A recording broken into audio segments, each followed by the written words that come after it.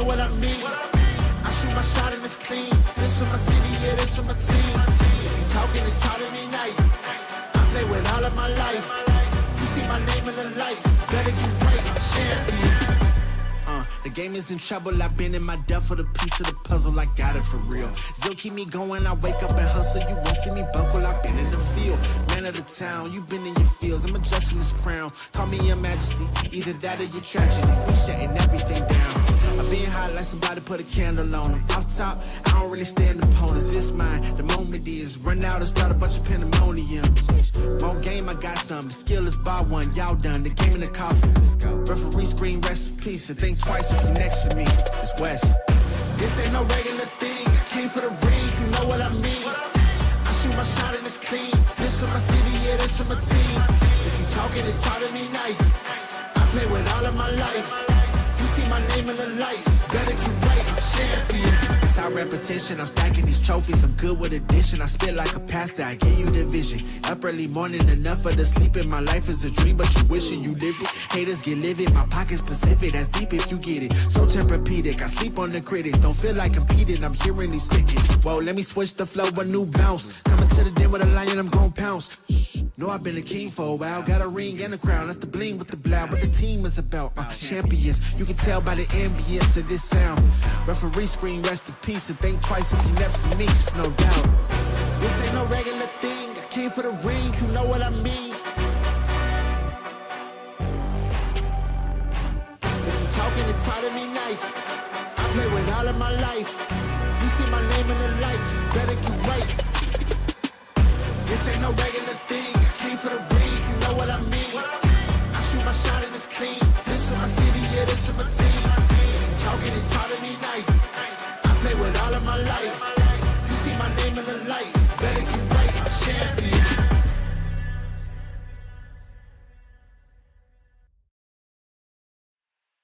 Okay, I'm a trendsetter. I'm a trendsetter. I'm a trendsetter. Okay, let go. Hey, okay, I know I'm here to stay. Counting on my wins, so I can't play it safe. Trying to go against us, get you out the way. Go hard, it's the only way to play. Let me say, I'm a trendsetter. I'm a go-getter. I'm a trendsetter. I'm a go-getter. I'm a trendsetter. Who can do it better? I'm a go-getter. I'm a trendsetter. Hey, look, they keep calling me, could you ride this beat, look proud of me? Okay, it ain't no problem, see, I can mold this thing like pottery.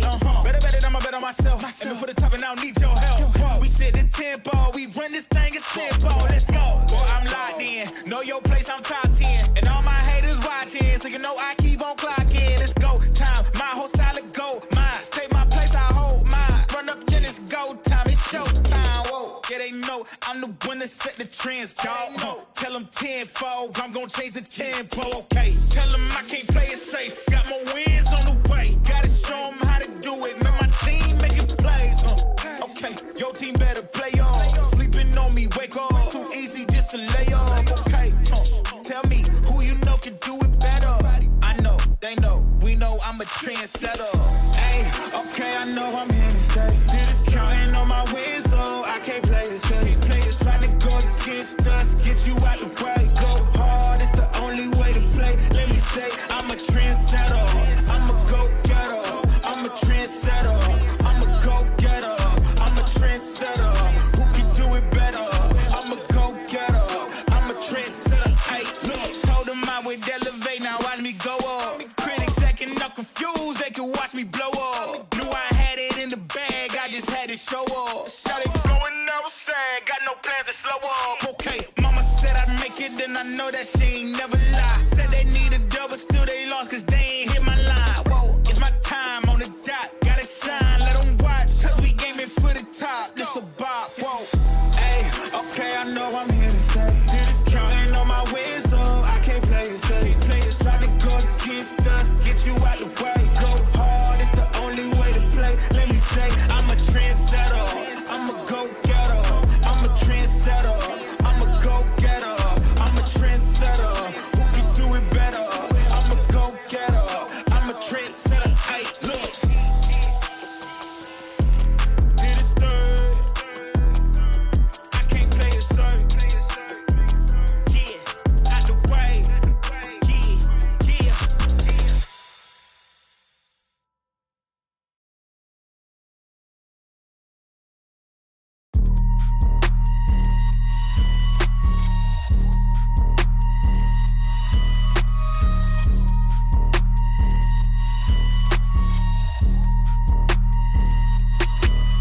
We got it next. That's how you finesse. We come for they next. We come to collect. Did it all on my own, yeah. When it brought it back home, yeah. Now they calling my phone, yeah. But I'm all in my zone. They not a threat. Tell them reset.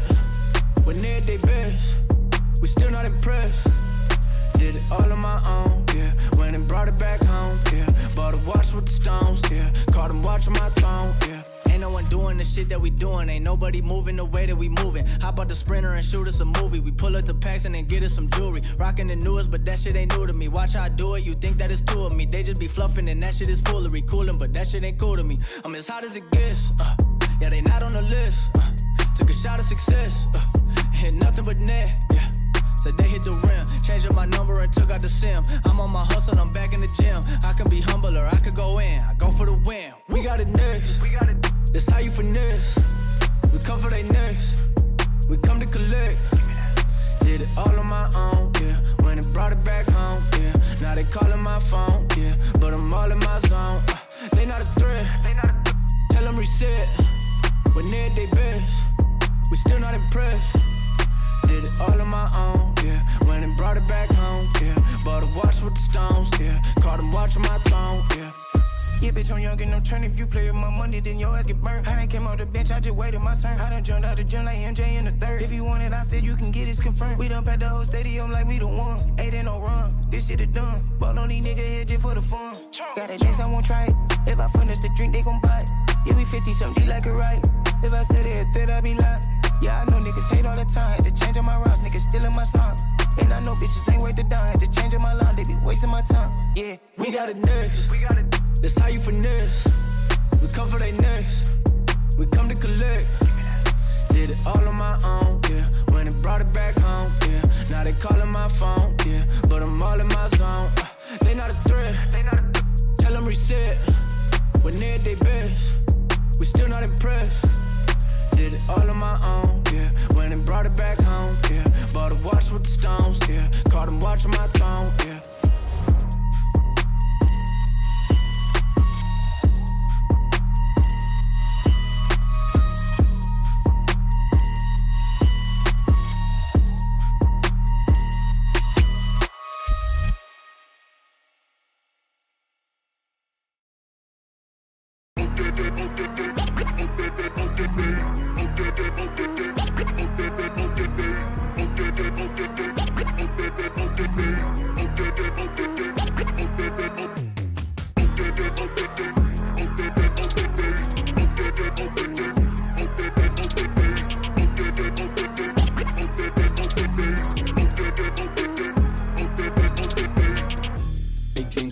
Shift mean green, sip lean, and the ops don't know.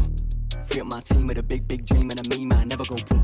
See man up in the trap, but I know how to react, po-pone, no, I never so cold. Come run up in the back, get a back, you don't want this. Sexy, sturdy, come and get 30, wibble it, wobble it, curvy. Sexy, sturdy, come and get murky, got girl begging up mercy. Sexy, sturdy, come and get 30, wibble it, wobble it, curvy. Come run up in the back, get a back, you don't want this.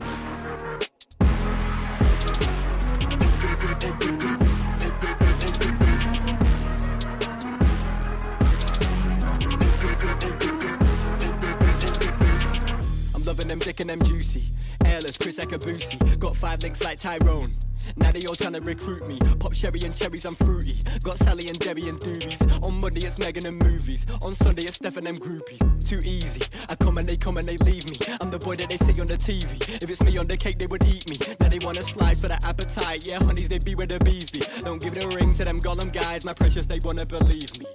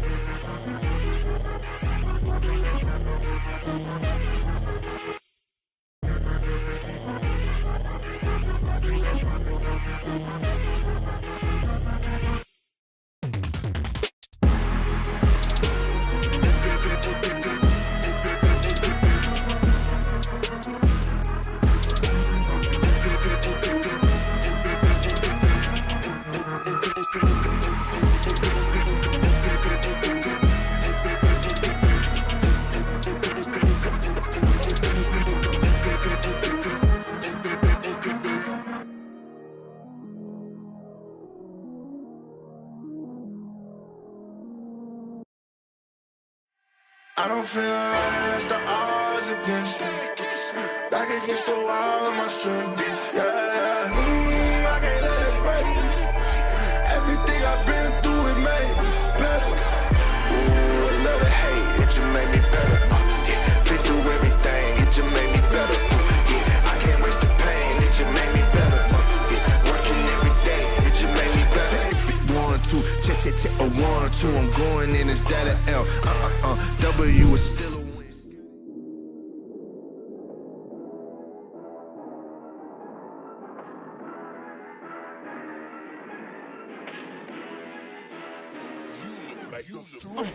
Danny still not able to close it out. My God.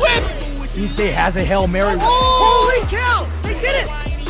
Oh my God! King Ray Jr., you can't be doing this. Actually, oh my God. He's not dead? Okay.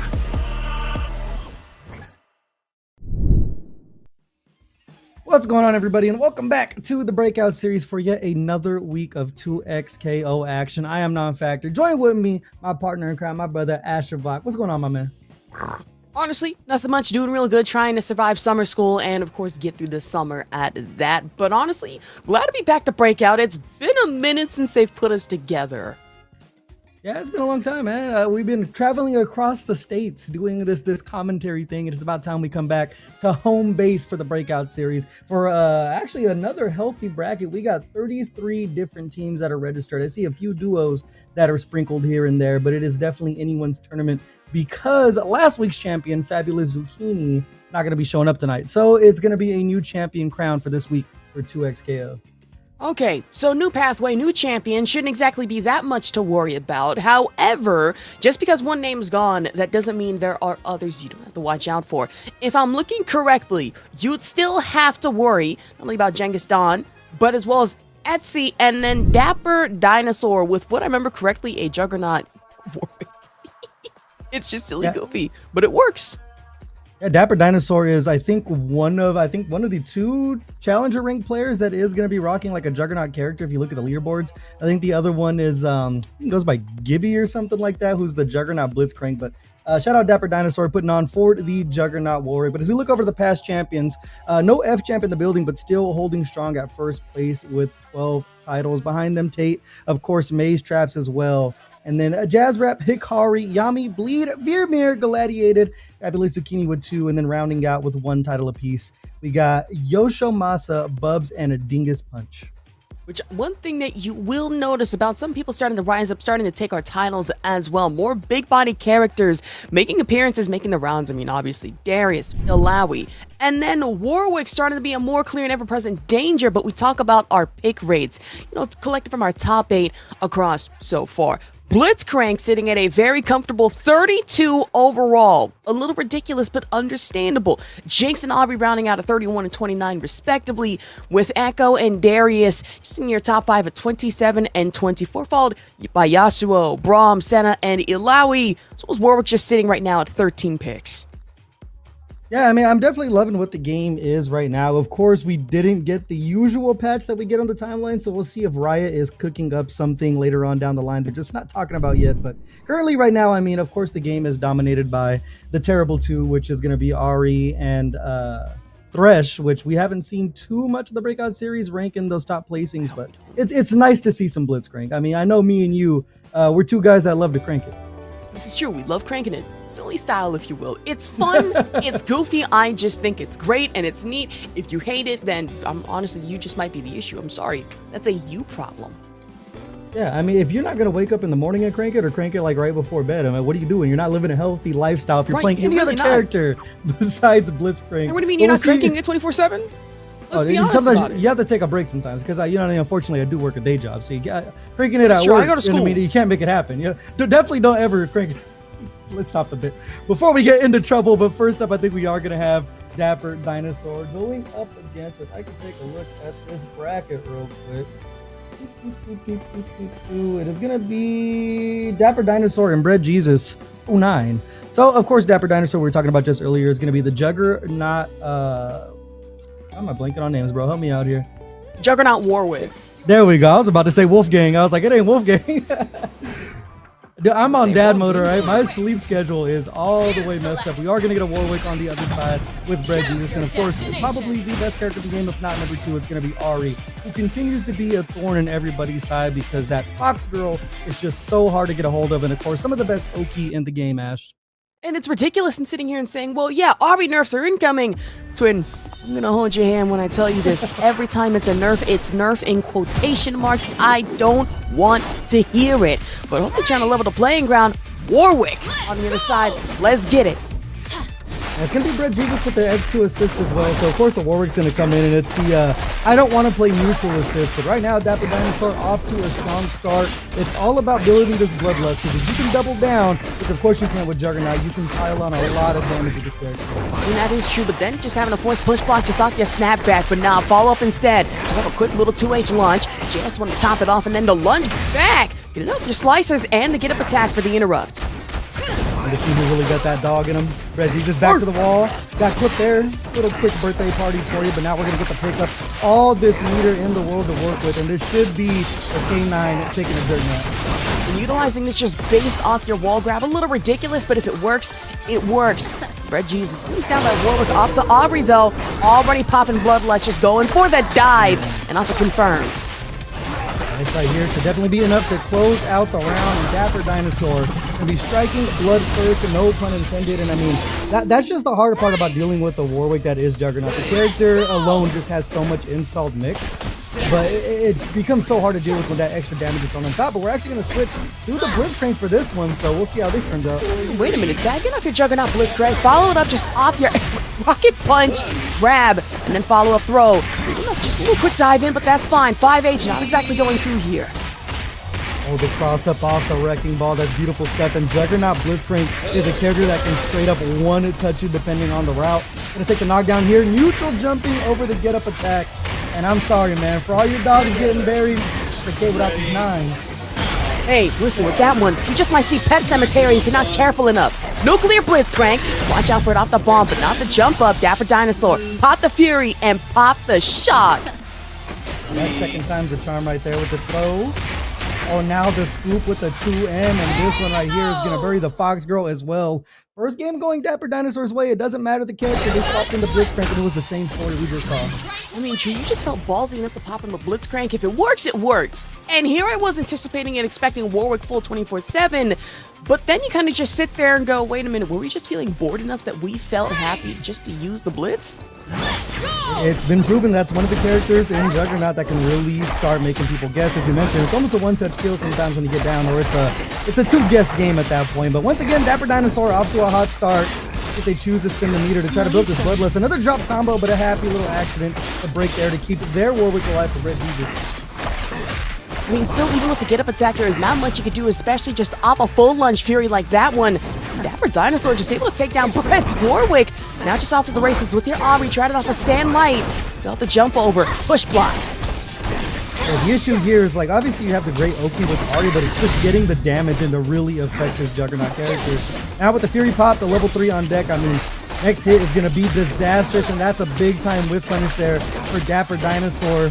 Not in Bloodlust quite yet, but sitting with that ultimate is not going to scale, I mean, pretty much at all. We'll see how this goes with the double down, and that right there is a gentleman's 0 to death. Straight dead. Dead as hell. Full gone. And Dapper Dinosaur already on set point here against Bread Jesus off a level 3 ender. That's as quick as it can happen. Blink and you will miss it. Now we're going to see it. It's going to be the dog versus dog again. And Bread Jesus, I mean, he's giving up a lot of space in neutral here. I guess you've got to be afraid of just getting clipped by Dapper Dinosaur at this point. And another early break there. With the break here, Aubrey getting caught in the midst of that damage. Jump over and still just off a light confirm. That's fine. Dash over. The JS2 to follow up with the Dapper Dinosaur right now. Another one. Limit strike. Of course, dash back, but not anticipating just 2H here. Caught walking in. Bread Jesus gonna find some life here. Pop the super, build up that Bloodlust a little bit. You gotta make it hurt while you can, but of course the wall dive. This right here to put Warwick to rest, and now it's left up to the Ari. Be very considerate about your next options here. A lot you can do with Aubrey, especially just off your zoning game. But when it's up close and personal, Dapper Dinosaur is about to make it a problem for everybody involved. 5S1, and then lead into it just off your S2 super. Another S1 right around the corner. That's some topped off damage. You would have Fury available. Just spin the wheel. Bloodlust online, and why not go over the top? Too many get-up attacks are not going to be the answer. And Dapper Dinosaur with the speed run first game of this tournament will be taking a 2-0 over Bread Jesus. My goodness, and you really would anticipate a lot coming in from your Ahri, right? Well, we didn't see what I was usually anticipating to see, right? Usually stalking dark corner setups. Not as present as I really would have liked to have seen here. And let's be honest, Dapper Dinosaur just wasn't giving you any quarter and being able to give you room here. Yeah, Dapper Dinosaur was honestly just playing very solid neutral. We saw a lot of whiff punishes in the middle of that entire set, and even coming with the Juggernaut, the whiff punishes were plentiful. You see there the opening with the 2M gets the pop top on the defense, and of course Warwick is just always going to be able to finish the job when you do double down with that level 3. It's one of the biggest benefits of Juggernaut, man, is being able to DHC into yourself, but also having those 5 meters, being able to spend 1 into 3. I mean, it's quick maths. And then being able to anticipate a lot of Bread's get-up attacks, right? I mean, Dapper Dinosaur taking it 2-0. But where you would expect either Limit Strike or really just a get-up attack for the interrupt to save yourself time and trouble, it was almost always jump in, bait it out. I'll be fine afterwards. Maybe not for you, though. Yeah, those get-up attacks, that's where you look up and you're like, if you're listening, man, help me. I'm being smothered. Please give me another chance. But Dapper Dinosaur going to be moving forward into our next round of pools. 1 match away from qualifying for our top 16. So see who we have next. It's going to be Mako and Andy Bugga. Okay, did see Yasuo Echo on the screen, which, you know me, my favorite character duo. Not really. Great to watch, though. Yeah. Yeah, but that Echo Yasuo, that's like the OG team. It's still honestly a very strong team. It's just a lot of people aren't playing it anymore because Ahri's the new superstar of the game. But if you guys have been playing since launch, you know Echo Yasuo has been getting the job done time and time again. So we'll see how that works out here. And speaking of the top 2 in the game now, Ahri Thresh with the double down here for Andy Bugga. With Thresh having some of the best assists in the game, a lot to be very considered about. Still at the mix-up though, JS2 coming in off your Echo, launch it off of a 2H, another JS2 off your charge, get the rewind, and Time Winder at least being able to get some extra mileage here. Now comes in the Thresh, but still getting flipped again. We're going to look to the Limit Strike, try to build some meter here. We are playing with freestyle, so the setups are going to be bountiful. Take the knockdown, the wind wall up. The one thing I will say from Thresh, for every tool that they have, defense not the strongest in the game. They're more of the assist character, of course, the long-reaching normals, but back to the wall. Not a lot of breathing room. You end up in a scenario like that, and now taking off the board. Super Time Winder to end you, and now having beat down to an Ahri, though. Double 5S2 like that one, get your ground charge, and back-to-back after images, the JS2 to top it off. And now for the break bonus, that's fine. Super Time Winder just to be able to get extra carry damage. And another S1 super route. Fury pop just in time. Surprised you popped the Fury there? I mean, you have a long mountain to climb, and that bet is not going to be working out. No break for you in the beginning of the next round. As Mako looking very dominant that first round. Basically a single-player game, and immediately, I mean, Ahri, of course, wants to backdash and start setting up the Foxfires, but giving up real estate to a team like Echo Yasuo, where they're going to start making their money in the corner, might not be the brightest decision as they get opened up again, and Mako's starting to run away with this one now. I want the JS2 to follow up with again, and Mako right now focusing heavy on these after images and using the wind wall to be able to utilize extra corner carry in the Twister. And just off your S1. Now it's going to be left to that solo Thresh here. Definitely a character that can kill this all just 5Ls. You check Twitter, man. There are clips galore of this character doing damage, but you got to get yourself some breathing room here. So those big normals trying to get out, but of course running in with another 5L. Mako basically playing with house money at this point with those almost 2 fully healthy characters, and he bugging a tough spot. Oh my god, big normals off a Thresh can only do you so much, especially just with an Echo S2 super right around the corner. Fury immediately interrupted. It should just be enough to level it. Mako just at 1-0 here against Andy Bugga. Yeah, just constantly playing behind the 8-ball, stuck in the corner immediately. I mean, and that just comes down to giving breathing room to Echo and to Yasuo off rip. You just see there's like 2 or 3 backdashes that are coming in from Andy Bugga. They're kind of setting up what Mako wants to do, and that's put you in the corner. So we'll see if they're a little aggressive in this next upcoming game, or even if we see a character swap, because Thresh was not able to get a lot going when it comes to the assists. And really, in any situation when Thresh does not have that much room to even move in the first place, and when you corner trap him, which we did see a lot of coming in from Echo and Yasuo, there's really not much you could do with your big normals. But obviously, the reach is not there anymore, whether it be with 2H or even 2M. Back assist, that's dead in the water. So I imagine it would have to be a character swap here. Well, secondly, we're going to go back to the Ari here, see what the assist character, the second character is going to be. And we're going to go right back to the well. Maybe it's just a change in game plan, but we'll see how it works here for Andy Bugga, because Mako was a one-way freight train. And honestly, it's just the ability just to run up and then press a button. It was that simple at times. Just run up 5L, which is opening a world of opportunity, because it's just one knockdown with Echo, and it's time to guess. And really, there's not much you can do against that, right? The guessing game, sure, it's fun. 50-50 mix-ups. But what do you do when that character has 50-50 mix-ups with after images, with rewind? Yeah, also when the get up attack is not going to be the answer either. Just so many layers to the approach here. See there, the time winder just to come in and force more retreating from Andy Bugga now. A very familiar yet uncomfortable spot here, and we'll see if Andy can work their way out this time. My goodness, Yasuo JS1 should do some extra mileage here, but obviously against Ari, can't exactly find room for escape here, and Andy Bugga just trying to find the range with Thresh immediately. After images coming in after grounded S2, and Mako, no quarter, just off an immediate S1 super, JS2 to land off in the corner. I mean, one of those situations where you're just going to press 5-0 and hope that there's a gap, and it's just not opening up for you. Mako getting to work again with the meter on deck. There should be enough to take Fresh off of the board, so going to be left to Ari on their own devices here. The double down taken off the board as well. 50% to work with for Andy Bugga. Anticipating just 80 corner setups here. That jump over was a little risky, but no. Down stomp, calm into your sever stance, and that's immediately dead. Might I add, that's a fast round. Perfect round at that for Mako. Set point here. Danny can make something work. That dashing again, the unfortunate trade there, the ultra nullifying time winder. And once again, just clear up that space. Gonna take a knockdown with the limit strike, and now time to get funky with it as we have the install. The break there. Fresh with some breathing room now. Now we're getting the party started. Okay, there we go. Off your lantern, just hold off a charge. That's fine. This one, but not if the break has anything to say about it. Mako not letting it pop here. But off the JS1, and then Yasuo immediately dash forward, go for the throw. Down, stomp it. We got a reset at home there. Charge H in the air, and now it is time to really get things going. There's a lot set up time and time again. No pun intended, we see that. And now you're in a world of trouble to happy birthday. Luckily, the point character down, so Ari's going to get another chance at this. Okay, Fresh gone. Ari still on the board, but immediate Yasuo assist coming in just after JS1. Sever. Immediate verticals, and goodness. This is almost certainly dead. Just based off your super. Tabulated and gone.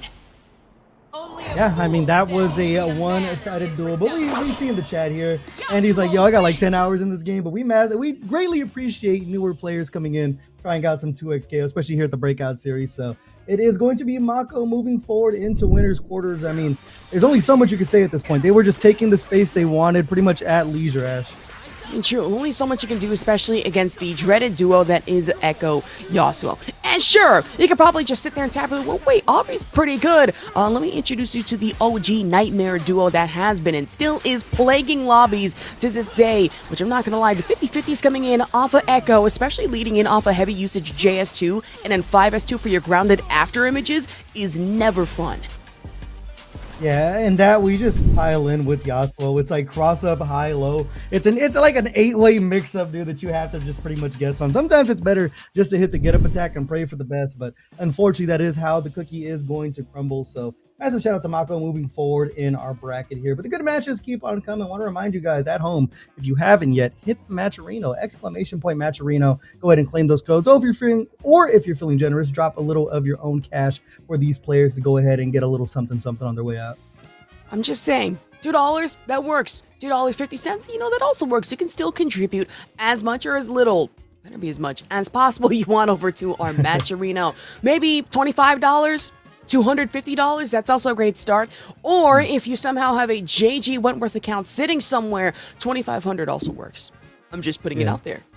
Yeah, just pull out the 401k, bro. Just donate directly. What's the worst that can happen? But as we move forward with 2x codes, we mentioned we did not get our normal patch cycle this time around. So hopefully we're cooking up something big over on Riot's dev team or balance team to see if we get some changes. Because, of course, I know a lot of people have a lot of things to say about Ari and Thresh in their current state. Of course, Senna is a character that's slowly becoming more popular, but kind of on struggle street. And, of course, Darius and Warwick are kind of like agreed to be hanging around the bottom as well. So are there any changes you hope that we see, Ash, in this maybe not upcoming patch? If anything, I'm really hoping Senna gets some adjustments because in her Wraith form, I think she's great. I think she's really neat. Outside of that, really lacking in comparison to the rest of the cast, right? Thresh especially. When we got a double champ release, which personally I was not expecting. Thresh, immediately day one, I kind of figured he would be a problem. Long-reaching normals. Big-ass long-reaching normals. And then, frankly, some of the highest damage that one could really ask for, whether it be, 2M, a little bit of a wonky button, but then coming in off your back assist rake makes for a lot of nightmares. And then Senna, is it weird to say that she just feels a little incomplete compared to that? Yeah, it's her base form. Her base form just feels, I don't know if it's underbaked or just pretty weak when it comes to her normals. Yeah. As you mentioned, in Wraith form, it just feels like a lot of more love and attention got pushed towards on the Wraith form side of things. Or maybe that's just how the character is supposed to be. So we'll see if we get some tweaks in there, because Senna definitely is one of the characters I was more excited for than Thresh, but we'll see how that unravels. But if there is any character I want to see shot in the dark, man, get that rat. It's time to call up Terminex. It's time. It's time to get the rat off the board. Leave my Teemo alone. I just started playing him on Sidekick. I think he's neat. However, I will agree, Teemo might be a bit of an issue. Now, if I said buff Darius, how would you react to that? As long as you buff anything but his 5M. The character is obviously it's a damage character, but they're one of those characters like that just doesn't have solo mix. So if there's anything you can do to really get Darius going a little more in their solo play, I wouldn't mind that. Of course, they can convert off of their normal throw, which is huge, but not exactly the biggest mix monster in the world. Which is a little unfortunate considering that, I swapped out from Blitzcrank Echo into two men, Braum Darius. I think, I am going to agree with you. Darius is a solo character lacking in a lot in that department. When it comes to assist, well, really just apprehend or even just pull back assist. I do like that. It works really well, especially the mixed game coming into it with Braum. Outside of that, I feel alone. I need my Darius to get some love and attention for once. I think it would be neat. Yeah, I mean, Darius is just kind of the scrub killer character at this point. It's like, we're going to see how good your neutral actually is. Are you going to bite, uncharged apprehend, or things like that? But speaking of Braum, man, Braum is a character that I ain't going to lie, got a lot of love that last couple of patches, and is kind of a menace. The shield assist is kind of a menace. It sets up a lot for a lot of characters. So we'll see how things go. And of course, I'm always going to ask for Blitzcrank to get a few more buffs. It's been a lot of quality of life stuff for Blitzcrank so far. We haven't seen, I guess you would say, meaningful buffs. It's a lot of hit and hurt boxes being adjusted and things like that. So we'll see. Honestly, it could be anyone's meta coming around, especially with Lux. I wouldn't say around the corner, but Lux fairly soon.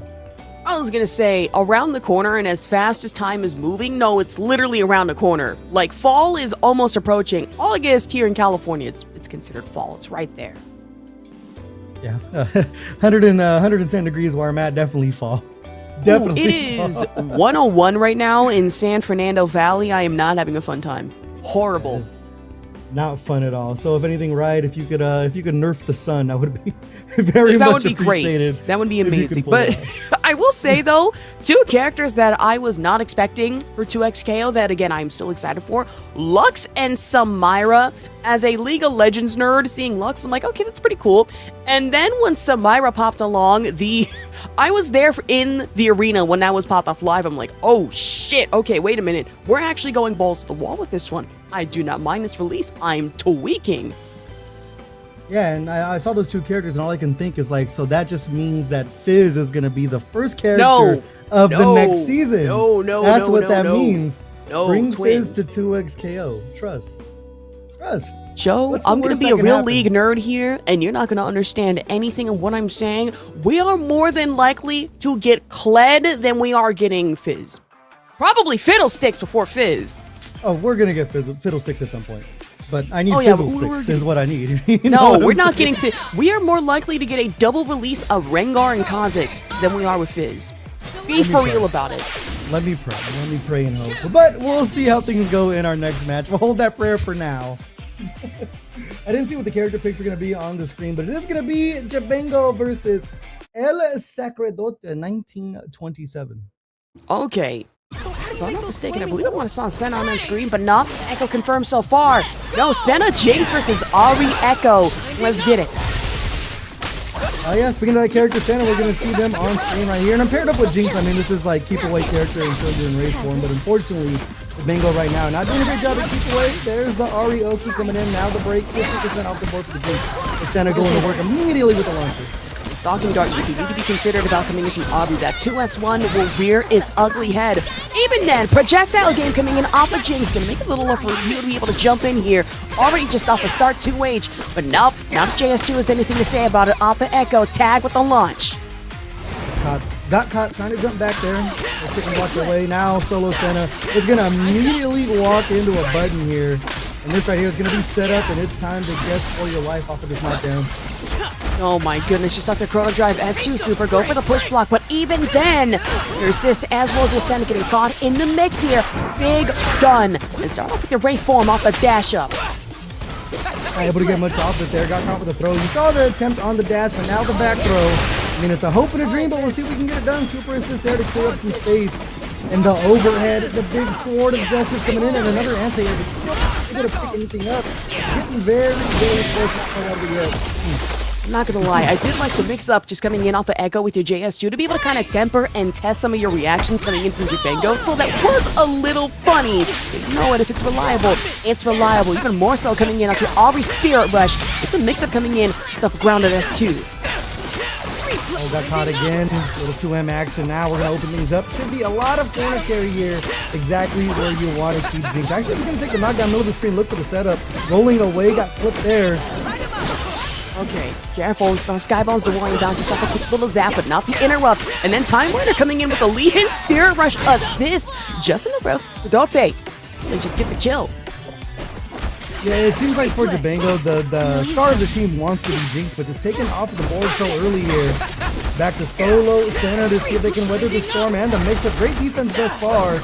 Use the super timeline to go ahead and clear up some space, make it safe, and still looking for the cross-up. Great defense from Jabengo. I was going to say, just really avoiding a lot of charge S2 here potential, but not the Aubrey assist. If that's anything to say about it. With the rewind, immediate dash up, and Jabengo. Defensiveness can only carry you so far here, Twin. Yeah, like we were just talking about, it seems like Jinx is going to be setting the tone here, but just not able to do it. We saw a few attempts with the Skybones and Fishbones, Gatling behind it, but just jumping right over. It seems to be the answer here. As soon as we get back to the next match, again, Jinx just going through a world of hurt. Oh my goodness, just back-to-back S2s. You need to be very considerate about what the after images charge JS2. But Jabengo, with the early breaking, you just had no choice or say in the matter. And then Spear Rush, roll up again, push block, back over to the Jinx for Gatling. Close the space there. It's been a few straight hits, but nothing big with Jabengo. The parry again.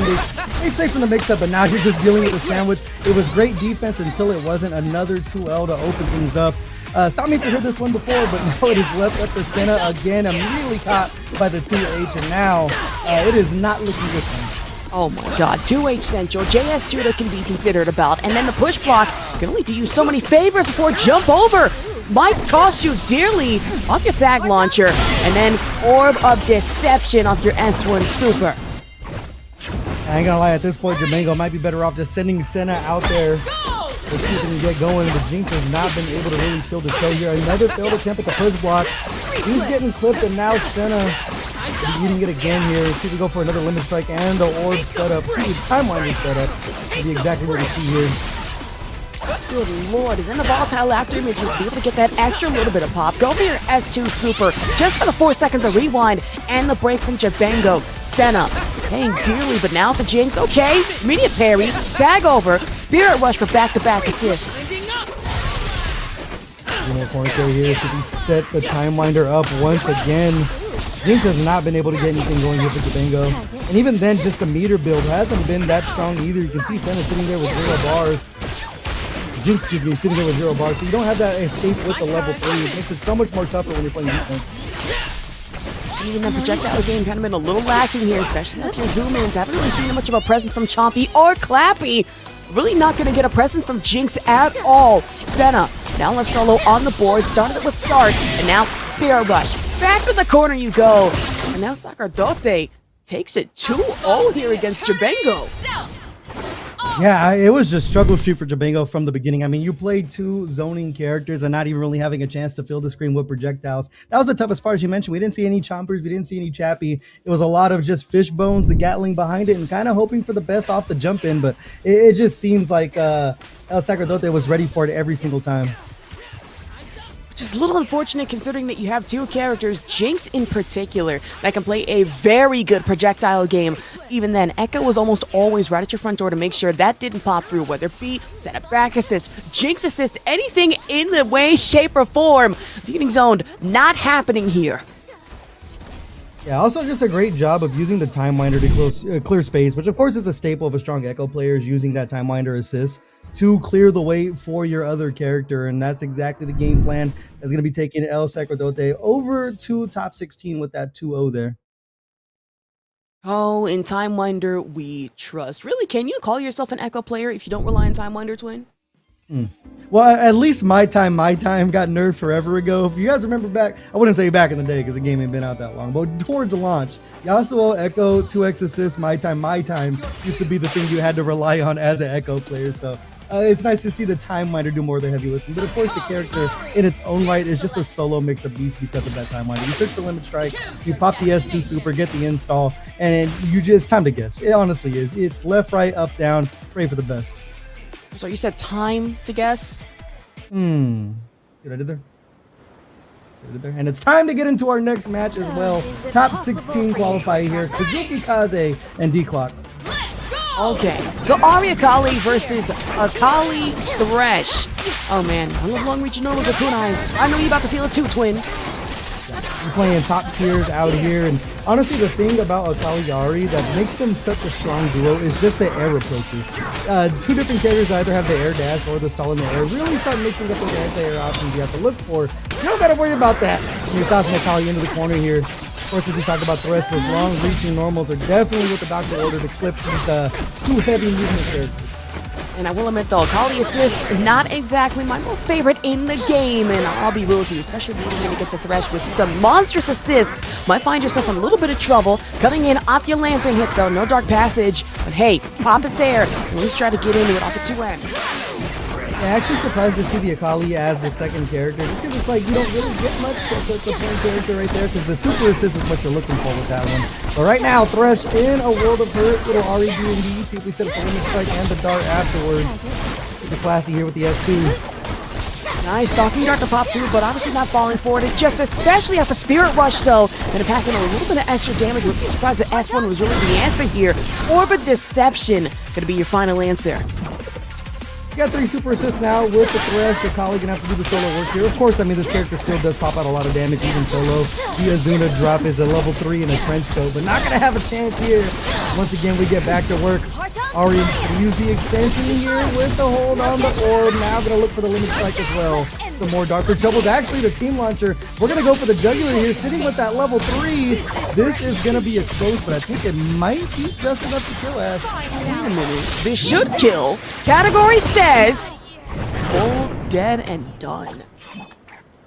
That's the damage from Akali we were talking about. We got the Azuna drop is a level 3 in the trench coat, but sometimes level 3 just has to come in and clear the job there. What a beautiful extension from Ari, but that's just the reason why she's teammate of the year. That's the real MVP. Ari is like the ultimate teammate, the way they're able to set you up for the big damage here. But now, gonna be 2 ninjas on screen. Let's see who gets the first hit here. It's gonna be working out for Kazuki. I was gonna say, forget asking who was in Paris. I think you need that question, who was in Piltover at this point. But I'm not gonna say anything on that matter. Don't for your Limit Strike. You, of course, just immediate tag in, pop back out. Thresh getting caught in the mixer. I'm not gonna lie. This one is ridiculous enough of a button. Without the counter back, though, and watch out for it just off your charge heavy. I gotta mind the gaps here. Almost taking a quick trip coast to coast.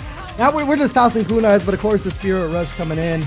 Got to watch your toes when you're landing here. Solo Thresh. Have to make this happen. But of course, this is a character that can't make it happen. That 5L is, I mean, it does not scale. For other characters, 5L is definitely something you don't want to be opening up with. When you search for damage, Thresh does not abide by those rules. I was gonna say, Thresh does not abide by anybody's rules. I mean, the rules are big, being honest about it. But in this universe, you are gonna have to abide by a nasty Akali level 3 off the corner.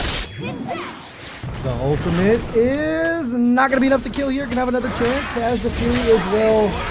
Down around, let's see if you're going to spend it at some point. I mean, you could use it for the extension to the emergency red button, but you're going to be able to build up your level 3 as well here. So, time to take Akali off the board with the S1 Super. Ari, better watch your back. The Thresh is looking solid. I was gonna say, have a little bit of life left back to give just based off of Fury alone, but not the starter though. Pull back, reap the souls, and reap the benefits of it just off your Dark Passage Lantern, pop it! And of course, getting off to break. Y'all can't see me, but my hands are on my head right now.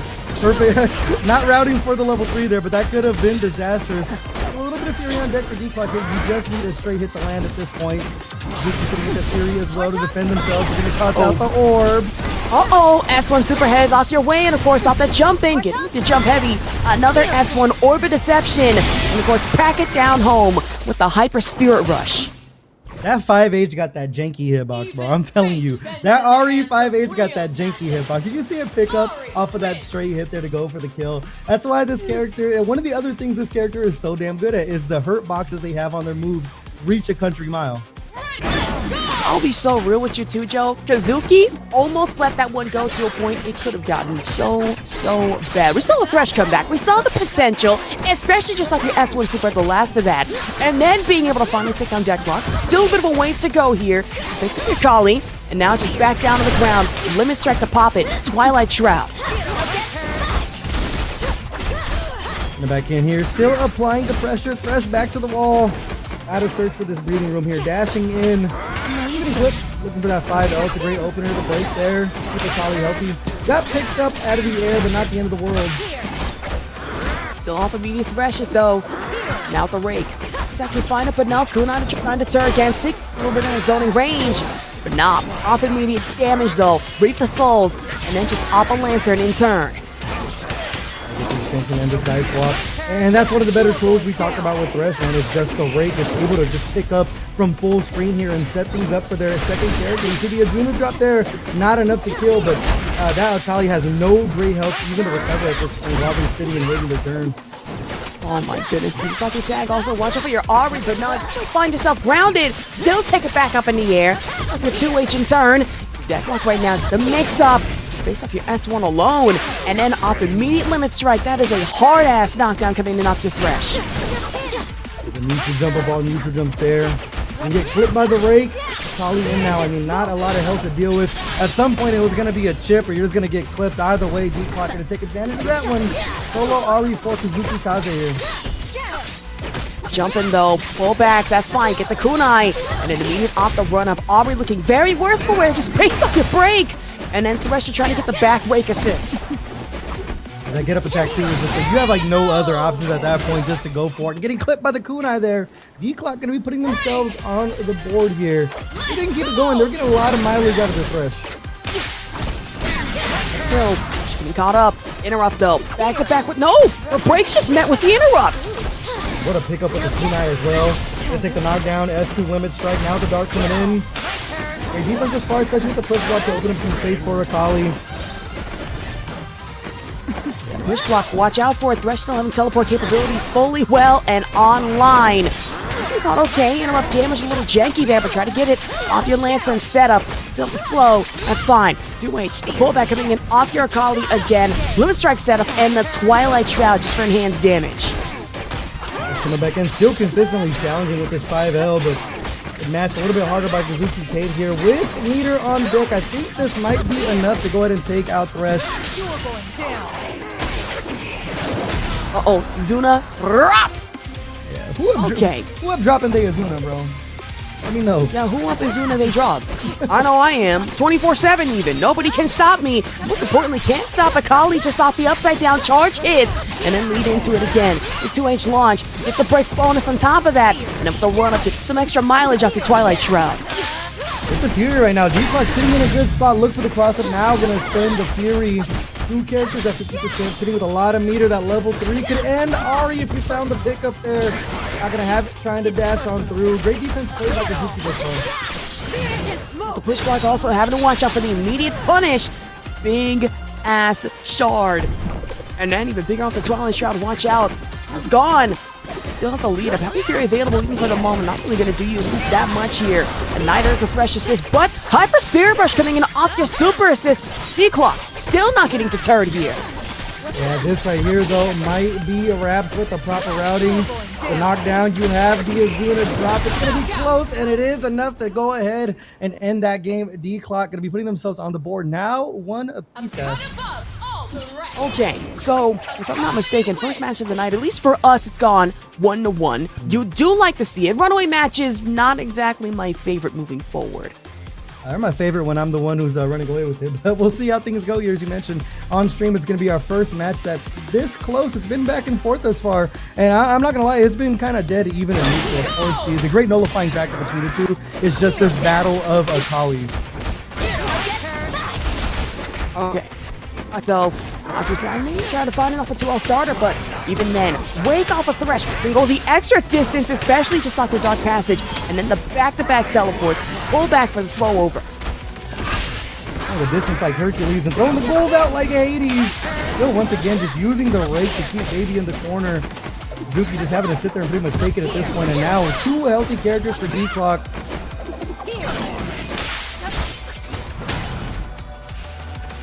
5L there to go ahead and take out the Akali Ahri. Almost fully healthy here, but you got 2 characters you got to take out here.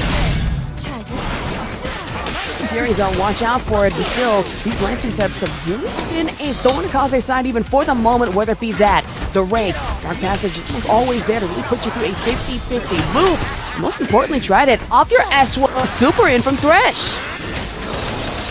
Big time damage here. I think this is going to be enough to go ahead and close things out with the Azuna drop from Akali. Actually, it's going to use the big blade and D-Clock now, turning the tables on set point and 1 round away from heading to top 16. And just a moment ago, we were looking a little rough if you were D-Clock, but nope, turn it around. That's fine. Shutting off the immediate rake, but not planted there to try to get the set, a 5L starter. And still, walk-in 2M is not exactly a button I'd be fishing for either, but not with the interrupt. And another hard knockdown to put you back into the corner. Thresh S1 Super. And what is set up with the Lantern as well to try to keep the pressure going. Unfortunately, Akali getting clipped on the chonkless there. It's going to be a full coast-to-coast travel. Fouls covered by Southwest here. Going to take the knockdown if we search for damage. Just the Limit Strike and now the Twilight Shroud. Oh my goodness. Fish for damage, fish for your Twilight Shroud, and fish for another S1 Super right around the corner coming in off your Orb of Deception, the immediate tag launcher. Oh goodness. One Izuna drop. That is the one time you won't see Azuna drop is go ahead and clean off that magic pixel. And what a parry by D-Clock to turn the tables here. No way. Building up this meter. I don't know if you have a kill route, but no it's way. Very close. You can set up this No Azuna drop way. with your Akali. Oh no. Oh my god. Okay, Akali gone based off the pixel of health, but still getting a significant chunk of damage. Just against Akali here. But now Ahri, left in the hands of Thresh right now. If it's not the Rake, it's almost certainly the Lantern. You need to be considered about. But Dark Passage, not exactly popping through as well as you'd hope. S1 Super right there to counteract. Fury on deck for Thresh here. As it becomes so much more dangerous, they can pull you in an instant. Got clipped falling out of the skies there. Into the skies, but now you might take a quick trip to the underworld, a knockdown, and now the setup with the ghoul. Okay, want to get ghoulish, be my guest here. Of course, gonna be a guest in Thresh's Lantern if you are not careful enough. You get off the run-up. Nikali just ruthless aggression, but Hyper Spirit Rush just completely killed in the water off the super assist. And D-Clock able to turn it around and take it 2-1 against Kazuki. That feels so bad because Kazuki's already just 2H the wrong direction looking for the anti-air. That's the worst feeling in the world. But of course, it's just Thresh up to their tricks. But I mean, that was completely back and forth until it wasn't. It seems like D-Clock just got a real hold on how to use their Thresh in the middle of neutral. Of course, we talk about time and time again. It's the long-reaching normals and the Rake that kind of just do the heavy lifting. You don't have to worry about characters going to the sky when you do such a great job of keeping them on the ground. I mean, not only is it a matter of your Thresh kind of having to reapproach and readjust to the neutral game, but then you kind of notice that going in further into the game, D-Clock's Thresh really warming up to what the pressure was coming in off of Akali Ahri, right? Stalking Dart, sure, the Oki setups are there and it was a little scary, but then one thing you noticed after the fact, you give Thresh a little bit of room to him, not there, sure, but whether it be the break back assist or 2H to really put you through it, and then more of a heavy utilization, whether it be of the S2 or, as I like to call it, Spirit Puke in the corner, is very funny to watch happen. Yeah, it's the ultimate lockdown there. You can just see those extensions. Even with that magic pixel, you could just see the power of Thresh being able to go ahead and find lifts over and over and over. And that is exactly why D-Clock is going to be moving their way onto our top 16 winner side with that 2-1 victory. You know, controversial opinion, Joe. I'm beginning to think Thresh might be a problem. I didn't want to say anything about it because I've been playing him and I think it's been funny. But maybe we need to have a conversation, an honest one. You need to talk to some more people, man. This conversation has been being had for a while at this point. This character, since they busted out the gate, has been a problem. Like, it just immediately off the rip, just handed these strong tools immediately. And of course, it's a character that so many people were excited for to begin with. So it's not like an unpopular character with great tools. It's like everyone likes Thresh, and everyone likes Thresh when they're good at you know what I mean, in the game that they're in. So, I mean, it's that perfect storm of it's a character you're going to see very often for maybe a long time, maybe not a long time. We'll see whenever we do get that patch, but we'll see how many more Threshes we see. As we see, they haven't even topped or cracked our top 5 characters that have been picked this far. So maybe over in the Breakout series, you might see a little bit more of that character. Oh, I would not be... Actually, hold on. What's the word I'm looking for? There we go. Surprised if Thresh's pick rate started rising more and more. I mean, we've seen a lot of Blitzcrank. We've seen a lot more Alawi lately. Thresh, I have a feeling, you know, until patch notes finally drop one of these days, that he's going to be more of a presence moving forward. I mean, we saw a lot of Thresh in EVO, whether it be top 24 or really top 8 EVO. Thresh was a nightmare to deal with. Yeah, and that was, I mean, a lot earlier in the character's lifespan. We saw the twins using Thresh as well. I mean, cracking top 8, definitely something you love to see with a newer character, but it's only scratching the surface of what we can see from the character. And, well, like we said, we'll see what balance changes we get if we start seeing a little more Crank than Thresh, which I hope we do. But next up, we are going to have, I think it's going to be Genghis Dawn and Golden Seth against Heaven of Threes. So it's going to be our first duo we're seeing on stream today. And it's still nice to see the duos rocking it. As we mentioned, the twins, Sonic Fox and Imzen, got second place over at EVO, one of the strongest duos in this game. But whether or not you're one of the strongest duos or any duo, it's just nice to play a game with your homie. A fighting game in general and be on the team with them. I think it's truly the best way to experience 2XKO. I mean, it really is. I mean, for me, you know, when it comes to tag fighters, still 2XKO, one of my first, it's very fun. Playing with a duo is still something that I am so unused to because, you know, playing by myself, that's fine. Playing with someone else, whether it be random or in a call, and then having to kind of approach and readjust, okay, I'm going to tag right here. I need you to hit your back assist immediately. Fun. That devolving into screaming at each other of, hey, where's my back assist? What happened to that? Where were you when I needed you? I think that's peak game. I think it's neat. Yeah, I love looking at my duo and be like, "Why did you break? why did you break right there?" Where it's one of those break? moments. Where was it break?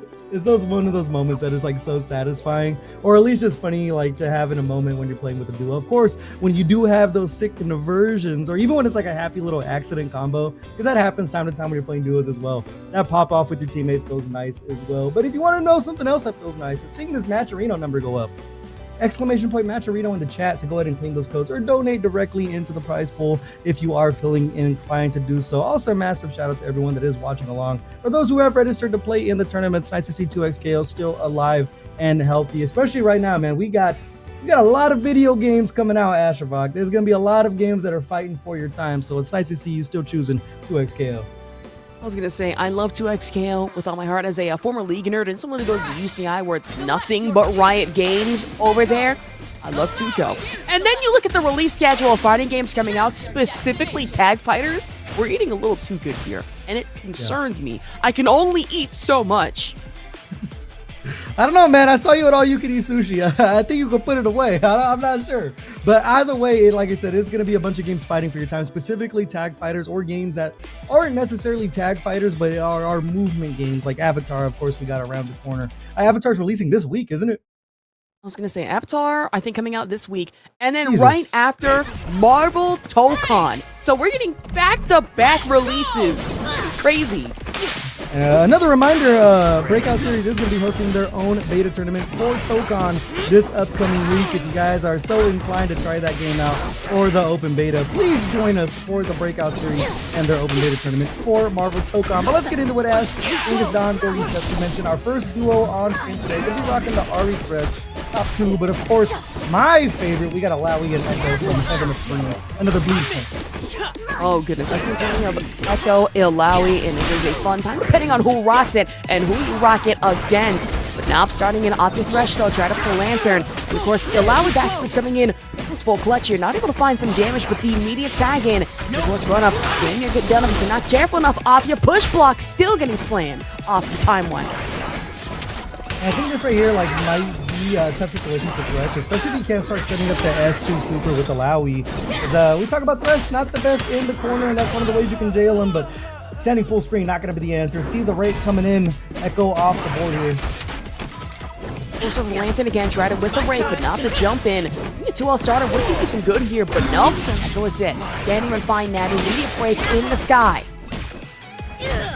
See the way they're able to clear the way too with that back assist for Ari just to charge in, start searching for some pressure, and fortunately getting clipped here. Having a freeze, gonna get the extension with the time winder as well, knockdown. Not gonna be close enough to the corner to search for the SP super. We're gonna take the damage with the S1, but that tentacle just looming, getting clipped, and then the forward throw to finish it off. Good lord, with the Ilawi gut check here, are we gone? But hey, Thresh still very much active, trying to put the super assist completely nullified, canceled out of it. Dark Passage coming in out of your Lantern, and try to just off a Spirit Puke, still gonna be able to pop through here for the carryover. Of course, JS2. The Precious Super Spirit Rush, and now stuck in the corner again, and pulled into Thresh's domain, but what a 2H there, a challenge from Heaven of Threes. Now it's time for the Tentacle Super. How much can you take here? Let's see what Golden Set has in store. Just blocking pretty well this far. Flips into chunks and jumping over the seas as well. Finds the opening. 7 seconds on the clock, and this right here is actually being able to close it out with the ultimate. Is Thresh saying, you know what, that's fine. Run my damn cinematic. Into the Lantern you go. Of course, immediate kill. There was no way, shape, or form you were surviving that. Just only 1 round on the board. Still got plenty more to go, though. What's our round start options? Why do they have to make Thresh so cool, man? I'm not the guy to play like the edgy like demon characters and everything. But why did they have to make Thresh? Well, why did they have to make him buff? He was not built like this in Wild Rift or my League of Legends PvE client. But that aside, though, let me have to jump in. And of course, Echo. It's fine. Try to find him my time, but not. This one coming in off your Ilawi in the run-up. Wait a minute. Break the air-to-air throw, but met immediately off your rake. Still clearing things up with that back assist. Now the orb extension here. Will he get the knockdown? Oh, the tag launcher. That's a pretty cool little route that we're seeing here. Gonna search for the damage off the Ilawi. Of course, that's the character you want to take off the board. Like immediately, just because if you get clipped by them, it's almost a close-to-close extension. As you mentioned, the Tentacle Super makes things so much harder to deal with than the Tentacle. The extension there, a drop charge H though. Unfortunate. I saw the roll immediately leading it out of Tentacle, but that's fine. You drop it, that's what I call calculator reset. You better pick it back up with the Time Winder. That is a very unfortunate usage of rake to still get caught off the nullify. Yeah, it's getting scrambled here. Unfortunately for Heaven of Threes, it's working out their way. There's the rake again. We'll get the Ilawi, but they're hitting the wrong character, bro. The 2-8, now the level 3 built up as well. A little bit of a drop there, but still less than 50% here for Genghis Khan. Okay, hard knockdown though. Try to make it for 2L starter. JSU leading in with the Echo. And off the rake though. Neutral here if you're really scared enough. I mean, these run-ups are getting a little contested. And now for the rake. Rack assist off your Thresh. Try to have a Time Winder, but Alre's still not getting caught off of it. 2H to meet you in the middle. And the Hyper Spirit Rush drops it. The run-up 2H is insane. Not able to search for the kill there. Now the forward throw. That's going to go ahead and close things out with the ultimate. But I mean, to just run up 2H like that, that's cojones of steel. Unfortunately, though, the all she wrote with the ultimate. Heaven of Threes to tie things up 1 round apiece here. Oh my god, we're already seeing how much of a scramble this is, whether it be just with a very risky 2H like you and I just witnessed, or really just the drop Hyper Spirit Rush. Echo was right there to punish you accordingly. Not like an accordion, if you're not careful enough though. Watch out for it. Thresh off your teleport. Spirit Puke though gets contested, denied flat out. Same going in here for the S1 Super off a Time Winder. It didn't seem like Seth is ready just for the forward roll there. But they get their way out of it. And there's the 2M coming in from Ilawi. This right here is going to be almost coast-to-coast carry. Little belongs to the end with the damage. The setup, the Bikini Bottom Super Tentacles online here. Okay, jump over though. Watch out for it. I mean, possible damage coming in out here already. Oh no, tag launch this time, just running up, not finding anything with the Ari orb. So the Time Winder clearing the way here. Why not take a swing again? Trying to chase down this Ari, another raw 2H. No combo needed, just throwing him out in neutral. Okay, so Time Water not only caught your Thresh, but just narrowly able to catch your Ori. Dark Passage right there coming in. Thresh with a back kick on top of it. It's up the corner setup. Hyper Spear Rush just off your super assist. Can't exactly contest it. Oh, what a pickup there, and twice as sweet with the tentacle. This is the option is going to be no buttons in the air to keep the combo going. See if they can bait out that Fury. No answer yet. Now, full extension here from Golden Seth. Hitting with that level 3, you might want to take Alawi off the board. Let it reset the 5L, and this right here should be enough to go ahead. Take Alawi off the board. Goodness. Wait a minute. Magic Pixel. There we go. I was a little concerned about how that was going to levy. I was gonna send the block and double tap right there, and Echo immediately getting caught. But watch the Lantern, Super Spirit Rush, taking away, getting clipped, and that is gonna kill Echo. Gonna be Golden Seth clutching up there, the 1-0 lead for the duo. Okay, that got as scrambling as one could expect. I'm not talking eggs, of course. I am talking about the match. We saw essentially how much that went down, at least so far. Which Thresh, of course, being a number one problem, but then we have to talk about the hypermobility that's been Echo, at least so far, for Heaven of Threes. Yeah, I mean, just immediately getting out of the way of these long-reaching normals. It's one of the benefits, I guess, that you can do with Echo is just use those cones, shoot around the screen a little bit more, be harder to hit. Think about Thresh, when you cannot stay on the ground for too long. You're going to get pulled in pretty much at will with 2M there. How quick they can take the Ahri off the board. It's going to be 50% down in the blink of an eye. Not going to build up breaks yet until this next launch. Oh my goodness, Time Wander setups can be as dastardly as one could really ask for, especially killing it off your volatile after images. But Alawi, at least in the moment, something you do need to be very considerate about, especially just off a run-up leg. Dive back down, 2 tentacles apiece, get a third one on the board, and then snap back in. Echo just off a back-to-back JS2. Time Wander for the interrupt and the throw. Extension just took the knockdown with the Alawi assist, went over the top, but no combo with the Thresh. Gonna live to see another day. See how long they can weather it. They have to worry about the chip, and of course the overhead coming in again. Heaven of Threes getting the work here. Let's see if Genghis Khan can clutch up for the duo. Okay, jump over though. Lead into it off just back-to-back Spear Rush though. Final with the orb. Coming to Threes Echo. A little worse for wear, but no Stalking Dart setup. We don't even need that. We have all the Oki in the world. Absolutely with that level 3 as well. A lot of meter as well if you want to look for some super assists with Thresh, but of course that back assist is gonna be the bread maker. He's gonna be the bread winner in little 2M action there. And the block on the Fury, that right there, the S1 super, gonna be enough to close it out. Heaven of Threes trying to even the score here. Okay, that's fine. We can find it 1-1. It's not impossible. Still just trying to find good momentum in our rounds, but up bleeded too. I'm maybe anticipating a jump in, but not Thresh. He's actually fine, but Alawi absolutely will. Too well started to follow up with. Getting guard there, getting some breathing room. Don't gotta worry about that tentacle. Jumping back in. As you mentioned, man, it is getting scrambly between the two. Heaven of Threes, though, just continues to find these straight hits. Right there, a little bit of a delay on the 2L, exactly what the doctor ordered. To be able to find the knockdown here and start getting busy with it. Or the tag launcher. What is your oyster at this point?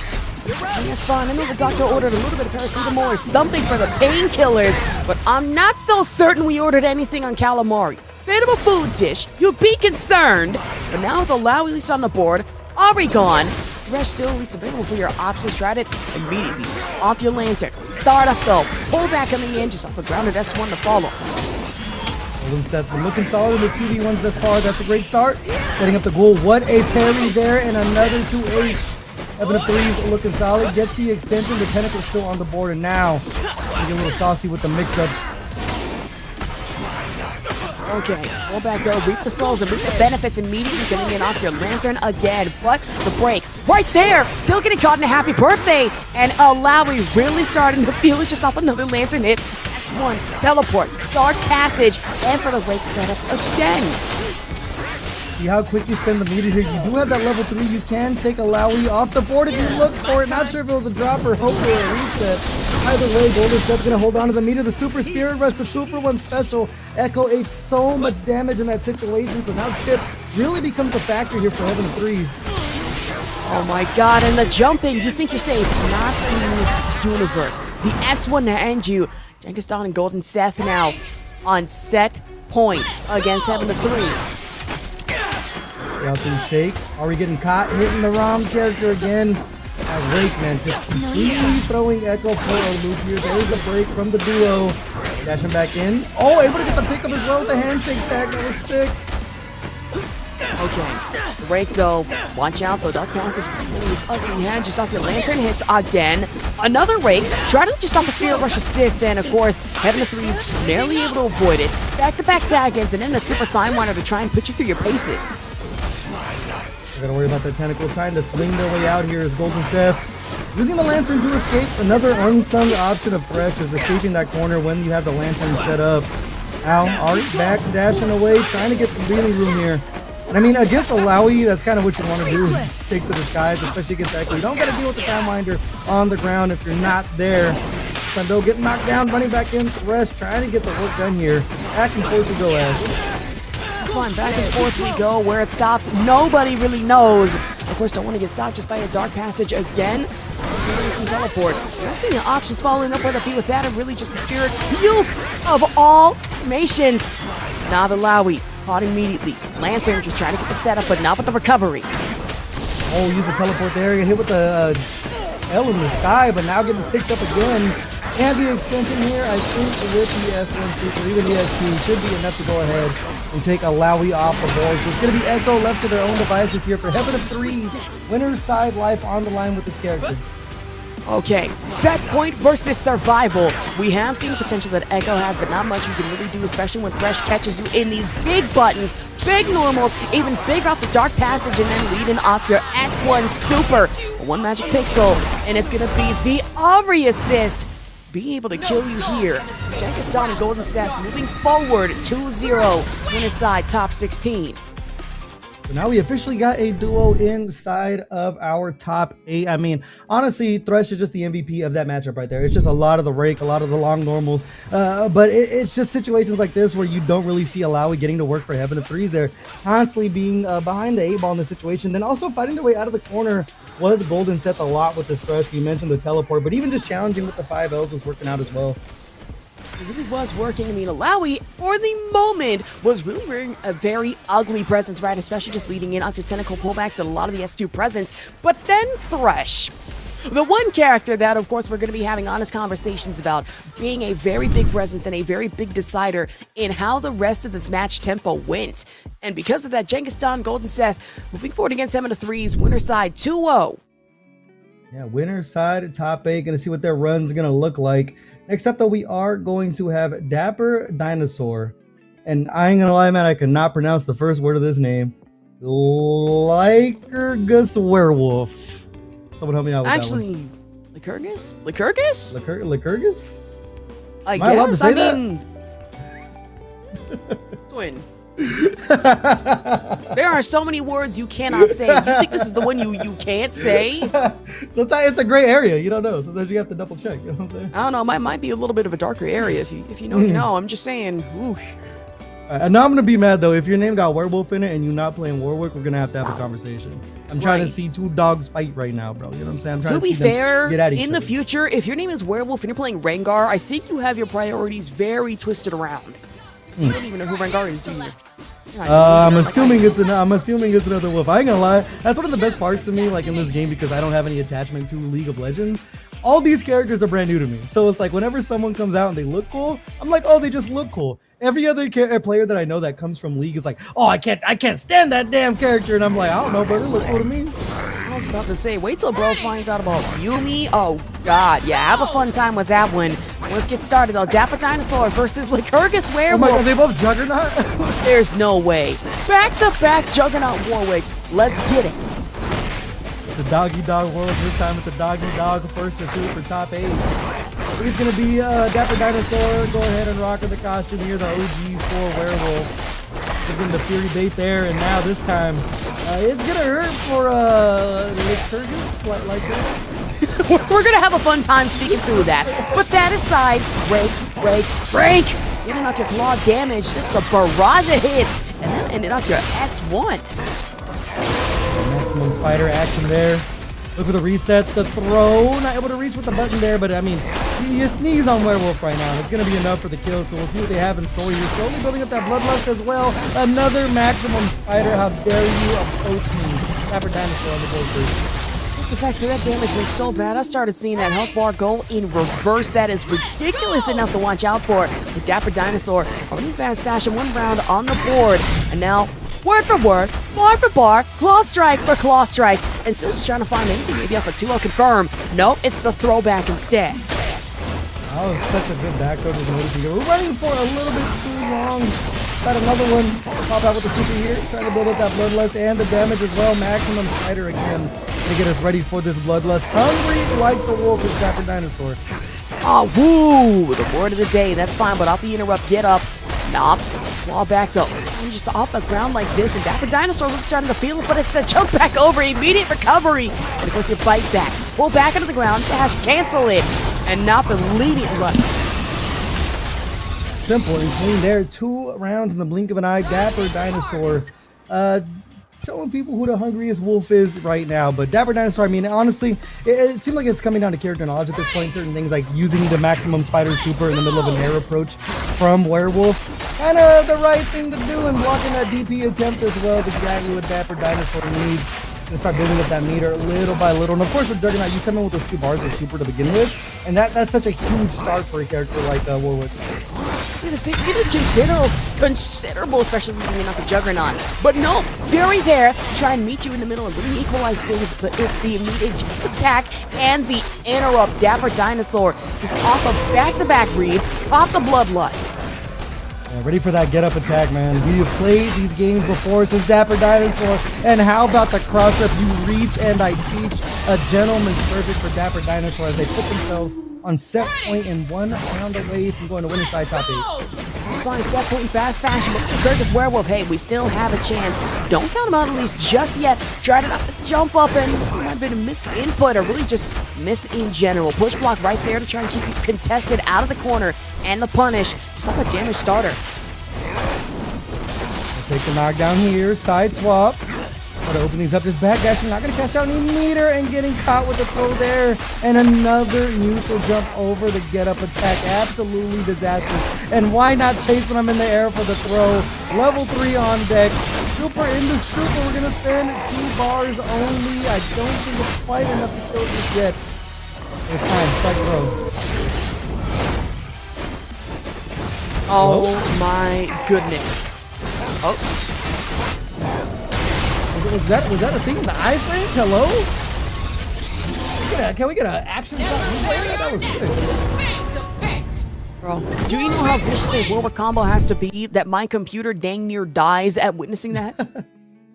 Hey man, not all of us can sit and watch Juggernaut Warwick for too long. But that is going to be pupil losing to teacher there. Dapper Dinosaur apologizes. But I'm not going to lie, man. It was a one-way trek, and Dapper Dinosaur was the one conducting the train here.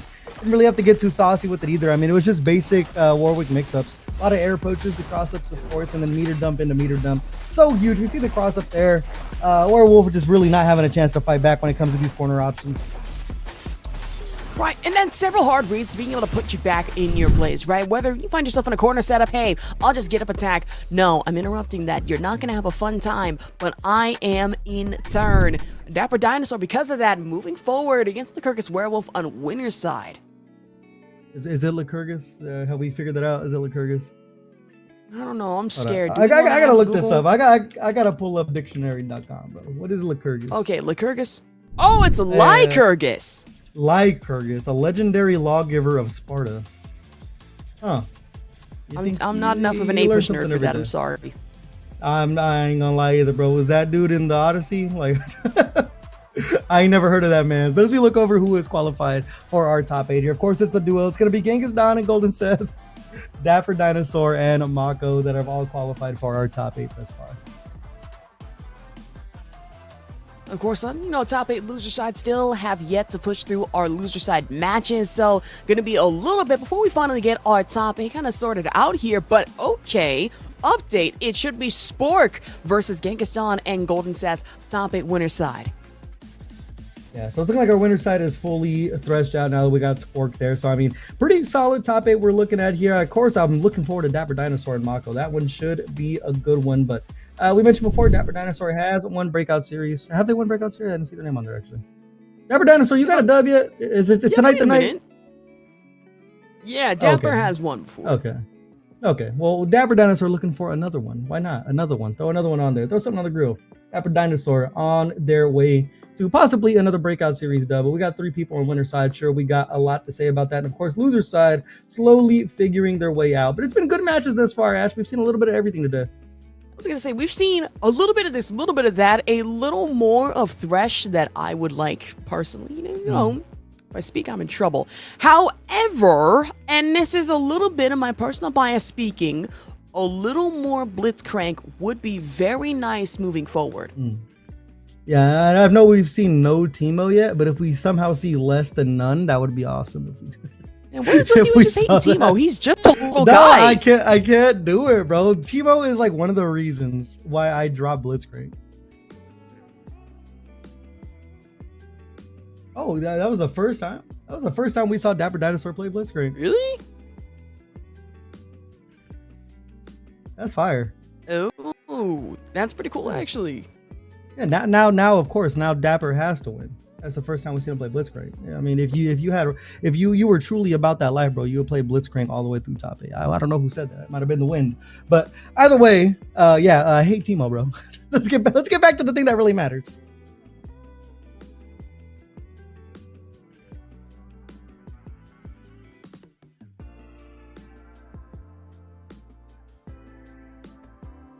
Ash, you want to break that news? I'll let you break it, Twin. Unfortunately, there was, I think, a misinputted score on StarGG. So it's actually going to be El Sacerdote in 1927 who won 2-1 over Spork. So it's going to be El Sacerdote versus our duo Genghis Don and Golden Seth over in winner's side. Breaking. Whoop, whoop. You look very surprised that happened. No, what? Wait, what happened to my resolution? Why am I all of a sudden 480p? Small box. Well, you didn't get the IMAX viewing? What are we doing here?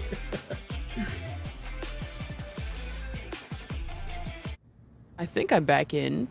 Why is the screen just showing me now? Should I be concerned? What is it? Does it bleed? Stars, you did that on purpose, didn't you? I shall whoop you. Let's get into it. Astronauts, Freestyle, Yasuo, Echo. Jugger is not worth it for Dapper Dinosaur. Let's see if Mako can make anything happen here. It's going to be immediately 50% off the board, though, for our Juggernaut hero. Not going to pop the 3, but still getting clipped again. Massive opening for Mako. I was gonna say, we saw how hyper-aggressive Mako was a little bit earlier at the beginning of Breakout tonight. But now, you have to contend with Dapper Dinosaur and an even more hyper-aggressive Warwick on that end. And still, the run over back-to-back tag ends, and Yasuo is there to meet you in the middle with calm stance. There's cross-up, man. That's what Yasuo will be doing, getting clipped there. But of course, Echo coming in to save the day. Super time winder. A little bit of air-to-air action to make it sweeter, and Mako be taking that first round, honestly, with the quickness. A little bit harder to kill when you're in Juggernaut, but it didn't seem like it was a challenge for Mako. Not at all with the push block, though, and even with Yasuo just off the lead and tag. Maybe Mako trying to get you off the mix-up in turn. Dapper Dinosaur wants to meet you right there. 2H launch for the break bonus, and then tried it for 2 up, but that's fine. Being able to use the dash over. Let's get a little more corner set up off of Yasuo again. Calm stance into Sever. And all that opened up just off of that air tech there. Like Mako knows Dapper Dinosaur's tricks to win wall up, and another tech. Dapper Dinosaur trying to work him out the corner. Protecting the skies as Mako right now. It is not looking good for the Wolf. You have the level 3. No Fury just yet, the 2L, and now you're caught in the sandwich. Here is going to be big damage with the Juggernaut health. I don't know if you have a kill route just yet before the Fury's online. I was going to say, we have JS2 active, and we have it again just off a back-to-back S1 supers to jump over. Dapper Dinosaur just narrowly able to break away from the corner, but not if the dash has anything to say about it. Full breakage coming in from Mako. 1-0 so far against Dapper. Yeah, I mean, obviously, it's the most simple way that you can put it, but for both sides of this, it is like, just don't get hit. You know what I'm saying? You're either going to get put in the most devious mix-up of all time by Mako, or you're going to lose like 70% of your life immediately from Dapper Dinosaur. So it's the objective of don't get hit. See the wall king there diving on in, and now the air throw working out for Dapper Dinosaur. See how early you want to spend some meter here. Break the line from Mako. Seems like Dapper Dinosaur trying to bait it out. No one home on that one. Now popping the Fury. Still getting caught by good old CrossFit man Yasuo. Taking him over the corner now. Oh my god, and then a JS2 charge variant at that one to be able to get in the Chrono Drive S2 Super, but no! Caught off the S3! And Dapper Dinosaur hoping to levy some Juggernaut damage on top. Not enough to take out your Echo, but obviously this one should absolutely be enough with the corner carry lunge. Second time to charm. Diving up in. Ends up finding the throw. Fury on deck from Mako. I don't think we're going to sit there actually risking it. Even with the Juggernaut help from Dapper Dinosaur, I think the ultimate is going to be enough to kill if you have a chance to use it. Ambiguous cross with the wall swing dive, and Dapper Dinosaur trying to even up the score. One round on the board in game 2. All right, let's get it though with the round start options. But no, Wolf okay. S2 immediately coming in from Dapper Dinosaur, and Mako back up the corner, travel volatile after him, which is the JS2 going to have to be the game plan. But the after him is great defense from Dapper Dinosaur, blocking the mix, running through the timeline launch, the low profile to get in. Now the super to cash out the damage, gonna be able to build up the Bloodlust. Now it's really time to guess the air throw. Dapper Dinosaur coming alive here. Yasuo on the board though. Bloodlust is a little bit more active, but not the push block. Immediately. She's off a 2-1 starter coming in from Dapper Dinosaur. That push block was huge to set you up for all this. Gotta look for the air reset, ends up getting thrown and the air. Now the Fury on deck. Almost likewise for Mako here. See at what point they choose to spend it. It is going to get built up before they die though. Getting caught with the falling button is exactly what Mako needs. Almost going to build up this level 3. Depending on the routing, you might be able to catch out. This right now, level 3 online, Dewey's in. We're going to go ahead and cash this entire thing out. I don't think it's going to be enough to kill with that Fury on deck. They might have extended it long enough. See what happens here. Still alive. Oh, by a magic pixel more than just enough for Dapper Dinosaur if you're not careful enough, but not the breakup throw.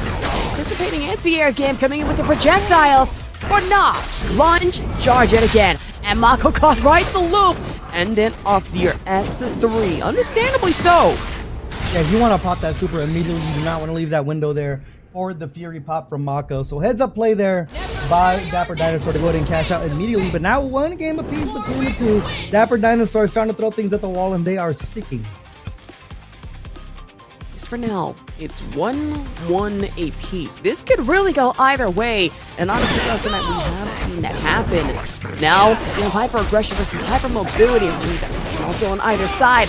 Mako versus Dapper Dinosaur. Wow, she's starting off with a nasty happy birthday. And look how quick you can build up that Bloodlust. That is a massive. Echo's going to be taking the brunt of it here, but the Fury, the Bloodlust, it's not looking good. To get up attack, no punish, but we're going to match up the 2L to break there. Yasuo's been doing a lot of the heavy lifting here, so that might be the objective, is to take him off the board. The throw there with the extension, we're going to spend the super, and this right here is going to be Yasuo's grave. Solo Echo for Mako as Dapper Dinosaur is really starting to pour it on. Okay, let's start options. Zone, and you met with the jump over, trying for 5-8, but the push block there to meet you right in the corner. Ball bounce it!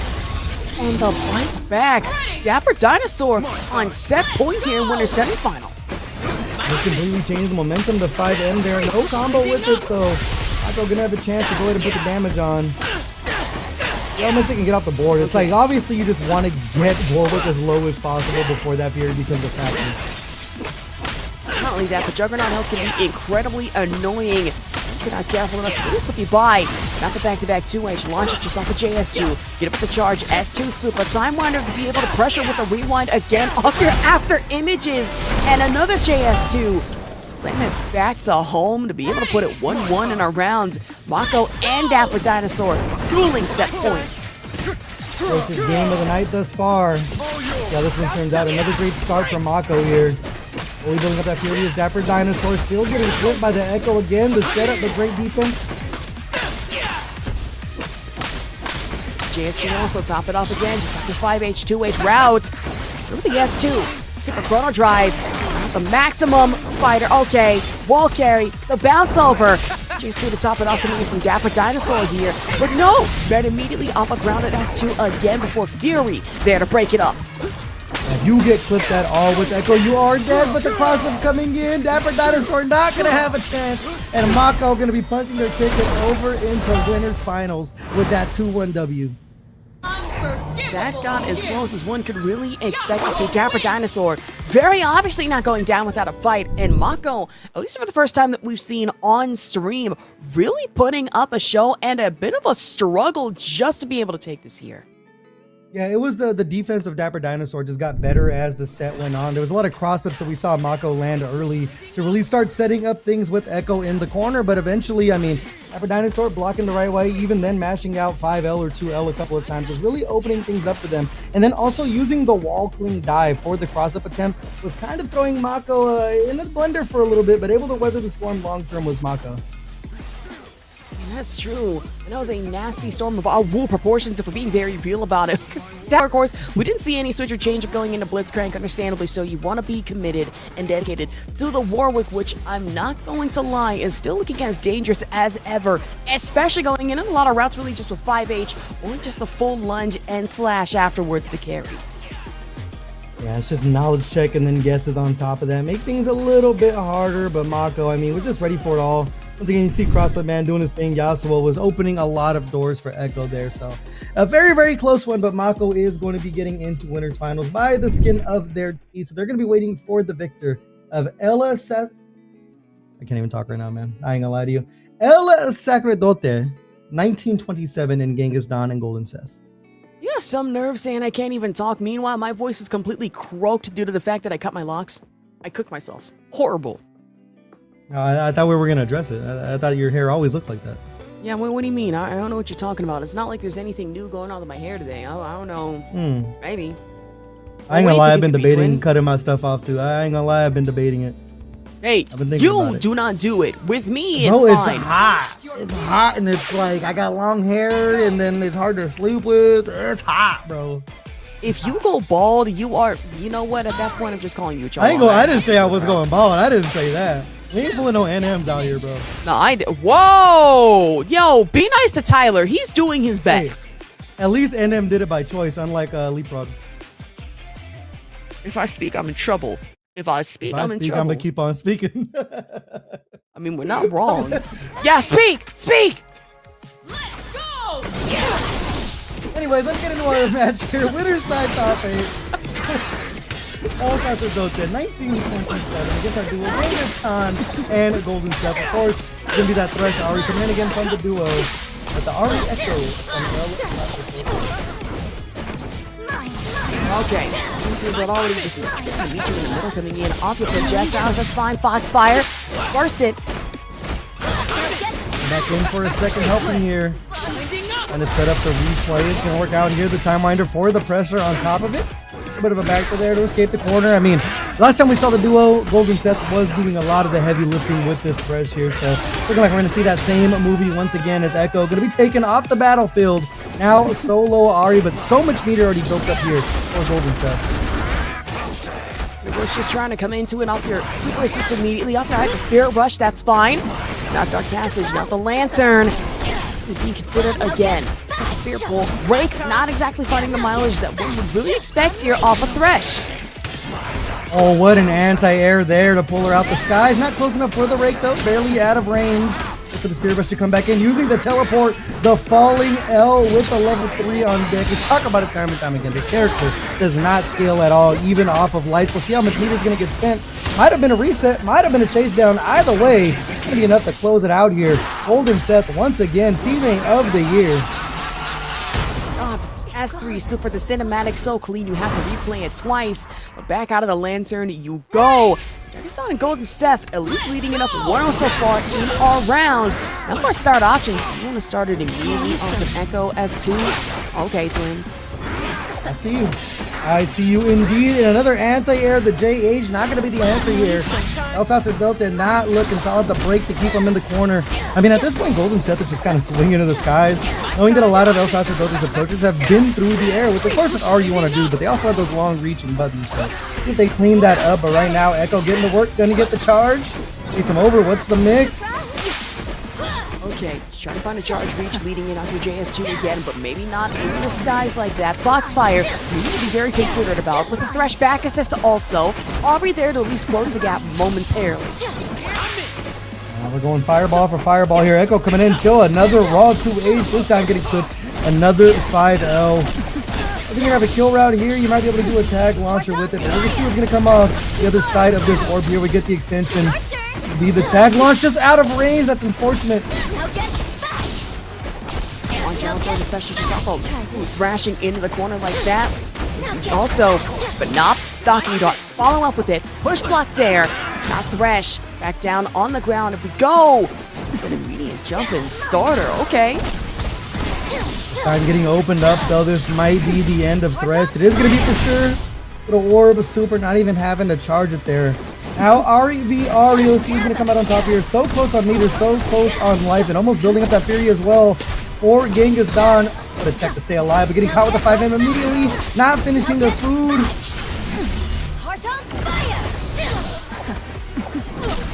Oh, the Spirit Rush. What a call to go for the up forward Spirit Rush to avoid the orb there, but still. El Sacerdote able to come out on top. Either way, be one round apiece here, guys. Okay. That was actually a little wonky there for a moment, but hey, that's fine. Now watch out for it. Air-to-air damage coming in off your Thresh. Being able to use the pullback. Lantern, but he's still active on the follow-through and try to pop it with Break again. That's going to be Echo off the board early, not even 20 seconds in. All right, left to their own devices here, and this is kind of what the duo wants, just because we mentioned before. Golden Seth just swinging that scythe upwards, constantly trying to get Ari out of the sky. I mean, it's going to be the button to do with that 2M or even the 2H. It's such a great anti-air option. Gets the rake there. No pickup. El Sacerdote finds the opening, but that's an early break from the duo. I mean, you have almost two fully healthy characters. I like the call. Look at the time winder to pop through. Also, the slow, but not Spirit Rush down into the ground. Your aerials at least getting denied for the moment in favor of a hyper-aggressive Thresh S3 Super. Into the lantern you go. Thank you. Of course, that was enough to close it out. It's going to be the duo on the board first here. Back and forth we go, but it seems like as long as Thresh is healthy, the duo was healthy, you know? Right. If Thresh is alive, my chances are still alive. Thresh, for now, is really starting to show the MVP of this duo. But now just going over to character selection. Imagine we're not getting a change up. We are getting a change. Time for another Bleed clone on the board. Echo Alawi, and I mean this character we've seen from Bleed multiple times. The objective is to get you into the corner. It's time to pop the S2 Super from Alawi. Start throwing that Time Winder, using the rewinds, and you are in an absolute blender. If the chip's not going to kill you, the mix-up eventually will. Let's go! Okay, get it though. Built over to start, and now Alawi there to meet you. Just a neutral game with two tentacles off the top. This 5 coming in off of Golden Seth right now. Pop it with your lantern. Try to back-to-back rakes. Not anything. Echo the JS2. Back for a second, helping a very merry unbirthday. Both characters still getting caught up in the action. The tag launcher. I think you might, I was going to say, you might go S1 just for more damage. The S2 setup, get up attack. Not going to be the answer against the tentacles. And almost 50% already down. Actually, a little bit over for Genghis Khan here. Not where you want to be, especially in the corner, charging up the cone. All this pressure in the forward throw. I mean, this right here with the S1 extension, I don't even think you're going to need it. The S1 closing it out. El Salvador, a single-player game. In the corner against Ilawi is arguably one of the worst places you can find yourself in, especially on this matchup. You'd still have Echo to be very considerate about.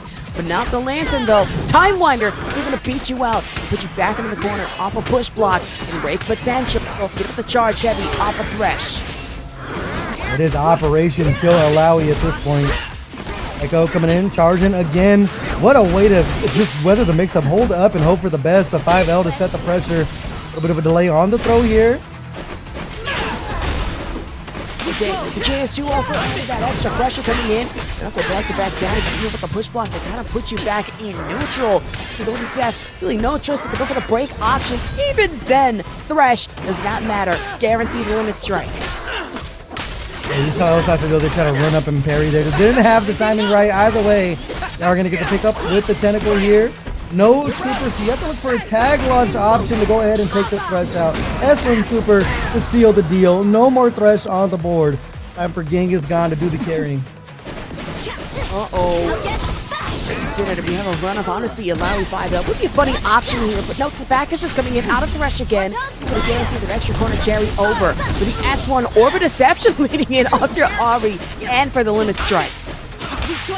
Yeah, it seemed like just out of habit, Genghis-Dan looked for the tag launch option there, but no tag launch indeed. But the craziest part is, even when Thresh is off the board, they're still so dangerous because of that back assist. And speaking of back, there's the back throw to go ahead and take out Alawi. Echo left to their own devices here. Thresh trying to clear the way, tried to jump over the rake, but of course the 2H now just running into it. The S2 Super to close things out. A duo on set point here. The Hyper Spirit Rush. Thresh Ari really started to be a problem for everybody in his bracket. Now, Genghis-Dan and Golden Seth gaining on 2-0 here. Set point versus Survival. And of course, Time Winder, meet Lantern, meet the immediate push block for double Tentacle off the corner. Tentacle on Tentacle there. Trying to work their way out. The anti-air is a good start just to clear some space, even though you don't get the pickup. In the dance, back and forth we go. Great defense, the push block coming in. Sniping the Alawi, and of course the rake allows you for the full screen pickup. 2-for-1 special again. How much meter do you want to spend? They might have looked for the reset. Not going to work out for them, but they still get their damage off the board. Just started coming in from Echo right now. The roll up double tentacle. Big Calamari, that's fine. I order triple of the order. They'll run up. Still air to air. Back down to the ground you go. And for the S1 to take out Ari. We've seen what Thresh has done solo though. Oh, and immediately off the rip, the anti-air. Wasn't able to get the full combo, but you do have the Lantern down. You need the escape option. Saw the delay on the rewind there. Once again, though, neutral jump 5L, and I think you might want to spend something to go ahead and take this Echo off the board. The S1 Super, not enough.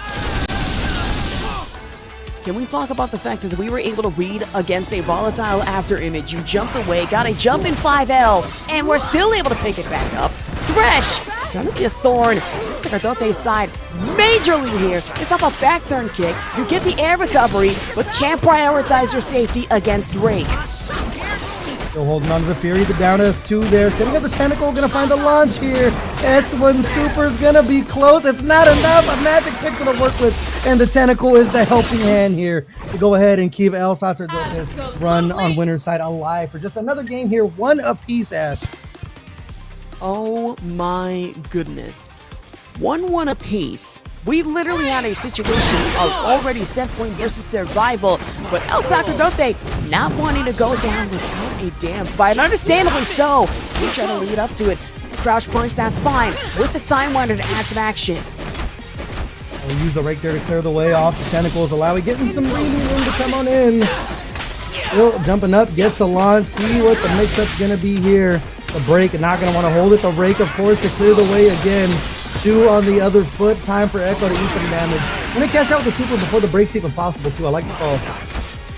Okay, like it, especially leaving it off your lands and use Dark Passage to be able to get the cross up, and then coming in off your assist from Ari. A little bit of that extra air game, but JS2 there to meet you. So back-to-back freestyle damage on top of that. It's the S2 Super with triple tentacle aboard.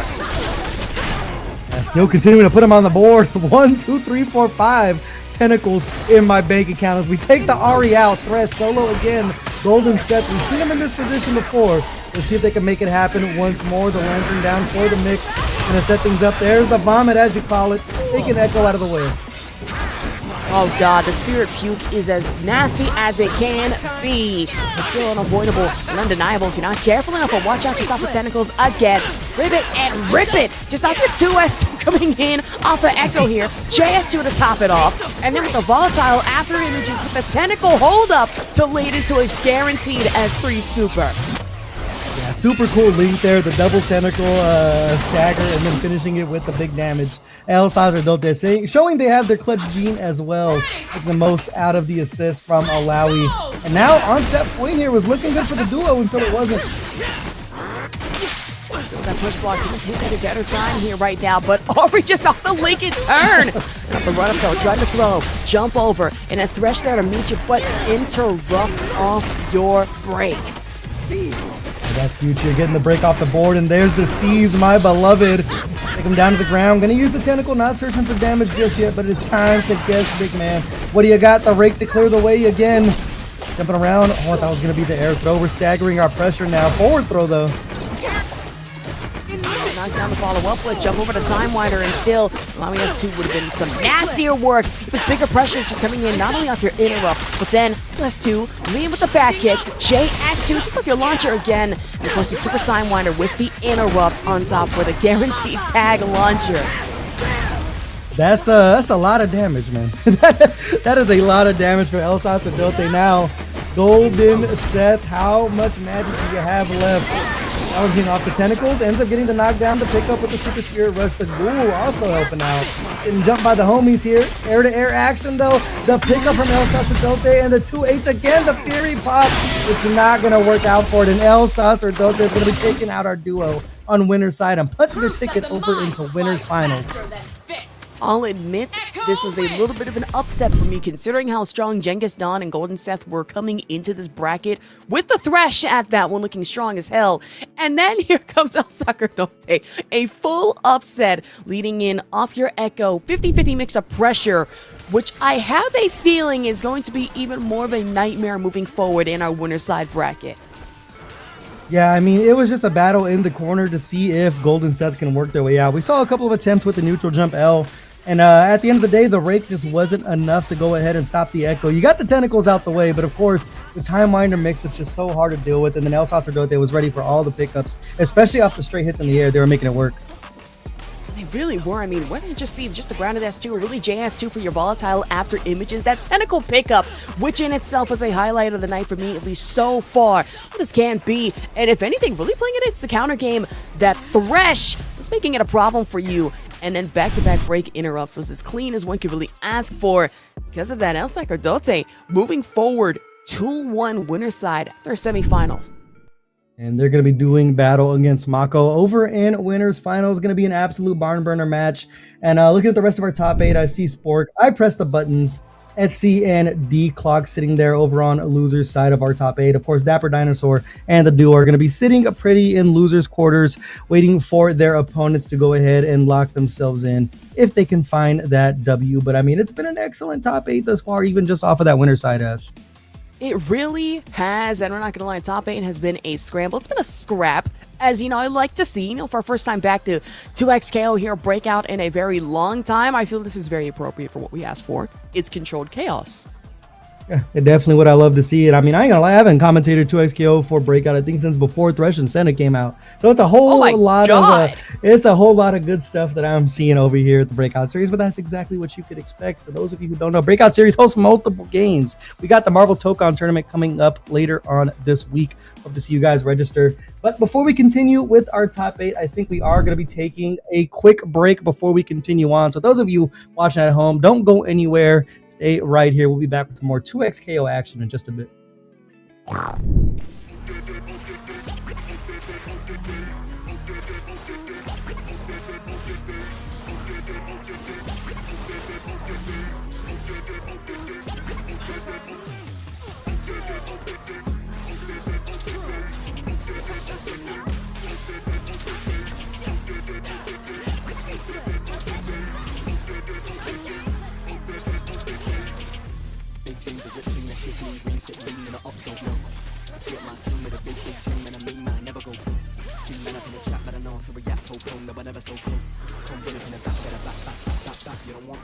Sexy sturdy, come and get sturdy, wibble it, wobble it, curvy.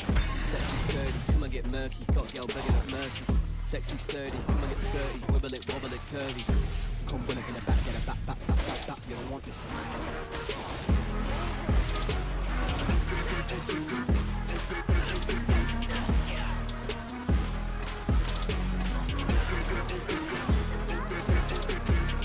I'm loving them dick and them juicy. Airless, Chris like a booty. Got 5 legs like Tyrone. Now they all trying to recruit me. Pop sherry and cherries, I'm fruity. Got Sally and Jerry and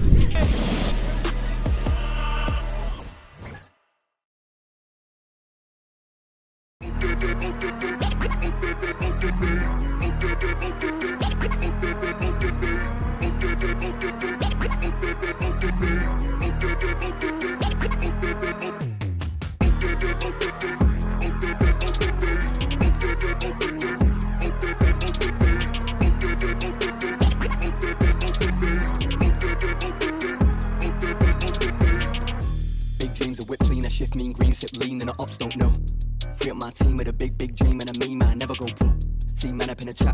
for a yak pole, no, I never so cold. Come run up in the back, get a back, you don't want this. Sexy, sturdy, come and get 30, wibble it, wobble it, curvy. Sexy, sturdy, come and get murky, got girl begging up mercy. Sexy, sturdy, come and get 30, wibble it, wobble it, curvy. Come run up in the back, get a back, you don't want this.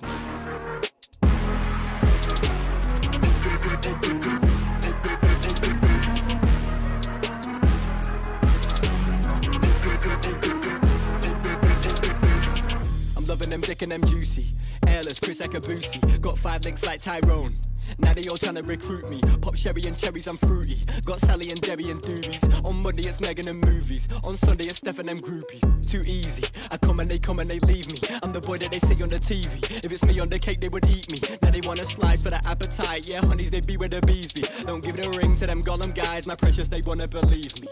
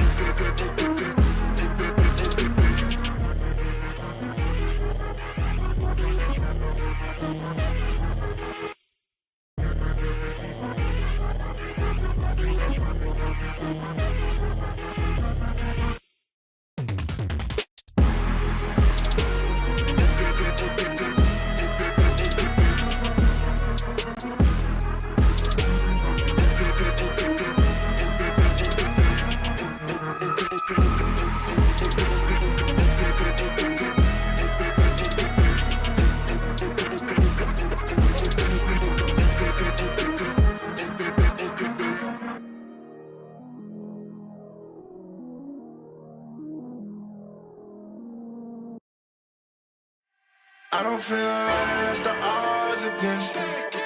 Back against the wall with my strength. Yeah. I can't let it break. Everything I've been through, it made me better. Ooh, I love the hate, it just made me better. Yeah. Been through everything, it just made me better.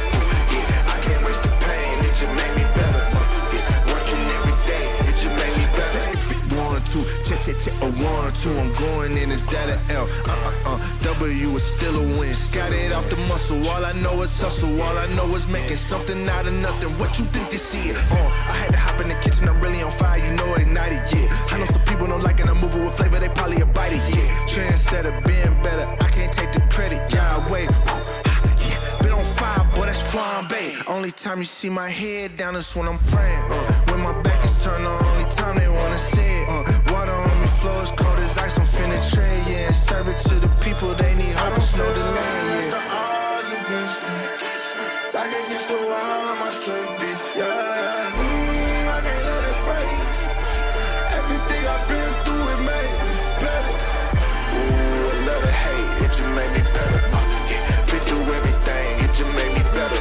Yeah. I can't waste the pain. It just made me better. Yeah. Working every day. It just made me better. Hold up. What they finna say? Tell it to your mammy, it don't matter, I ain't listening anyway. They just mad to see decide to drop, they look like ocean spray. You can get it too if you just work more than you talk today. This what happen when you take your pain and make it motivation. It ain't gonna be easy trying to be a legend, it's the payment. You need execution, not excuses, dog, you gotta face it. They don't want the truth, but if you quit, you don't deserve to make it. What you think they giving greatness out? Now you gotta take it. They don't know the hustle, they confused when they look at you. Till you hit your goals, they all shot, they think you Pikachu. Put your mind to it, you can do it, yeah, and I'm the proof. Unless the odds against me. Back against the wall of my strength, yeah. I can't let it break. Everything I've been through, it made me better. Ooh, I love the hate, it just made me better. Yeah, been through everything, it just made me better. Yeah, I can't waste the pain, it just made me better. Yeah, working every day, it just made me better.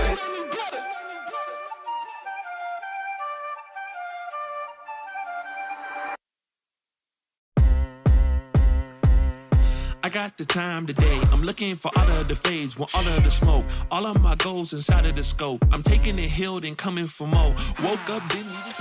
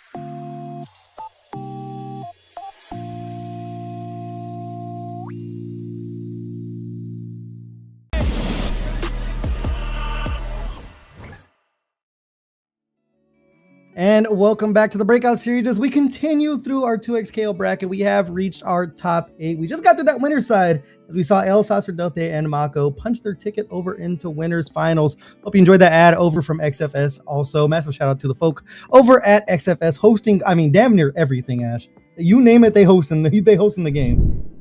I was gonna say we saw a whole lineup of games as well, so I'm like, wait a minute, they got an artist alley, they got pool bowling. Hold on, I might have to make my way y'all over ain't trying to there. see me at the lanes, bro. You ain't trying to see me at the lanes, all I right? would say though, before we get into that, make our way over to our top 8 playoffs bracket. See how that's looking so far. Winners final already set to be El Sacerdote versus Mako. As well in top 8 losers, Spork versus Press Buttons, as well as Etsy versus D-Clock. So you're gonna have to see how that sets up, especially going into losers quarters, where you have Dapper Dinosaur as well as Genghis Dawn and Golden Seth waiting in the rafters. Yeah, there's a lot of good 2x KO being still left to play over here at the Breakout series. We'll see who rises to the top. Of course, you mentioned those loser side matches. Spork and I Press Buttons going to be a barn burner like no other. But before we get into our top 8, I want to remind you guys that the Tokon beta is this weekend, and Breakout series is going to be hosting a beta tournament along with everybody else online. But this one right here got that $200 prize pool pop bonus. It's going to be 2 p.m. Eastern time. You can head over to start.gg/breakout-tokon to go ahead and register. I know I'm going to be there. I hope everybody else is going to be there to share the festivities, because it's a game that I'm very much looking forward to. Listen, I'm excited too, and if you are as excited as me, you'll pop over to Breakout Series Saturday, July 25th, which, as much as I would like to enter, Joe, I don't think I'm allowed to play on 2 bars of Wi-Fi on a Chromebook. Yeah, I think that might be a little shaky right there, but at least you can go ahead and play online and ruin some people's days. Ash, you got to tell the folks at home, bro, who's going to be your team. Actually, we'll get into it later. We're going to get into it later. Okay, we'll get into that right after this one. But already, I'm seeing on our screen Etsy with Vi Blitzcrank Clocks Akali Thresh. Let's get it. Vi Blitzcrank, man, this is the team of all time right here, especially freestyle. It is left, right for your life. We'll see how long D-Clock can hold on as they lose the Akali and, of course, the Rocket Punch. And the homie, too. That's crazy. Okay, so we lost the Akali, but still Blitzcrank still to be a thorn in your side. Thresh, however, can still perform optimal and solo if need be. Watch out for it, especially just off your hit. Play the defensive game. What do you got? A little reset right there. Super Trader Maker for the damage. And it is going to be enough to close it out. Etsy getting to work here. Ready. Let's go. Okay, so Etsy. Up by a round already immediately met with a Thresh. Stop your wake. Pull back, and then I'm coming in off a Jolly. Okay, 12 starter. Love to see it. Just like a charge upside down hit. Blitzcrank, however, then in the field with the immediate break. Still with Vi. Getting caught up a very nasty loop here. JS going to meet you in the sky. And a 2H to launch. That's a big time corner carry as well. I think Thresh might be able to come in and do the job here. SP Super in the sky. Put him in the shape, bro. Put him in the shape, and now Vi off the board. Solo Blitzcrank, but you know what, man? This is exactly where I love to see players play. Solo Blitz for the win. How hard can you crank it here? 5L opener, but they're going to get a lot of counter carry off of it. And then on this screen now, we're going to use the S2 Super with the extension from the Super Assist from Vi. That's actually a really cool extension. It's crazy. This is Blitzcrank, and they want to follow it up immediately. Uh-oh. Okay. Got to double check, man. I'll tell you what, those players aren't lagging on setting things up. Going over the top, Twilight Shroud on the board here. We'll say, as a crank player, man, that is not a comfortable position to be in the corner. The Fury, though, no luck on that one. So you are going to get scooped up. It's going to be nullified damage. Akali is going to have that level 3. If you get damage once, it could be the end of your life. Dark Passage. Lantern, if anything. Dash cancel coming in just off the Rocket Punch. You love to see it. And then full Blitz Body Splash. Double it up. The S1 Drill. And of course the S1 Super for their full steam charge. Armor is going to be so huge here, especially because you don't have any super meter. The game of guesses. Can you cast the Akali here? Tried for the air approach. Immediately getting met on the ground here. You have another bar of super. Going to get the extension. Knockdown. We're going to set up the steam once again. You have to worry about this wake up level 3. Charge J2H, and now it's your turn to block. run up, watch out. Full steam charge would not be pretty here, especially getting hit just off a charge rocket punch. But nope, it's a Kali. Get yourself a backslash and an S3 super. Oh, this is almost certainly dead here. That's tournament combos. We go bread and butter, cut it short for the level 3 cinematic D-Clock. Gonna be on the board now. 1 round apiece between the two. All right, get it though. Just one apiece, and already tried to start your footwork special. Blitzcrank immediately denied off your coverage. Over the corner we go. Kali doing some work for D-Clock here. It's all about how you handle the mix at this point. Limit strike, see what the setup's gonna be. Twilight Shroud, and immediately just getting caught. Light button to start things off. Don't think you're gonna have enough in the tank to go ahead and search for a kill, but Vi gonna be on their last legs. On the bonus stone, watch out, put off the tag, especially Oh Twilight God. Shroud off your quarter. Just one, Oh my okay. God. Not given any quarter. That's a full scale Izuna drop to take Vi out. Etsy just left down to a solo Blitzcrank. What did you do to make him that mad? Gonna run back in though with the blitz. Version of that, but not today,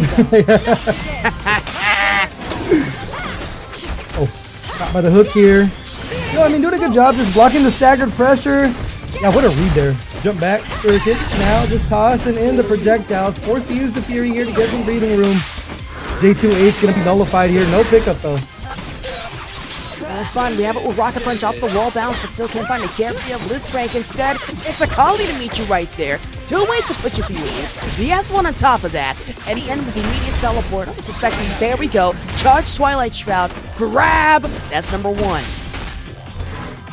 Okay, there we go. The 2M not able to get the pickup with it with the 5H. Needed to crank it a little bit harder. Unfortunately, getting caught out of the air once again. It's a combo or a tournament combo. Just 1, 2, 3 into the S1 Super, and that's going to be first game. We're going D-Clock's way there. Okay, not gonna lie though, Etsy really coming up with some dastardly work so far in the Blitzcrank. We did see a lot of grab potential, and honestly saw first command grab. But that said, also reared its ugly head a little bit earlier. But now it's just a matter of can we keep up that momentum, or else Thresh just might ruin it. That's not with the super early too. Knowing that break was on the table, delayed the pressure, baiting out the parry. That's Vi off the field in the quickness. D-Clock trying to slowly find the answers to these puzzles here. It's going to be solo Blitzcrank once again for Etsy. For the anti-air with the 2M though, no one home just yet. You gotta catch it. This is the hardest part. As a Blitzcrank player myself, man, this matchup with the Kali is so hard just because a lot of your buttons are super committal. Especially if you look for the air purifier, that is the commitment of all commitment. If you guess wrong, it leads you into situations like this. He's shooting the same top of coming in. The Thresh, my screen will stop lagging. I am stuck in a shadow realm. Okay, no, we're still here. Ah! Oh no. Well, I'm gonna have to bail you out of this one. D-Clock back on the attack. This right here should be the dead Blitzcrank. The bites in time with the super animation here to see if you can go ahead and kick her out here a couple times. But that is gonna be D-Clock taking that round and putting themselves on a set point on the verge of taking Etsy out of this tournament. Okay, that's a little bit of signs of life, at least for D-Clock though. Immediate round start, Rocket Punch coming off your assist, but no, it's the back assist off of Thresh. Back again. Still, fancy footwork, watch out for it for 2L, but can't find it. Instead, break again off of Thresh and commit to the tag and off of Kali. Take him over to the corner here, and this is exactly what D-Clock has just been making things work.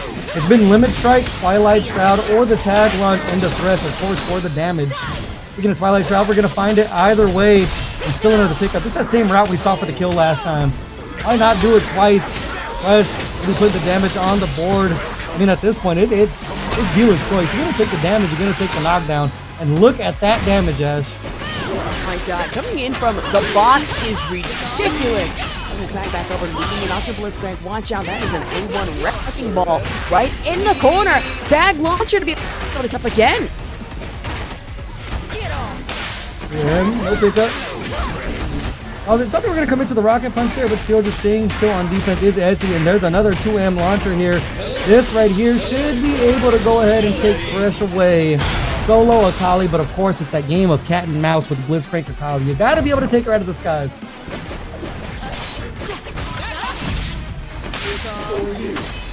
With the Rocket Punch, clearing the way for Vi here. Team Vi do too much work in this game, but now coming back in, gonna be the cease and desist for the damage. Big time damage as well. It's one of the hardest hitting level 3s. Etsy gonna make it work here. Akali almost down. Oh my god. Did we just get jump over shock? Okay, Yeah. my fault. I was unfamiliar with your game. See?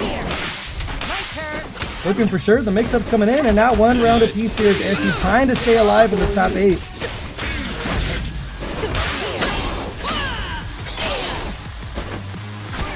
And the bounce there. Over the corner, jumping back in with the L. Electric's perfect as always. Not going to be able to build up the super here, but you can look for the tag launch or the reset. Why not? Blitzcrank the helping hand Etsy needs here. Solo Akali versus Vi. This is the situation, man, where the air approach is just hard to deal with. Of course, we all know Vi's 2H, not the best in the world, but that dash through almost the answer. Oh, the conversion into the super crater maker. Okay, that's a little bit ridiculous, but you know what? If it works, it works. Driving off an air purifier assist coming in off your Blitzcrank. Immediate tag in. And then Akali, you just right up a neutral round with your S2 on top of that. 2H the launch. And the limit strike. No Twilight Crowd, just back dashing. Going for the second helping here. No push block just yet from Etsy. Still just staggering away. Sometimes down back. Exactly what you need, but you can only block for so long. The happy birthday. The Azuna drop to attack the Blitzcrank. Not enough just yet. Still got the break, but you got caught by the projectile. Now the rocket punch to clear the way for Vi. Down hit, putting it from D-Clock right now. Also, switch to launch it again. Honestly, a conversion off S2 would be nice here. Okay, Izuna drop guaranteed. Blitzcrank would just have 1 HP and a dream to clean this up. Yeah, that's a situation. We have to worry about the chip as well, but the 2M there. Fury pop, and there's the command throw. Not enough to kill. Can you make it happen? Charge H, a 2M delay, and the rocket punch. 5 knuckle shuffle. Etsy staying alive. 1 game apiece here between the two. Wait a minute, hold on. That aside, why am I now sepia toned? They said I either sent you the Shadow Realm, bro, or they sending you back in time. Which either way, both of those might be scary. Don't send me back in the 1930s.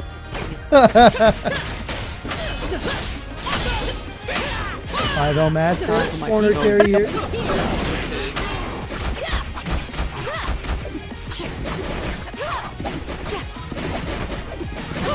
One button to button here. No one's trying to keep inside. Still fishing away with that air purifier. Hasn't caught the Akali just yet. Oh, the crater maker to interrupt. Big time damage, 50% down now. Got the 2-for-1 special on that one. Break still online here for D-Clock. The pickup, and there's the break from Etsy. To the corner you go, though. Thresh getting to work. Oh my goodness, the break though, and meet you in the middle, just off a down stomp. Watch out for Lantern here. Be very considerate about your range of options, but not. The footwork off of Vander special, but still can't meet you there. Thresh assist, just caught in tag. There's the pickup. Blitzcrank coming in to finish the job. Akali down. Thresh on the board here. I mean, it's going to be range for range. You do got the rocket punch to go ahead and try to counteract. Long reaching rake from Thresh. Just to pick up with the Wrecking Ball though. 2L. Bit of a reset there. Can't get the launch. Might be able to search for the kill. Again, they look for the air stall. The H going to close it out. Etsy turning the tides. Be 1 round away. Moving forward in our top 8. And just a minute ago, Etsy was doing a little worse for wear, especially in this matchup, but able to turn it around now. The reversal, set point. The rake though certainly drops it, just trying to do a reset. Nah, rake again. And then rocket punch for the grab. Tag back over for Blitzcrank for your Wrecking Ball. It's a big time conversion. You're gonna say you get the launch with it, but not able to chase up for it. Now Vi getting punished for their own troubles. Akali on the attack here. It's gonna be almost, I mean, full corner carry here. Knockdown. Set up the limit strike. Actually, it's just a regular knockdown, but still the Twilight Shroud up either way. Come back in for a second helping. This right here should be able to take Vi off the board with the Azuna drop. Either super you choose. That is a quick Vi off the board here. D-Clock trying to force us into a final game, final round. With the Wrecking Ball, but watch out for Rocket Punch. Able to just get the carry over with your wall bounce. Also, jump back over. Still, 2-on starter could have been really worse for wear for Blitzcrank. Still the rake. Lantern. And just off a dark passage to be able to get it. Get back in. Get up attack. There's the command throw. Come back in. They use the armor again. Just staring in the face of Thresh. Not ready for that one. 2 for flinching. Maybe a Kali solo here. A lot of meter to work with though. And Blitzcrank with that level 3 gear. Strings, it better be tight. Okay. Still 2 starter coming in from Akali again. I'm not gonna lie, level 2 Ender would absolutely be an option on the board to maximize damage until we get there. Center stocks, focus on the Twilight Shroud from up top. The parry still not enough, and D-Clock ties it 1-1. Forcing that final game, a final round here. Winner goes on, loser goes home, or logs off for that matter. There's a rake to open us up though. We'll take Vi over to the corner here. Able to get the extension though, so I mean you are gonna live to see another interaction. Etsy gonna work their way to see them just walk and block. You have to worry about the hook. Rocket punch to get in though. Forward throw. Let's go back up top here. Get him with the charge. Also, S1 drill to top it off. Also, and then the Super Crater Maker to really maximize the damage stocks. And damage dead. Akali gone. Now down to a solo Thresh. We've seen how this goes before. So if I'm Etsy, I need to be very considerate about where this damage is coming from. Saw that hook go through the screen. 50-50. How do you do? Break online though, see if you want to save it. Saw the drop combo there, see if they can bait out the break from D-Clock.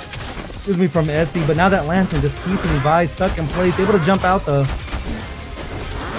Break again, trying to just off a charge.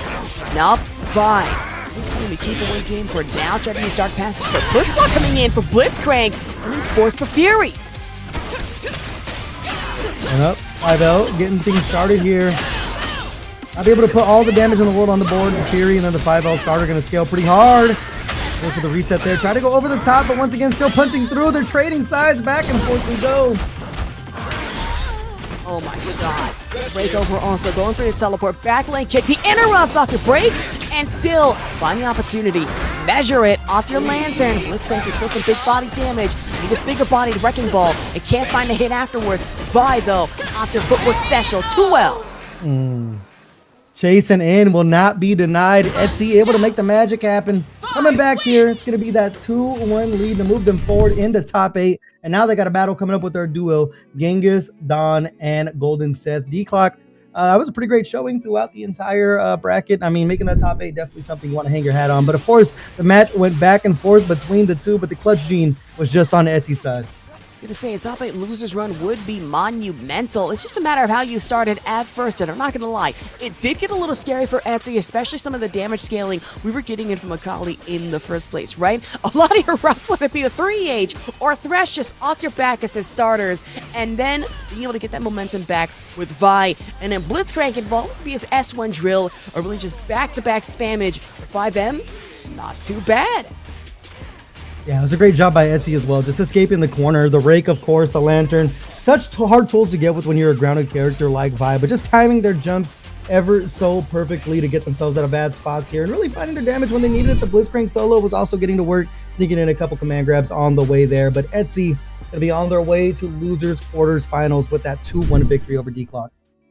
Looking clean with it at that. Of course, D-Clock, good effort and a good showing here at Breakout. I hope to see more of you later in the future. When it comes to Thresh, though, I'm still scared. I don't like that character. I think he concerns me.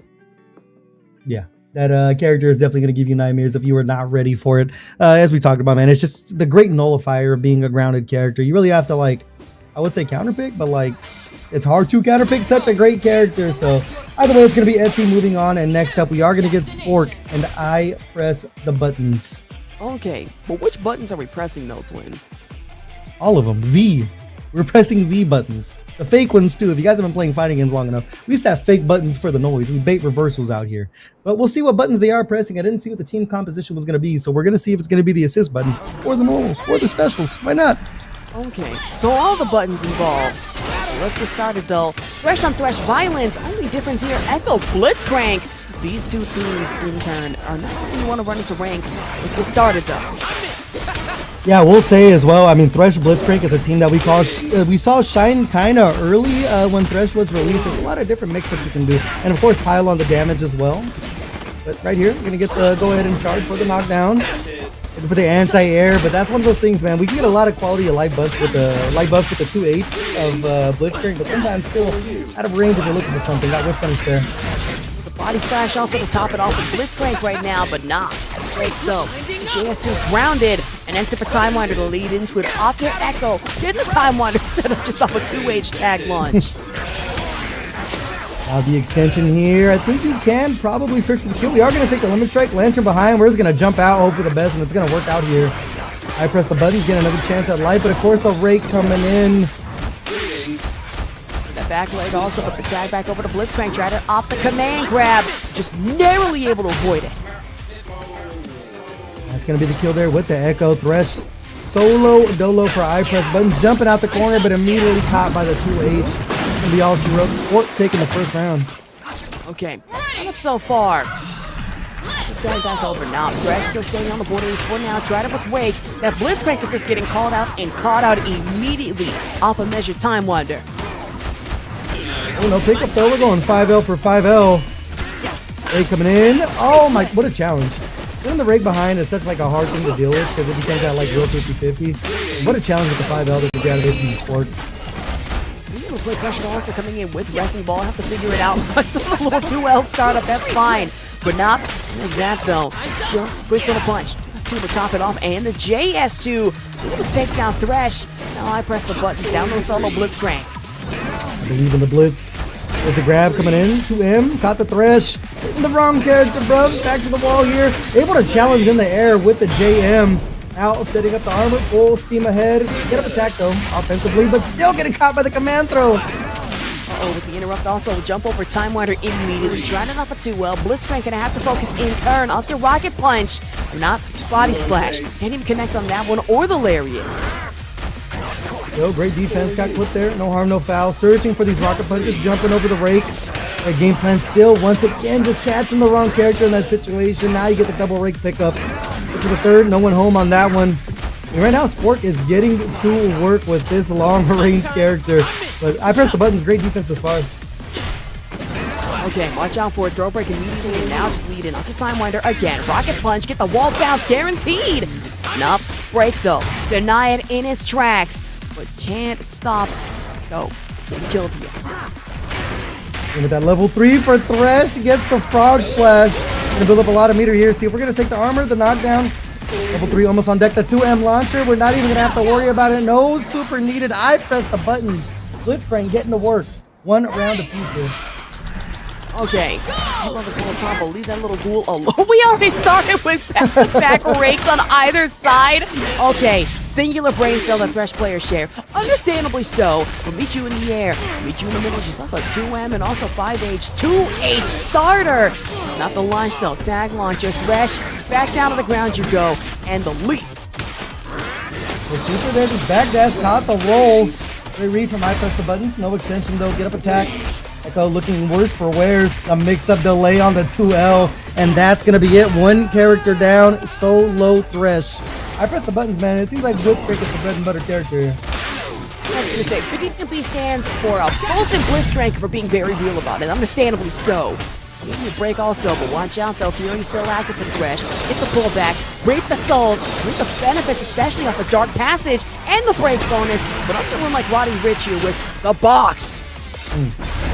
Put that man in the, what is that, a pentagon, bro? Putting him in the shape. I think that's a hexagon? No, pentagon. I'm stupid. Putting him in the cube, bro. We put him in all kinds of positions right there. Gonna be taking him out with the lantern. A solo Thresh here for I press the buttons. Thresh v Thresh, man. This is, we playing some 2X KO. Okay, box again. That is absolutely a pentagon. I know my shapes. I most certainly know my follow-ups after, but tried to throw, but the jump over. Calculated, guaranteed. And trying to pull back rake, but has to focus on air purifier. The Blitzcrank assist can't catch. Level 3 on deck though for I press the buttons. The emergency option is there if you get caught in the string. The Sport can fight their way back. Got a couple of super assists to their name as well. Over the rake, the dash through, air throw. Not gonna get the pickup though. Back to the wall here. I press the buttons. Have to work their way out. Break again, but watch out for it. That's an S3 run up. Super cinematic. And we need to play our favorite category of Will It Kill? The category says, you're dead. From the logo with the ultimate. That was long range right there. But what a call to pop out with the ultimate. And that's gonna be the first game going their way. I pressed the button. See, they were pressing them. They pressed two. They press S1 two and buttons. S2. They let that bad boy rip. Unfortunately for me, I need to be pressing one button here, and that's escape, as my internet is lagging so badly that I am gonna have to switch out here. So I appreciate y'all having me, but Joe, I'm getting booted off. I do have to go. Thresh has called you away, Astrovok. Absolute pleasure once again working for you. Gonna see you on the other side, my friend. Bye, gamers. All right, Solo on the mic for now. See, I press the buttons and Sport going at it. I press the buttons that first game. So massive to get here. J2H though clearing the way to M again. We get the extension, rocket, punch, launcher. What the sense is gonna be? You can push for damage, but those mid-screen mixes from Thresh so huge. We are gonna put them back into shape. Not enough to kill here, but Echo worse for wear.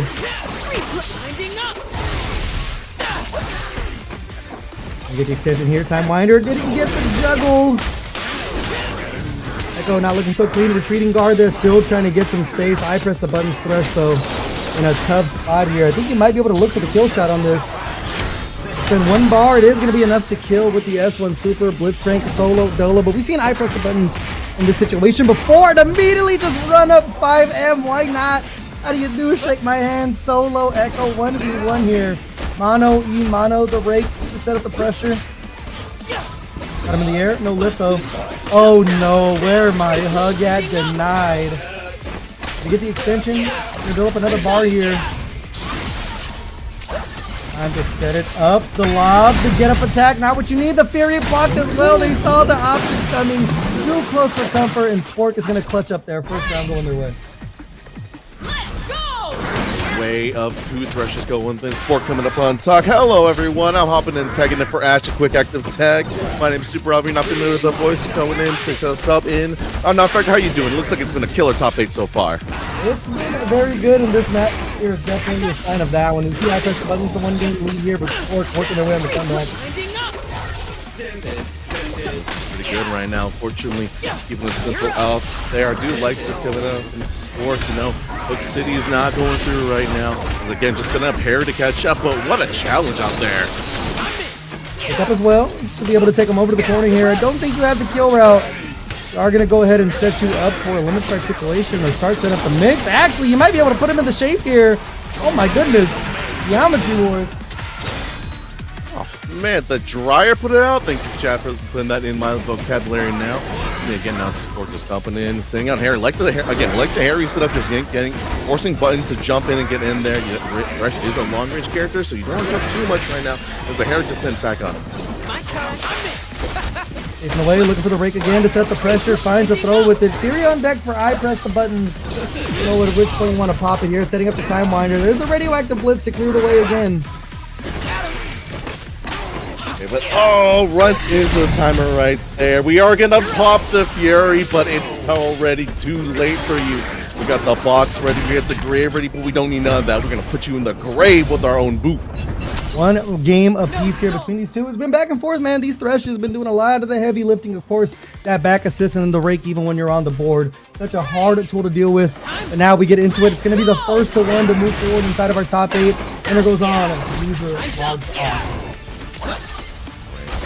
Coming in with this mix, get them out of there. I like that again, just trying to jump away, but covering your assist and getting paired out there forces them into the corner right now. I can see again, they're just trying to find a way up with the buttons or bring press now at the right time. Blitzcrank running in, getting clipped though. That's so unfortunate. The 2-for-1 special. A very merry on birthday. Luckily though, I can be able to finish this tournament plate using the break off of that 2-rate from Blitzcrank. Echo coming back in and break likewise from I press the buttons. Breakout does try to go out, but unfortunately does get hits. Man, just in control of the mid-screen right there. Blitzcrank too close, Thresh too far. Man, these bunches come from everywhere, man. You can help it with just for another one to try to set up into the low. The light is to your toes, man. That's gotta hurt. Now, one character left, the Thresh here. We've seen the Blitzcrank go to work, fire, press the button, see if the Thresh can get things going. Almost 2 fully health characters here, but we're getting to work on Sports Thresh. Gotta worry about that level 3 though, could be so huge. Looking for the reset, finding the throw. Yeah, like you mentioned, just the meter. Spork has level 3 on deck, so just get the damage and get this Thresh out of here. Thresh City no longer bringing the Echo on the bus, tag him in. You can see the jump in, challenging, not happening. Good throw break. Oh, Matching the 2L there. Top of the mix. Another opener.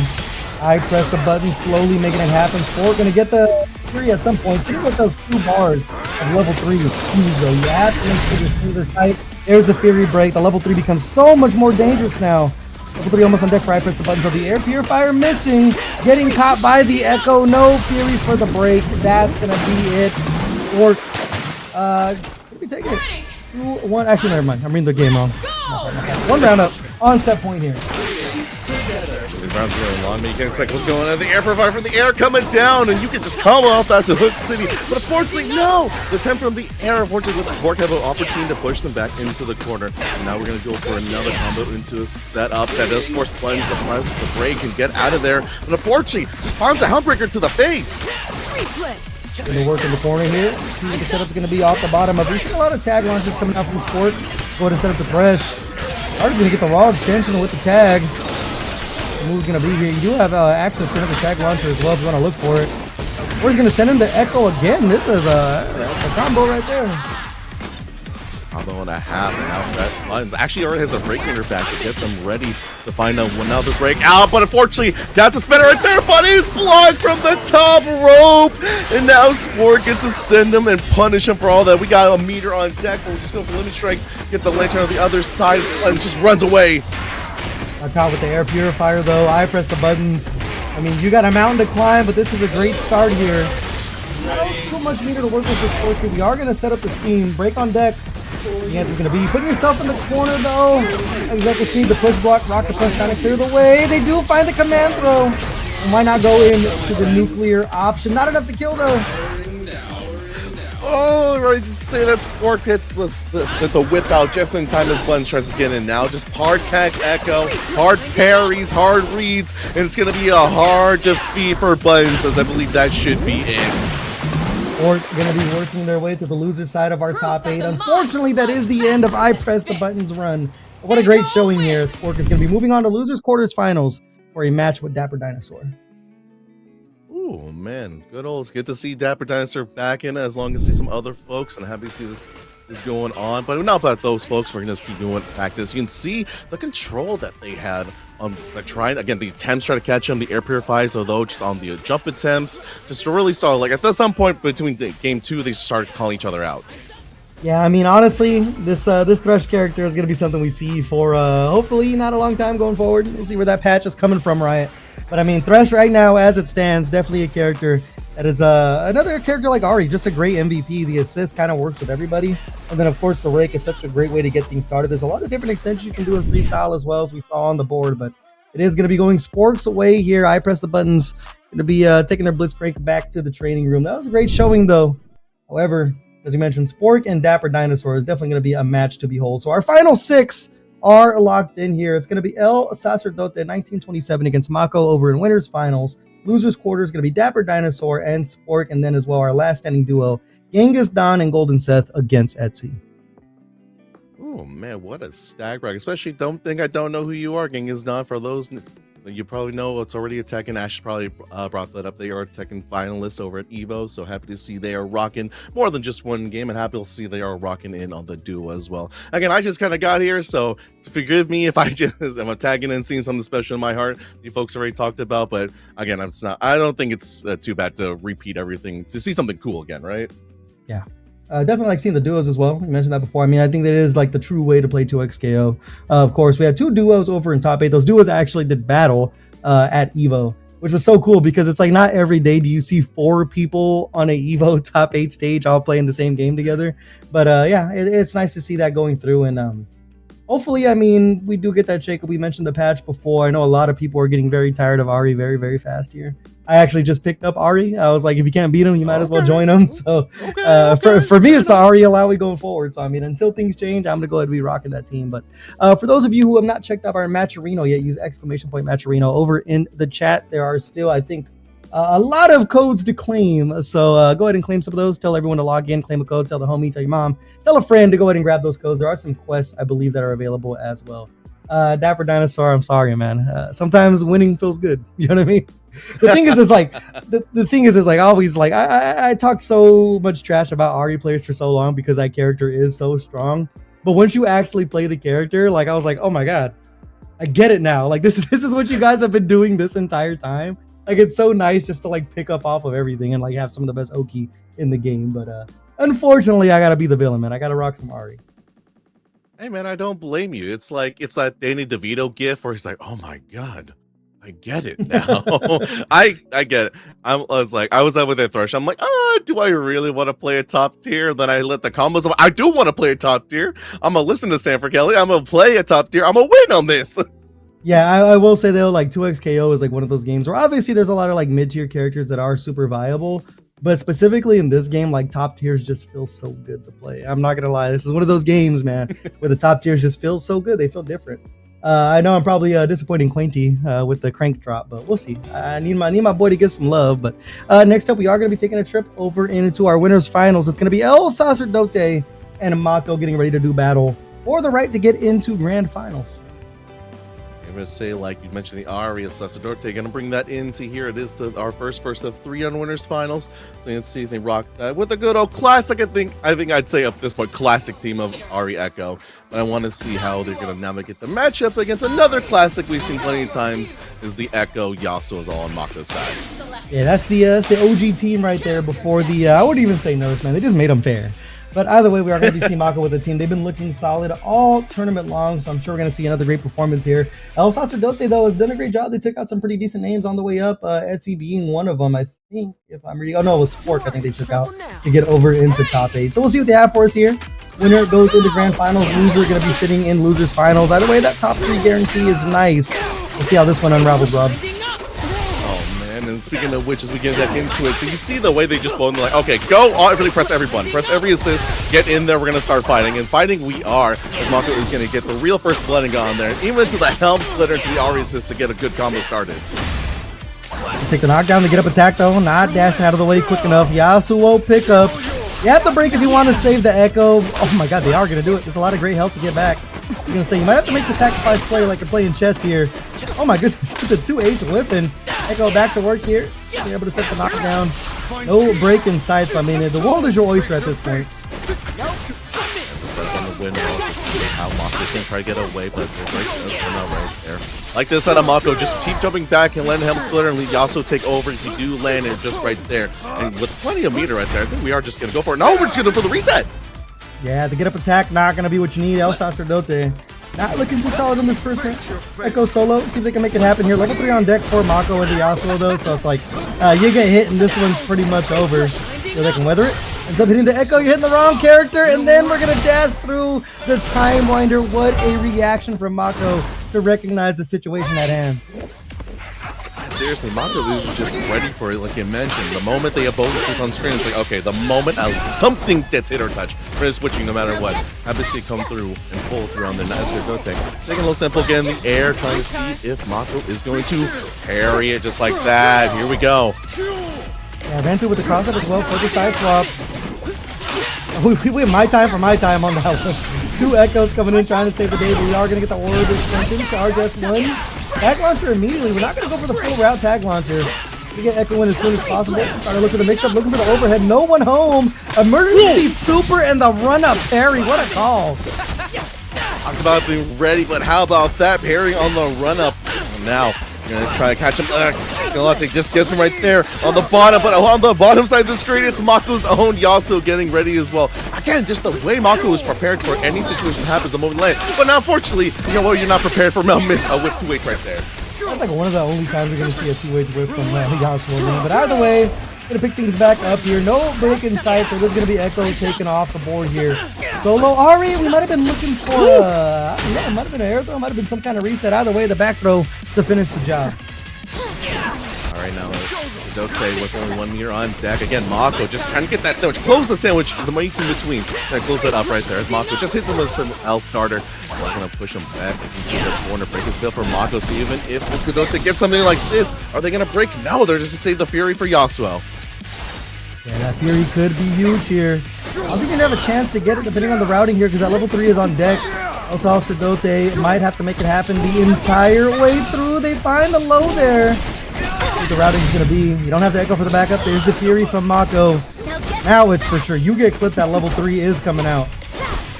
Mako to a bunch of chicken blocking and tries to challenge right there, but unfortunately, Escodote finds it right there and continues on no meter needed as well. And now, unfortunately, Mako has no break meter on deck for this last round right here.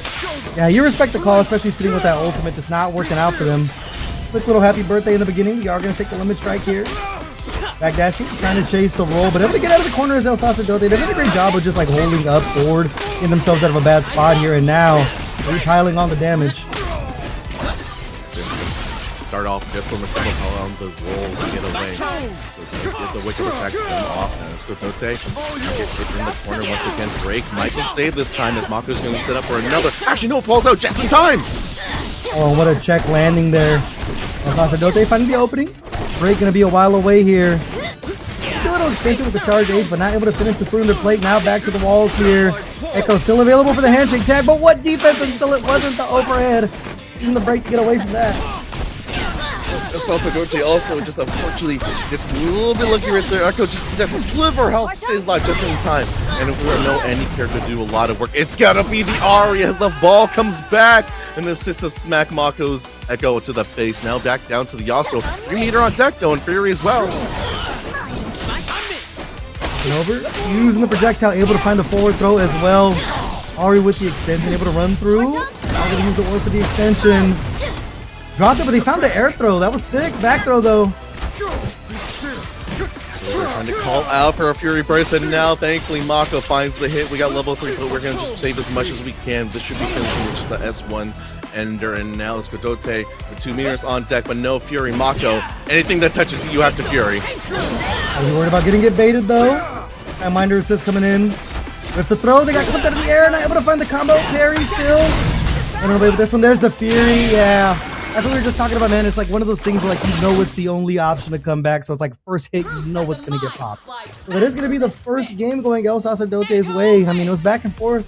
I mean, not necessarily a checkmate situation, but it's like everyone knows that Fury is coming. So force for the hard read.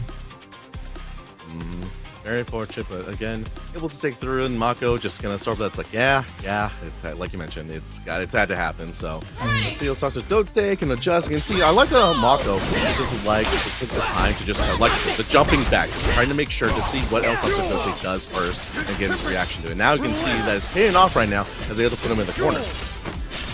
That's a great opener here. A lot of damage being left on the board. See if they go for the extension. Just gonna go ahead and set up the wind wall, chase the roll.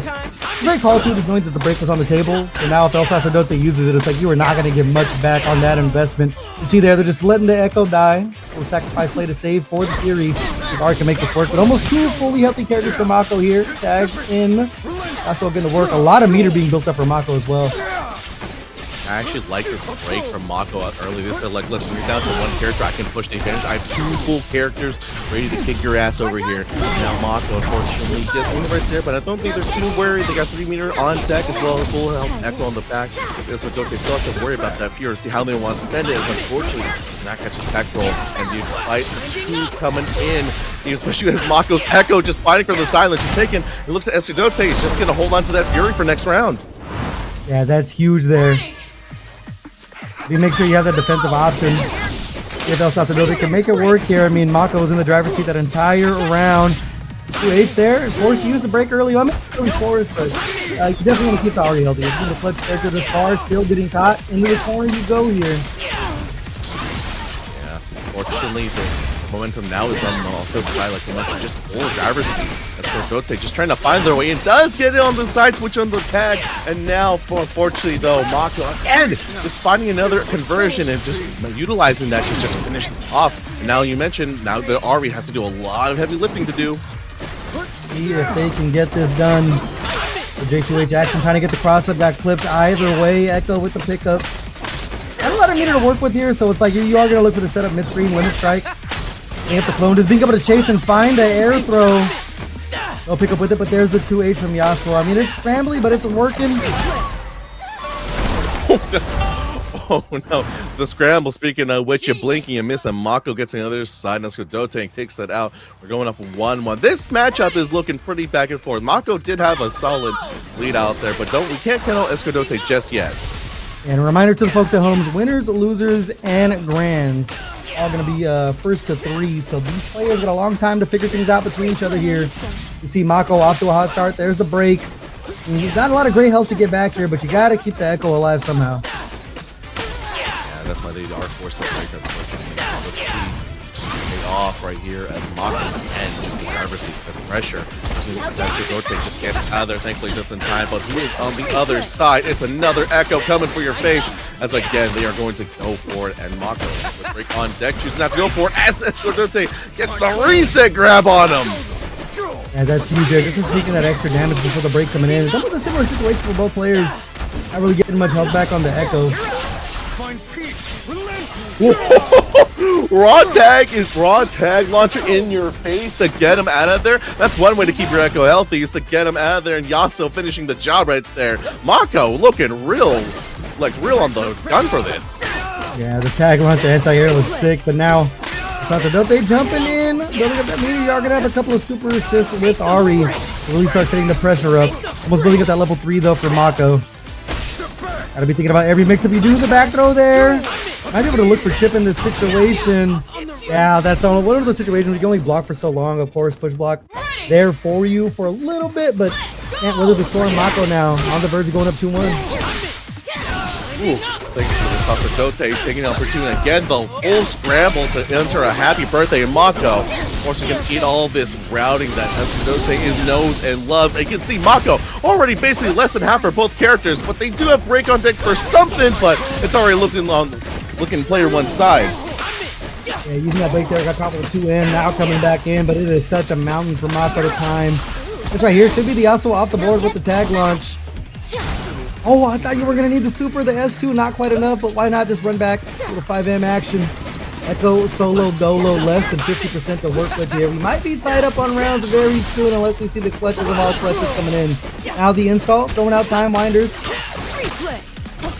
Unfortunately, Mako does find it right there as Escudorte just tried to run away, but giving time. It looks like, again, we're going to hold on to that break just so long as we do know we only have one Echo on deck. Here we go for the setup one more time. Blocks the wake up attack, but gets out just in time. But again, Echo's just on the floor ready for you. Now we have Ari back on deck with Fury. Oh, what a parry for the cross-up man, and then jumping over the throw with the J2H. What a read from El Sacerdote. 1 round apiece here in game number 3.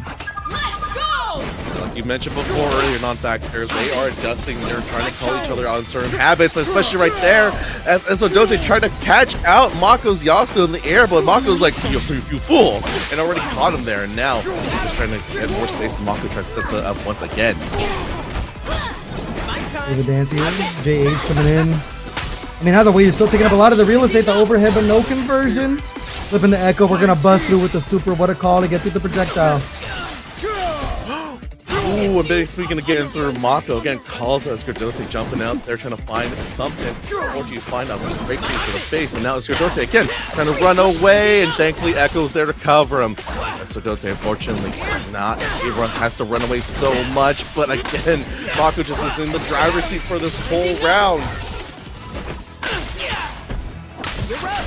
Right here should be enough to kill. Tag launcher is going to put Mako with that 2-1 lead and 1 game closer to getting into grand finals. Let's see if El Sacerdote can take control again. Mako has been truly in control as this. Again, just trying to jump away. El Sacerdote tries to jump at him, gets him in the air. They try to tech roll. They're already waiting for him. And again, the patience has turned into aggression, back to patience. And it's just, again, the tug of war trying to call each other out on these corner situations.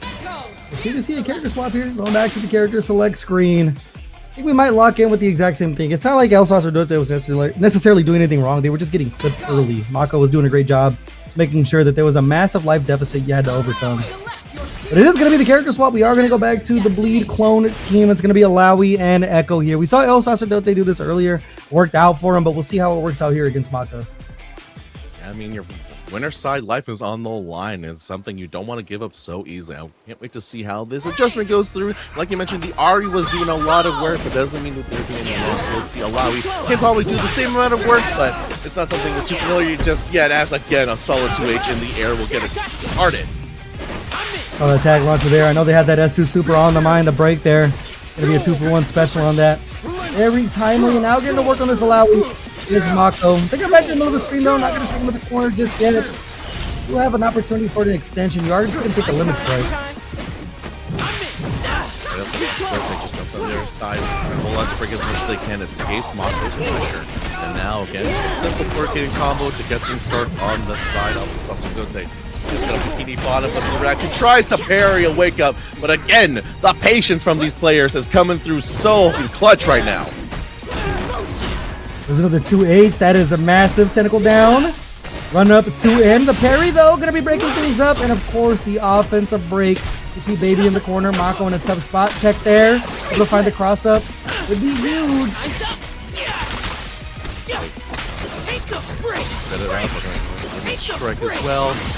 Damage it, and now Mako again. What is the answer? How do they find a way out? Wickham Tech does find its mark right there, but so does that tentacle from downtown. We're slapping it down. That's also Dote going off the first round with Mako with break on deck still. If we can tie things up here. 2 makes it better. Get the launch. Tag launcher as well. Be taking him over to the corner here. Missed the JS2. That's unfortunate. They are going to be beating up on the Alawi though. Yeah, this is the pressure unit for freestyle. An active tag, but Mako makes it out alive right there. And now they're going to push again another quarter set up. We're just going to see it with a tech chase. Was ready for him to try to run away. And now Mako just has to take care of this Alawi. We can see how the power is. We're trying to get rid of this right now. Especially although very on deck for the Alawi. When are we going to spend it? With the level 3 in your pocket, this is going to be enough to send Mako into set point unless it isn't. Critical extension, run up 5M. You're not quite out of it just yet. This character can put you in a world of mix unless you get caught by the wake up back throw. Try to delay something there, but it's going to be Mako going on to tournament point. And I see you, Okie Doke. You asking the real questions right now. Where my Alawi swimsuit? Say like, yeah, we got the pool stage on. Come on, we need to hit back there, right? You want more skins to sell? We got you. We got the ideas for you. As Mako goes in again, trying to find him and open him up, but also Dote is ready to put the damage back onto him. We got some people of culture in chat, bro. I see y'all. I see y'all. Death by Snoop, bro. I see what those plus frames is like. You know what I'm saying? It's a calm down. You got to play in a bit. Calm down out there. We're going to get the pick up here. 15% down. A little bit over for Alawi. 2-8 there. There's the break. We got caught in the happy birthday. Alawi coming back in for a second helping. What do you got for me here? A lot of meter to work with. You see the S2. We'll see it. S2 super. Time to set up the mix. Roll out. Oh, y'all are just afraid. Oh my! Forget you, Leapfrog. Y'all are just afraid. Y'all are afraid, bro. You slew 10 times out of 10, bro. Who is we? Leapfrog? Are you speaking French? We are on the Caitlyn stage. What a pickup though. You got 3 bars of super. I don't even got to use the entire thing to take out this Alawi here. It's gonna be the S1. Gonna be enough to close it out. Echo versus Yasuo. Mako trying to punch their ticket into grand finals. They have the Fury as well to protect themselves. See if they can find the opening. Look for the cross-up knockdown. And to set up shop. What a tech there. All right, now finally off of the tech and 1 assist. Mako does have 1 more chance. They only have 2 meters on deck, but again, Fury on deck. They might be put in that checkmate situation once again. They go for the tech roll chase. The wake of attack doesn't find its mark. And with 3 meter and Fury on deck, I'm pretty sure Mako will punch that spot winners, grand finals ticket to this tournament this week. Yeah, Mako, man, looking strong there. Even the character spot is not enough for El Sacerdote. They got that round, but not able to get a lot going with the S2 Super. So Mako going to be taking themselves over in the winner's side, grand finals, which is exactly where you want to be because, of course, your opponent has to beat you twice. It was great stuff, man. Mako looking very, very strong. Yeah, seriously. Unfortunately, El Sacerdote switched to the Alawi, not pulling through this time. Mako just clutching up once again. You can see El Sacerdote solid combos as usual. Ari just, such a strong character. But again, the way that Mako was able to just catch out and capitalize on every single hit, every opening that was found, and just converted straight into a combo into the corner right here.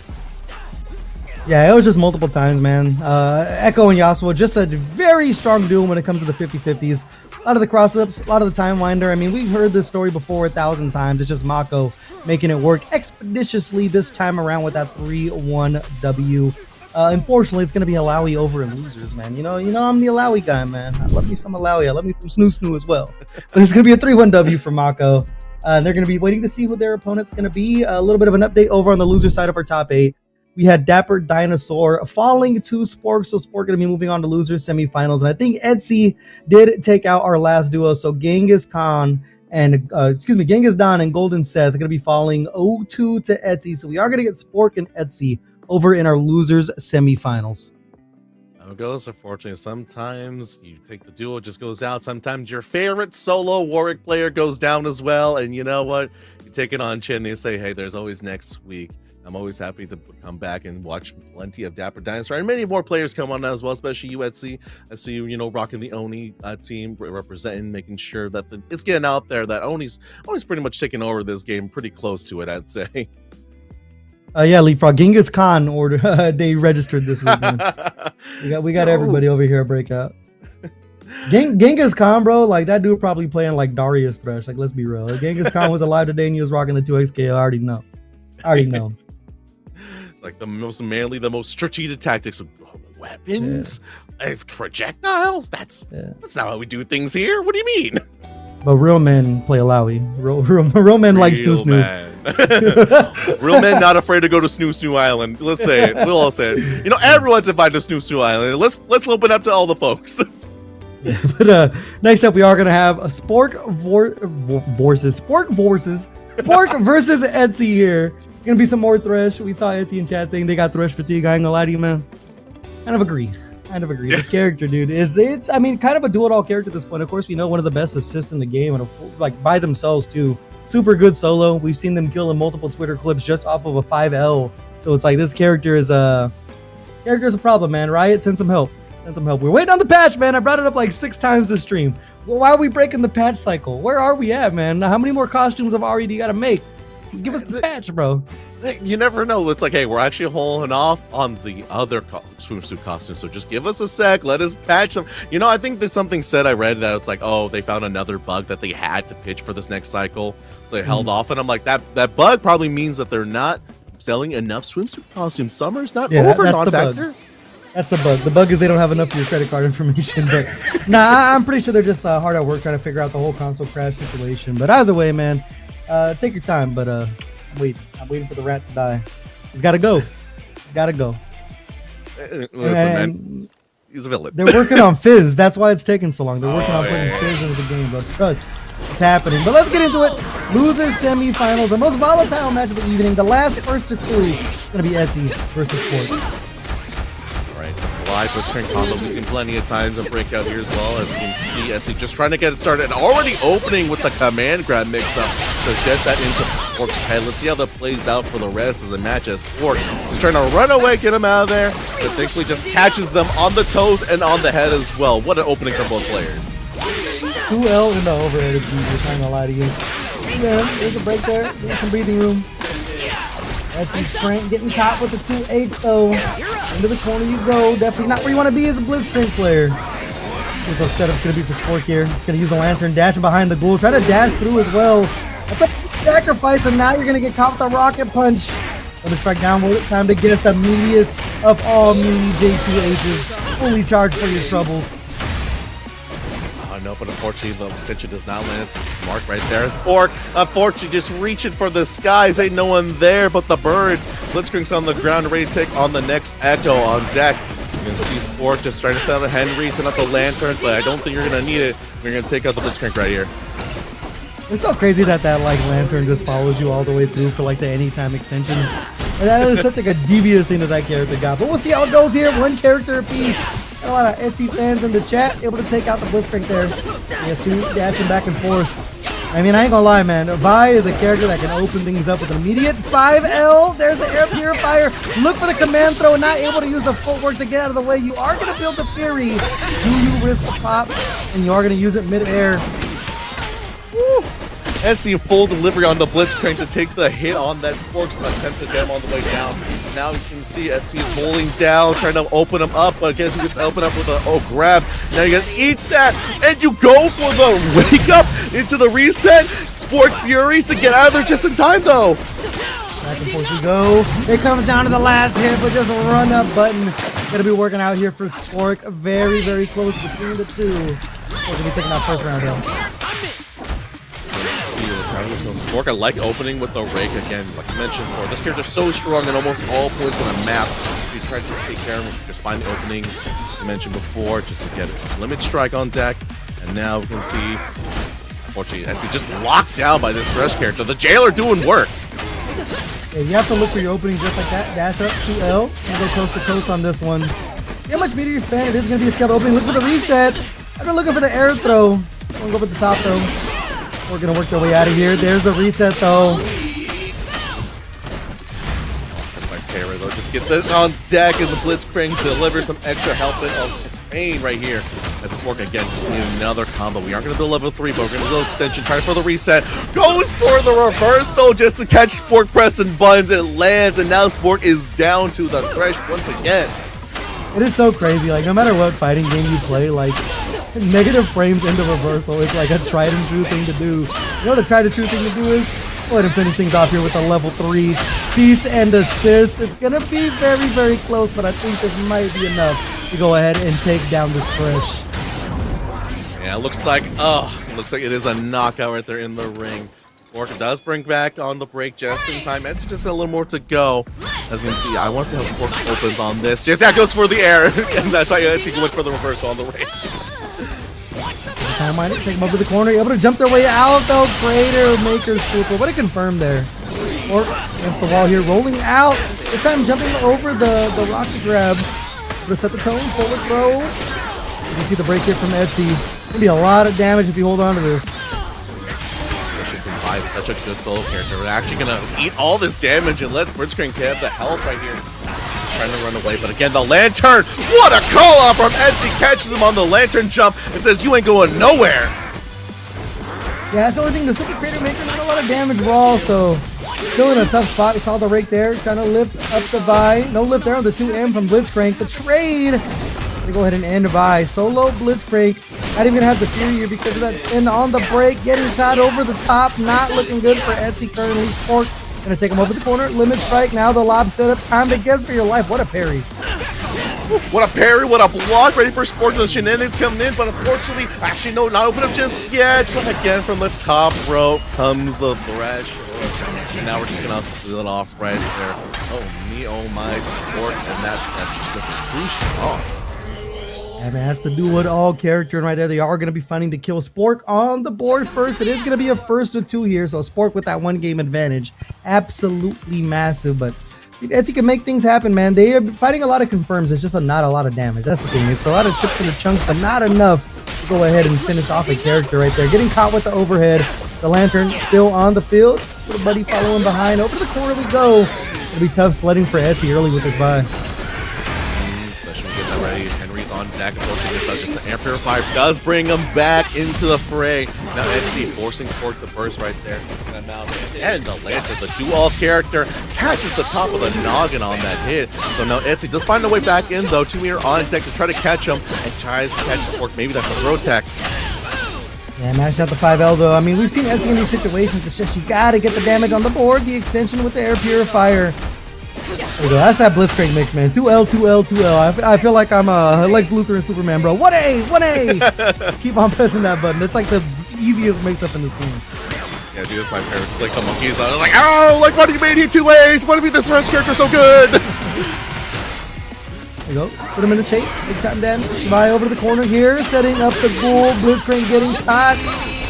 Well, actually, it's going to be the Thresh getting caught here. Full Wrecking Ball extension. You have the level 3. You are going to pop the cease and desist. I don't think this one's going to be enough to kill, but it's going to put you in a really good spot. Especially with Fury, like, not even close right now. Like in an easy position. Just catches up with the air age. Oh my god. Deep on him. The Skin Queen is up right here. It's pretty good still. Actually, this time. That team making it happen here. Starting behind the rocket punch, but getting caught, trying to use the footwork to get through.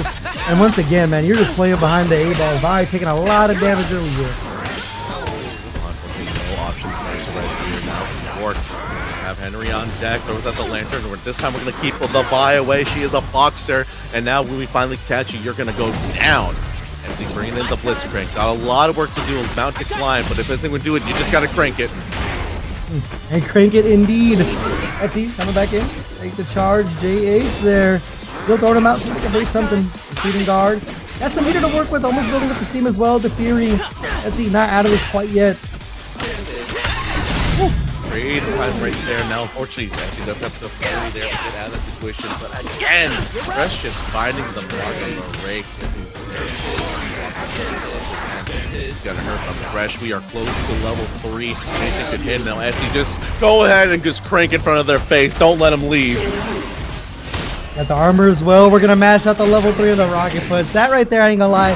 That is a feeling I'm so familiar with, man. All you want is a rocket punch ring. Level 3 mash out, gonna work here. Not enough to kill. Good strength. Still alive, but I mean, it's only a matter before you get chipped in this situation. Yeah, that's a feels bad man right there. And it's gonna be 1 round of easier support on set point. 1 round away from heading to losers finals. Cox Party says, just hit it. You have the scheme. Just go for it. But unfortunately, if you go for like that again, you're gonna get all this damage support. But just another open. That's 3 for 3, I think, at this point. Yeah, man. It's just once again Etsy just playing with Divide. So much health taken off the board. Opener there at the lantern for the extension. I think that's gonna be all she wrote. Not gonna have a chance for the break here. And she's setting things up. There's the vomit, man. Be careful. Either way, getting caught by the hook, Vi off the board. It was only a matter of time. Of course, Spewing Pinata does so much chip damage. Another catch in the air from Spork. A Fury in the air. Sacrifice the Vi. They're already gone. As again, the 2L mix up to try to catch Spork catching him. Now again, Spork just letting Etsy run out this Fury and run out of time and running out of a hope to keep this Fury alive. Yeah, getting caught there on the pickup. The OTG Master Thresh setting up the kill shot. Level 3 on deck. Full cinematic. Gonna be enough to close us out here. And Spork gonna be moving on to losers finals with a 2-0 over Etsy. And for the folks at home, for the big Thresh fans out there, you continue to see Thresh City go through. But unfortunately, as Etsy dies on the wet side, like you mentioned, you've seen Thresh continue in this tournament. I hope you folks at home are excited for it. Thresh son or Teemo daughter? that is the question of 2XKO, man.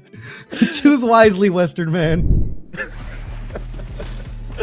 Oh man, now listen, man. I'm on the Thresh side, so you ain't gonna judge me because I mean, look at this right here. Just again, every conversion, the lantern on deck, just ready to get you. Etsy again, just looking solid with the Vi combos, but like you mentioned before, no chips into chunks. Just unfortunately, nothing really. Just cashing out for Etsy on this match.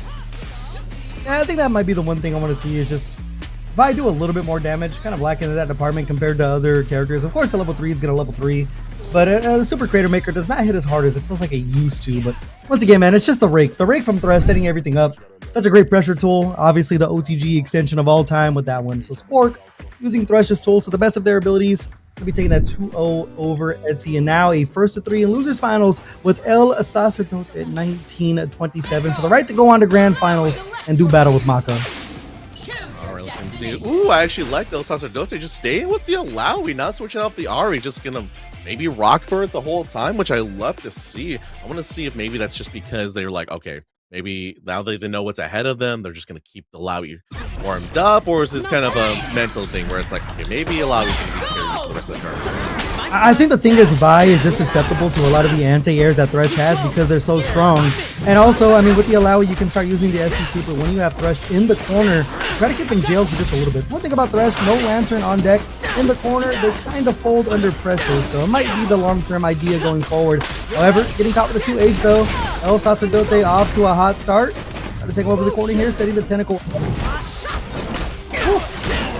Spork was aware of it, tried to go to parry time, but unfortunately too far right there. Right from Spork from behind, still catches El Sacerdote right there. Gonna push him to the corner. You mentioned even in the corner for the pressure. How about when Thresh puts you, jails you once again over there? Now Lantern set up, tries to tech chase, does get the jump out just in time though. Sometimes you got a challenge, you cannot hold that Lantern pressure. They're looking for the knockdown here, and here's that SQ Super we were just talking about. This is one of the ways you're gonna like nullify the long reaching normals and the Thresh. If you can keep the pressure going, you give him a gap though. Gonna press out. can see right there, especially as Dote just jumped down just in time as Spork was trying to fight back. And now we can see Thresh is still in the back and ready, taking a rest, and Spork is just trying to jump in and gets him, but again, that assist does so much. It does hit so long. You can firm off anything right there. As unfortunately, that Spork just forces himself into the corner. It gets out though. Yeah, holding up was working out thus far. Back to the wall though. Thresh getting to work. Still jumping out of the way. We're trading. Alawi getting caught in the midst of it all. We can jump there, but we're still going to find the 2H. And there's the block on the attempt of the break. This right here is going to take Echo off the board. And Elsas with Dote has to sneeze on this Thresh pretty much. Just need that single confirm. No Fury in sight. Gotta be Fury at that level 3. Are going to get caught though. Alawi doing the heavy lifting. First round going Elsas with Dote's way. So just keeping that sign like, listen, man, I saw you just hit rip level 3. I'm like ready to take you out right here. Unfortunately, it does work out. We go in for once again. Dote just keeping the pressure up as you mentioned before, just not letting Thresh breathe right here. Now we push him back into the corner. Let's see what is the setup on there for. It's like going to be a throw reset. Oh, sick right there. What a call. Now you can tag launch. Set things up with Alawi. I'm going to use the S2. You got 2 tentacles doing for it, and there it is. Seize my beloved to close it out. Thresh off the board. Elsas or Dote. Yeah, it definitely was the right pick to stick with the Alawi thus far. As you mentioned before, just a lockdown. Especially even this Echo right here. What are you going to do when your doppelganger is keeping you in the corner? You got a tentacle on deck. You have level 3 as well. As Spork does Fury to get out of there just in time. What a call. But again, you got level 3 from that back. That was a hard read there. Getting back in for a second, helping the lob, get up attack, not going to be the answer. Elsas or Dote. Like El Saucy Dote, bro. He's cooking right now. Seriously, the sauce on him is keeping it clean. It's spicy out there, non-factor. It's just so good. Spork, like you mentioned, just not able to get out of that corner once they're locked down. They were like, the jailer was jailed. Exactly what you need to do here. Especially getting that Thresh off the board so early is huge. Got to nullify that assist or even just the rake in general right there. The parry not on time. Mix-up's working out here. Got the tentacle extension ready as well. Use the break, not going to hold it. You know that tag launcher was coming at some point, so great job. Use the break, gets away from the pressure. Now, back to neutral we go. How much of the corner, though, again. Go for another full combo. The tag launcher comes down. Now the jailer on deck sends out Henry. And the Thresh lantern coming in does more so. So go take come first right there. Get out of jail. And now Dote just finally opens him up and does find the hit right there. And now we are going to go for one more mix up on the side. Finds him. Does not get him right there. Oh, but he got some there though. What a block and what a challenge from Spork there. No fear in the eyes. I know. Gonna open things up. There's the jump in as well. What a great start here. To start working on this Alawi. Go for the limit strike knockout, but we search for damage here. Lantern on the board. Makes everything so much more dangerous. They can use the teleport. No vomit this time. Back to neutral we go. Still the long reaching normals in the air. Look at Alawi back into the corner. I mentioned before, if you do not get rid of this Thresh, it's going to do so much work, but thankfully, picked him right there. Now, Cluster Dote with the Alawi has a lot of work to do, but it can be done, especially right here when you don't get one saving grace right there. The rate coming and pushing over, and a bonk on the noggin with the overhead. We'll finish that off, though. Just the pressure, like you mentioned, from the rake, so strong. Real high-low, man. Nothing beats that, and now Spork. Let's tie things up here. One game apiece. Before we go, the tentacle down. So huge. Parry on the overhead attempt. Not quick enough to chase the Echo. Woo. Which is, of course, the first out Spork right there. And now, I believe that was a missed time parry once again. And now we're just going to keep Elsas or Dote in the corner. Thresh is on deck. Elsas or Dote not going to burst out. So now we have the jailer on deck to keep you in the corner. Alawi not here to help. What is the mix-up? Just a 2-5. Excuse me, we'll get that and we'll convert that to another combo from Elsas or Dote.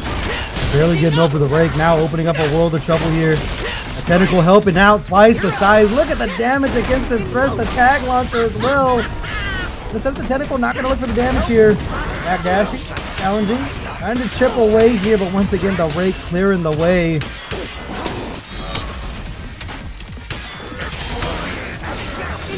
Combo, level 3 on deck, just log just in time. Now we're just gonna catch him. Spork finally gets hit right there. Now he is close to Fury right there. Elsas or Dote also has their own break as well. As we see that, though, Spork does have to go for right now. Flip it away here. Time Winder coming in to take some space. Fury looming. Spork can do a lot of damage here. They got 3 bars of meter for the threats as well, but of course you want to use that back assist to catch Echo out the sky. Do you break or do you hold the Fury for Alawi here? That is the question. The lob setup, run up 5L to finish the job. 1 character apiece here. See if we can finish off. Perry is a good start, but unfortunately cannot find the conversion off that. But we're going to find it right here. But again, Spork just up just in time. Forces also don't take the first break and get out of there. We're going to keep on the combo. We have the Rage combo on deck. Knock him out, slam him down. Bikini Bottom's waiting for you, Spork. What a conversion off the JS2 there. 1 round apiece. El Sacerdote going to stop the tie-up. There's the 2M there trying to protect the skies. Come back in for this pressure. Oh man, did you see all that retreating guard coming at a Spork right there, just trying to get out of dodge.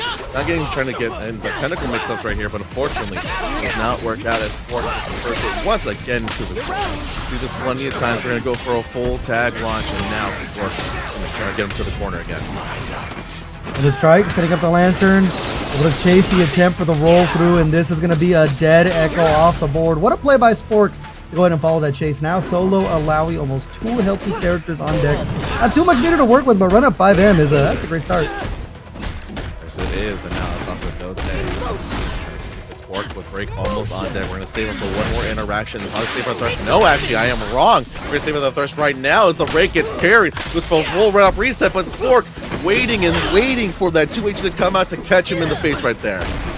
Yeah, he's probably thought it was going to be a run-up throw. Either way, Echo off the board here. And all of a sudden, a lot closer than it was looking. They try to run up and charge the JH. Not going to work out here. And that's a great opening for Spork. Almost building up that level 3 as well. So huge. The Fury for El Sacerdote, though, almost building up that level 3 as well, is massive. Pushing the Generate. Does not want Spork to get started because they know any conversion will kill right here. Mentioned Fury on deck. Level 3 almost on deck. There, it's fine right here. And now Spork is unfortunately going to have to eat 1 more mix-up. We're going to set up. They try to jump away. Finds it right here. Goes for the end while the slam does hit right there. But no, it misses, forcing the Fury. Oh my goodness, the S1 Super. Not going to clip there. In Fury, though, slowly gaining that health back. You can't get about the level 3. What an air throw, Spork. What a reaction. That right there. It's going to be a dead Alawi. We're going to tie things up. 1 game all. We mentioned that the jumping was saving some folks' lives this top end, but unfortunately it takes away right there. The Spork and the Scrab right there, a little bit finding them fly, trying to fly away, and just gets them back on the ground. Great conversion as we go up 1-up in this set. You can on it, man. Coming down to the wire here. Reminder for the folks at home, this is going to be a 1st to 3. Like what you've seen thus far. We're going to get a little bit more of it here. Speaking of more of it, we can see more tentacles coming on, more attempts to catch Spork and absolute fresh out of there. Again, forcing the burst and gets right out of there. Now we have to fight for Echo. Once again, just keeping the pressure in full. Wow, actually goes for the air to get him out of there. Another 2H there, clipping the toes of Alawi. Take her over to the corner here. Tag a launcher. See what the setup's going to be. We haven't seen too much lantern work this yet. There's the bull coming back in, but still, I mean, immediately getting challenged here. And escaping the corner is El Sacerdote. Spork just running away. Thresh is the anti-zoner right there, so just trying to jump all the way back to him. Just again, El Sacerdote just trying to get in to get Spork's Thresh out of this situation. Now with that big conversion right here, we should be able to get rid of him right now. That's 1 super enough for the kill. Solo Echo here. Tentacle still online. Never mind, it gets cleared up. The retreating guard though, getting some room, but there's the rake again, man. The best assist in the world. This Spork to make things happen here. Almost building up that level 3. He's close, and so is Thresh right there. Now 1 more mix-up. Unfortunately, that takes out El Sacerdote. So it's an Echo mirror match right now. As again, we can see Spork. Yeah, there goes the super assist catching up, but thankfully Lancer gets taken out. El Sacerdote does find a conversion right there, forcing Spork to burst. Tentacle on deck if anything gets found, and what a good find that is. Yeah, it's huge here. With the Fury health, I mean, you're still going to be in a good spot. Oh my goodness, getting clipped. This right here should be enough for the kill. El Sacerdote be getting themselves around here in game number 3. Someone's got to give, man. It's been even thus far, but we'll see who comes up on top here. El Sacerdote on the verge of that 2-1 lead. That Thresh is so offensive. Like you mentioned before, if Malawi and Echo can keep the corner, then what is this guy gonna do? Especially speaking of which, that's not as fresh in the corner. That is Echo taking all this damage. Bikini bottom set up. How are they gonna find their way out? What if it just what if you just hit him out there? Yeah, it is mistimed the overhead attempt there. Super unfortunate. I mean, no harm, no foul though. You still got him in the corner, rolling out though, and there's the 2H. Sport coming back alive. Yeah, midstream setup. Tag a launcher. We get some more lamps when we're going from Sport here. We haven't seen it too much. Limit strike, and there it is. And still, once again, chasing the roll. It's every single time that El Sacerdote has seen that lantern, they've been rolling away from it. It's another great read by Sport. The threat of getting hit by the lantern into the corner is so much. It's crazy that El Sacerdote get out, like I mentioned. Now, speaking of which, though, as much as you want to get out, get put in the dryer, put it in the box, you're going to find yourself in Corner City. Sport is looking real healthy. No jumping over, though. I mean, last thing they want to do is deal with that lantern. This time they are going to find the opening. Back launch. Sport going to go over to the corner. No S2 Super. Just going to hold on to the tentacle for now. I mean, even if it's meterless pressure, it is going to work out there. There's the tentacle smack. Break. Down as 2. I mean, Echo's getting slammed here. It was attack on Echo, knowing that they have to break go ahead and save themselves after the punish off the Super. Good call.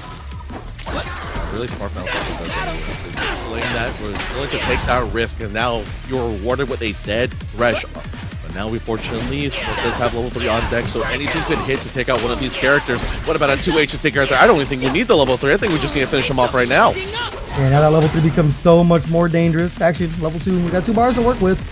I mean, spent 1 for the kill here. Either way, 1 single clip is all you need against this Alawi. 1 confirm, back to the Waldo.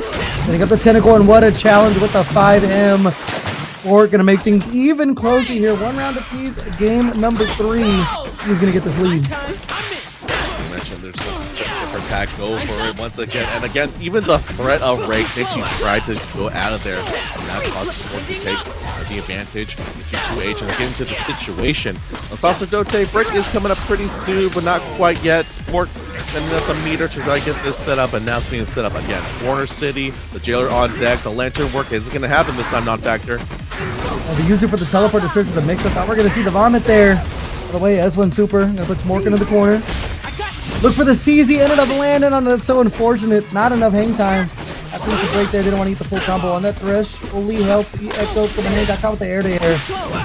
Using the break as El Sacerdote to get some more space. The timeline to the Great Nullifier, getting some breathing room, and now the happy birthday.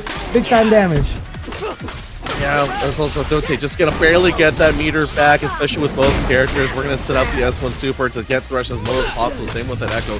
Set up Bikini bottom, but unfortunately go parry. Great timing from the Sport is gonna get him back out of the corner. This might not get Alawi, but it's gonna get pretty close at the very least. So excuse me, I forget. We are tagging it. We're playing a tag game, my guy. Yeah, we're gonna go ahead and put him into shape here. There we go. Pentagon for the kill. Solo Echo against 2 characters here. I mean, Thresh will take a lot of damage here. We'll be able to build that break at some point too, but Sport not in the worst position in the world. El Sacerdote trying to make this work. Retreating guard to get some space, getting clipped there. El Sacerdote be able to take out this Echo. 1v1. Fury almost on deck for Sport. Also, we have to consider that right now, but we don't have to consider that. What if you just hit him in the head and just get him out of here? We don't even let Sport build up that bar, and we're going to go 2-1 against them. El Sacerdote looking pretty strong against this Thresh. Yeah, it's been very back and forth thus far. And, I mean, that could have went either way, but El Sacerdote going to be sitting pretty with that 2-1 lead. 1 game away from Grand Finals. Another great opening here from Sport. The corner, see if we get some more lantern action going. Saw the attempt before to go ahead and look for the side swap, their ambiguous mix. Right there we are going to use the vomit, but not quick enough to go ahead and make it meaty. Break there, getting some space again. Time winder, we are filling the screen right. We're still making sure you can see the whole stage as everyone is on either side of the screen. Especially that comes out with Sport's favor because again, pressure can just get you from downtown. The Sport is again putting on the pressure. Great parry forces Sport to break there right there. And now El Sacerdote just trying to get in. Sport runs away. Yeah, sometimes it's like, bro, I don't want to hold the mix. I got some room, I'm going to use it. Free real estate. Right there, get to confirm. This right here should be able to convert. It'll be enough to go ahead and take out Echo. Solo Alawi again for El Sacerdote. Sport sitting with that level 3 too. Got quick to want to get the damage in. Saw the 2M there. Unfortunately, hitting the wrong character there. 50% down, the forward throw. Make a cheater here, chasing through. What's the mix? They go low with it. That right there is going to get Sport around. 1 round away from tying things up to 2-2. It's a nail biter, Rob. Yeah, it really is, especially as Spork has adjusted El Sacerdote, just waiting for the jump in front of them, trying to get him. That's what you see when getting with the 2H, and especially when they try to react or flinch to that rake, it just causes a situation like this where like, well, I got hit. Thankfully, Sacerdote gets out of this one though. We're gonna get started. I've already spent some meter to get this started, so now let's Spork breathe. Yeah, unfortunately, there couldn't set up the install, but either way, get the damage in where you can. Run it back in, still the time winder. I mean, great defense until it wasn't. Got caught with 2L there. Into the corner now. Where's the he cash out the damage early. No one get the break it on the table. Trying to even the score as much as possible. There it is. There's the break coming out, as we mentioned, just forcing El Sacerdote to get it right now. And right as I say, the Spork again just catches him on the way down. Now El Sacerdote down to life. Once again, it is possible with a lot of health bars, a lot of mirror on deck. It's looking a little harder, but I believe they can do it if they don't get hit like that. Yeah, super unfortunate there. Into the corner we go. They use limit strike here. The lantern set up. Still not having a chance with it. I mean, they are attempting to get it out, but El Sacerdote has not been willing to hold that mix. Neutral jump there. They tried the H missing. Spork gonna get the launch here. Might have the kill route. This should be enough. Tag available. Yeah, this right here might be enough to close it out. They drop it. Coming back in. The time winder and then the forward throw to close it out. And now 2 games apiece. Spork will not be denied. It's now an official 1-1 to get into grand finals, Rob. Yeah, the American reset takes care of Spork right there as we move on to 2, as you mentioned, and it looks like we're going back to character select, at the very least the lobby. Take a quick break, take a quick breather, as we can see this looking pretty strong. It's looking back and forth non-factor, especially as you mentioned before. This Alawi pick against Thresh has been doing quite the wonders against Spork. Yeah, it's just all about the tentacle. You got to do what you can, man, and go ahead and keep Thresh jailed in the corner. Of course, the rake is an option, but it's one of those things where it's like, are you going to risk pressing the button? It becomes that mind game, that true strike throw mind game. Now we're back at the character select screen, as you mentioned. See what we're going to do here. There is the Auri, but we are going to go back to the Alawi, though. Like the call. It's been working out for them thus far. It's just, it's a game of inches between these two. It depends who's going to confirm, who's going to get their damage in early. The mix-ups, I mean, haven't exactly been like the most prominent thing in here. It's just been solid neutral this far. But unfortunately for El Sacerdote, Thresh is the king of neutral right now with the rake and all long range abilities coming in. You can see again the rake, the push are just coming through, and now Spork is going to get a solid start on this round. Oh, getting it way out of the way of the 2H, that's huge. Right there, no harm, no foul. Echo still just getting punished here. Going to be off the board. Not even 15 seconds needed, and already El Sacerdote solo dolo with the Alawi. Unfortunately, with no resources, El Sacerdote has a big hill to climb on this.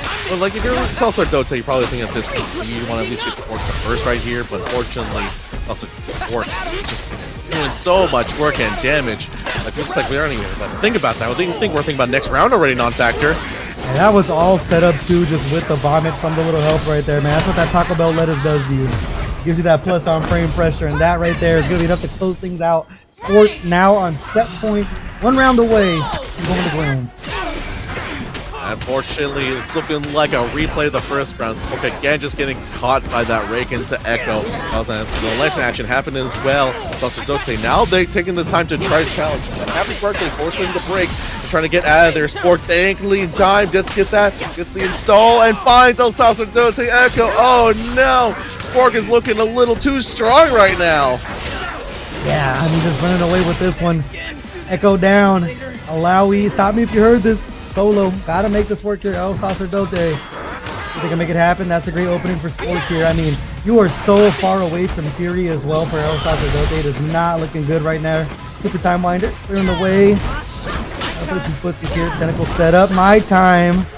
Be able to get the extension down S1. Put them back in. See if we see the S2 super. See if they search for the mix up. We are going to see it.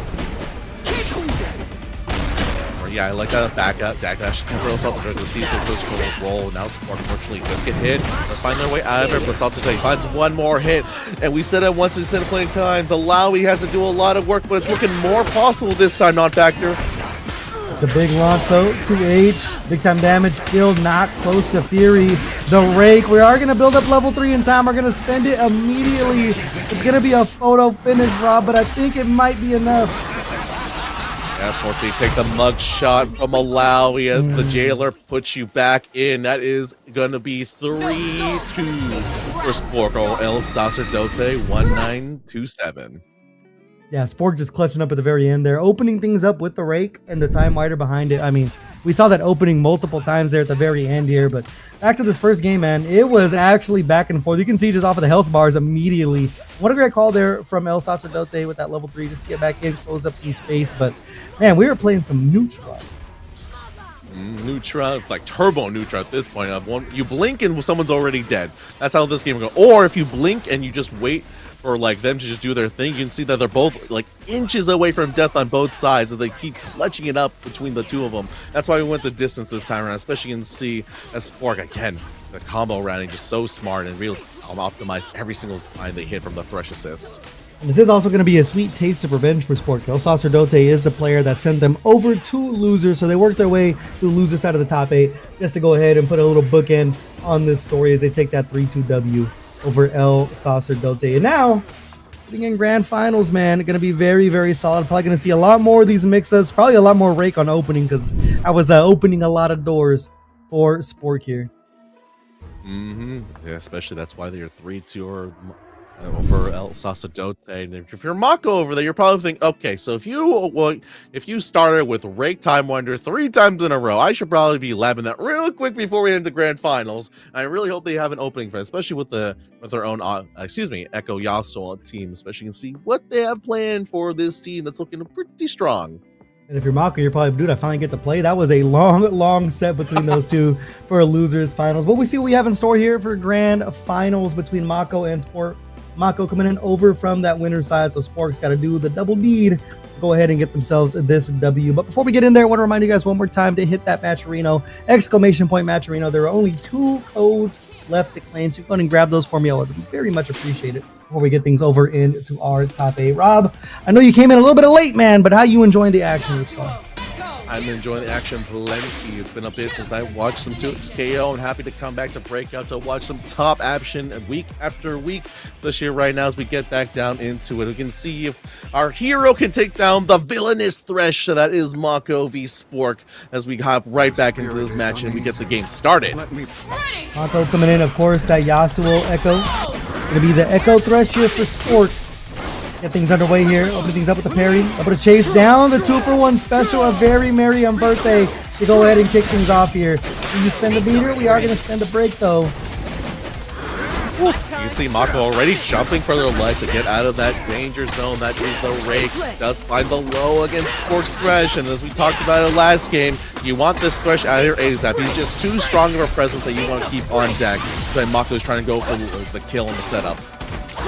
There's the lob getting bonked on the head there. Why not go back? And why the 3rd time's the charm, man. 3 pitches, 3 strikes, and you're out. Spork left to the solo Echo here. There's cross up, man, doing the deed as well. Might have the kill route here. A lot of meter to work with. Level 3 on deck. We are going to catch this bad boy out, and I think that is going to be enough to put the kibosh on our first round of grand finals. Mako, single player game. Oh yeah, especially after that is a full-on perfect. Mako just keeping it strong. You can see already some answers for Spork's offense and the Thresh break. As again, trying to jump out of there, Mako is ready for you. Already gets you down on the ground. And Mako just playing at a different speed right now. Media anti-air. Everything's up. Echo coming in, and another 2-age Spork. No matter where they look, they ain't safe. Tag launcher is going to be enough to take out Thresh nice and early. Not even 20 seconds off the board. Solo Echo for Spork. Yeah, Spork keeps trying to jump in the air, but Mako has their eyes on the skies. Again, just another catch anti-air, but unfortunately, you land back on the ground. Spork is waiting for you for a merry, unhappy birthday, as you mentioned. And now Spork just getting mixed up. Finally finds opens him up Echo. And now again, we're going to push him to the corner at the very least. Try one more reset to kill him. Yeah, I mean, Spork was on the receiving end of a lot of damage there. Lost the Thresh early, but they're making it work with their Echo here. The Time Winder coming in at 2-age, heard around the world. Take him over the corner here, charging things up. Gotta drop the combo. Oh, we're scrambling. We are scrambling, but either way, Spork gonna make it happen in the middle of the scramble. Still not able to finish the food on their plate. Mako gonna have another chance here. The cross through. Oh my goodness, they have a chance. They don't have enough meter to search for the kill here, but one more mix is all it's gonna take, Rob. Yeah, you can see Mako. Now, no fear, just jumping at him. Spork throwing out the lantern to keep themselves safe just a little longer. Mako does have Fury almost on deck, but the lantern, just AC 130 inbound, just catches him in the air right there. We got the Timo super assist at home, bro. You see the way he was just stalking all the way through. One round apiece, though. It seemed like Sport was going to be out of it early, man, but still, clutching up. Mako can weather the storm here. Toss him through again. That's it right there, man. You dash to the air with Yasuo. Send your assist to do your bidding.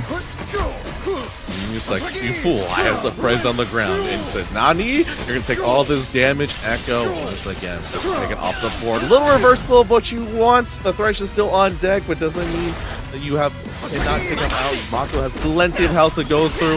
I think Sport just has to be very careful, otherwise it's going to be the start of your game. That's a big time 2H there. One final guess, they get themselves out of the corner. Oh, delay on the cross-up, man. Back and forth we go. It was great defense until it wasn't, and Mako going to be on the board first here. The 1-0 lead in Grand Finals. Yeah, you mentioned Mako just playing at this different speed than Sport, and it's kind of showing right now just their ability to just go back and forth, especially with the Echo time one, going back and just fighting them in the air once again. Sport is going to be looking worse for wear as the Thresh has to take more mixes and more bonks on the noggin like that. Great opening after great opening. You get some of that gray health back for Thresh here, but Echo now. The World of Hurt. No break in sight, so now you really have to truly eat this mix-up. Install. There's a lob. Try to roll out. Able to jump. Missed the throw attempt, but still getting caught low. This right here, man. It's going to be very close. Hold one more mix. You cast out the meter here. Now getting caught with the air to air.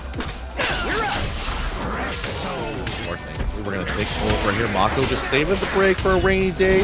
I don't think it's Sport just hit because the no limit trick is coming in the lantern. Fortunately, 10th does not get hit as the wake up attack does hit. Unfortunately, Mako gets hit with both characters right there. A conversion from Yasuo to Echo is crazy. This character needs to get nerfed. It's a timely break there, though. Gonna save the Echo. It's a lot of gray health, so I like the call. Lantern set up. You're gonna put. There's the pass through attempt, but you didn't get the true 50-50. What a challenge from Sport. Yasuo almost 50% down now.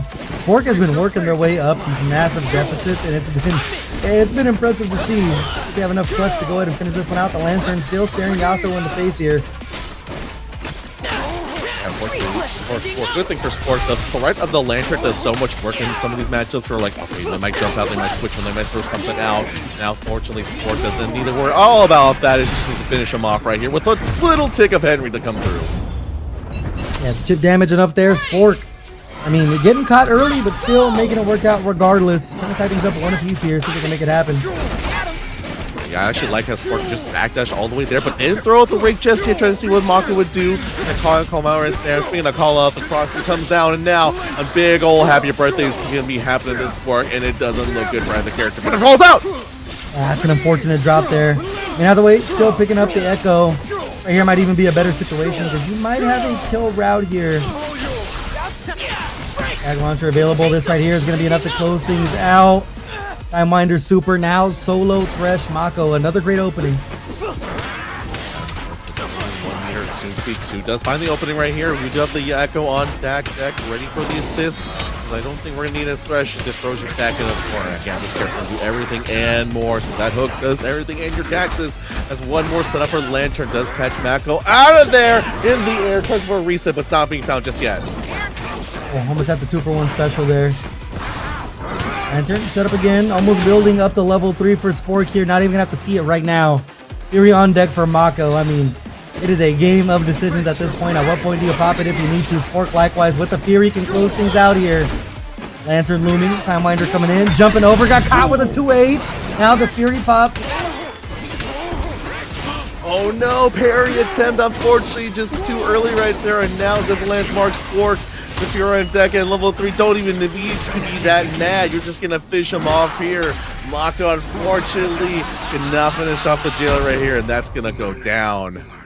One game apiece between the two. I mean, Sport, once again, they're losing a character so early, but the power of Thresh is showing out big time. Now one game apiece here in Grand Finals. There's 2 now, man. Mako trying to close things out here. Of course, Sport going to be chasing that reset. Be locking back in here. I mean, once again, it's just been a lot of the rake. Of course, the back assist, or even when they just throw it when they're on the screen, it's that side scraping the ground is just opening up so many opportunities for Sport here. Yeah, especially in those situations, Mako's like, okay, I'm gonna hold back, just take a breath, but it's like Rake, just like even if you're blocking it, you still gotta face Spork. If they gotta face Thresh coming in, it's probably why the Spork tries to go for a different opening. But again, when you jump in the skies, Mako is ready. Not down there. Back dashing. See if there's any wake up attempt, but there's the Rake again, sitting at the overhead. No conversion. The dash through.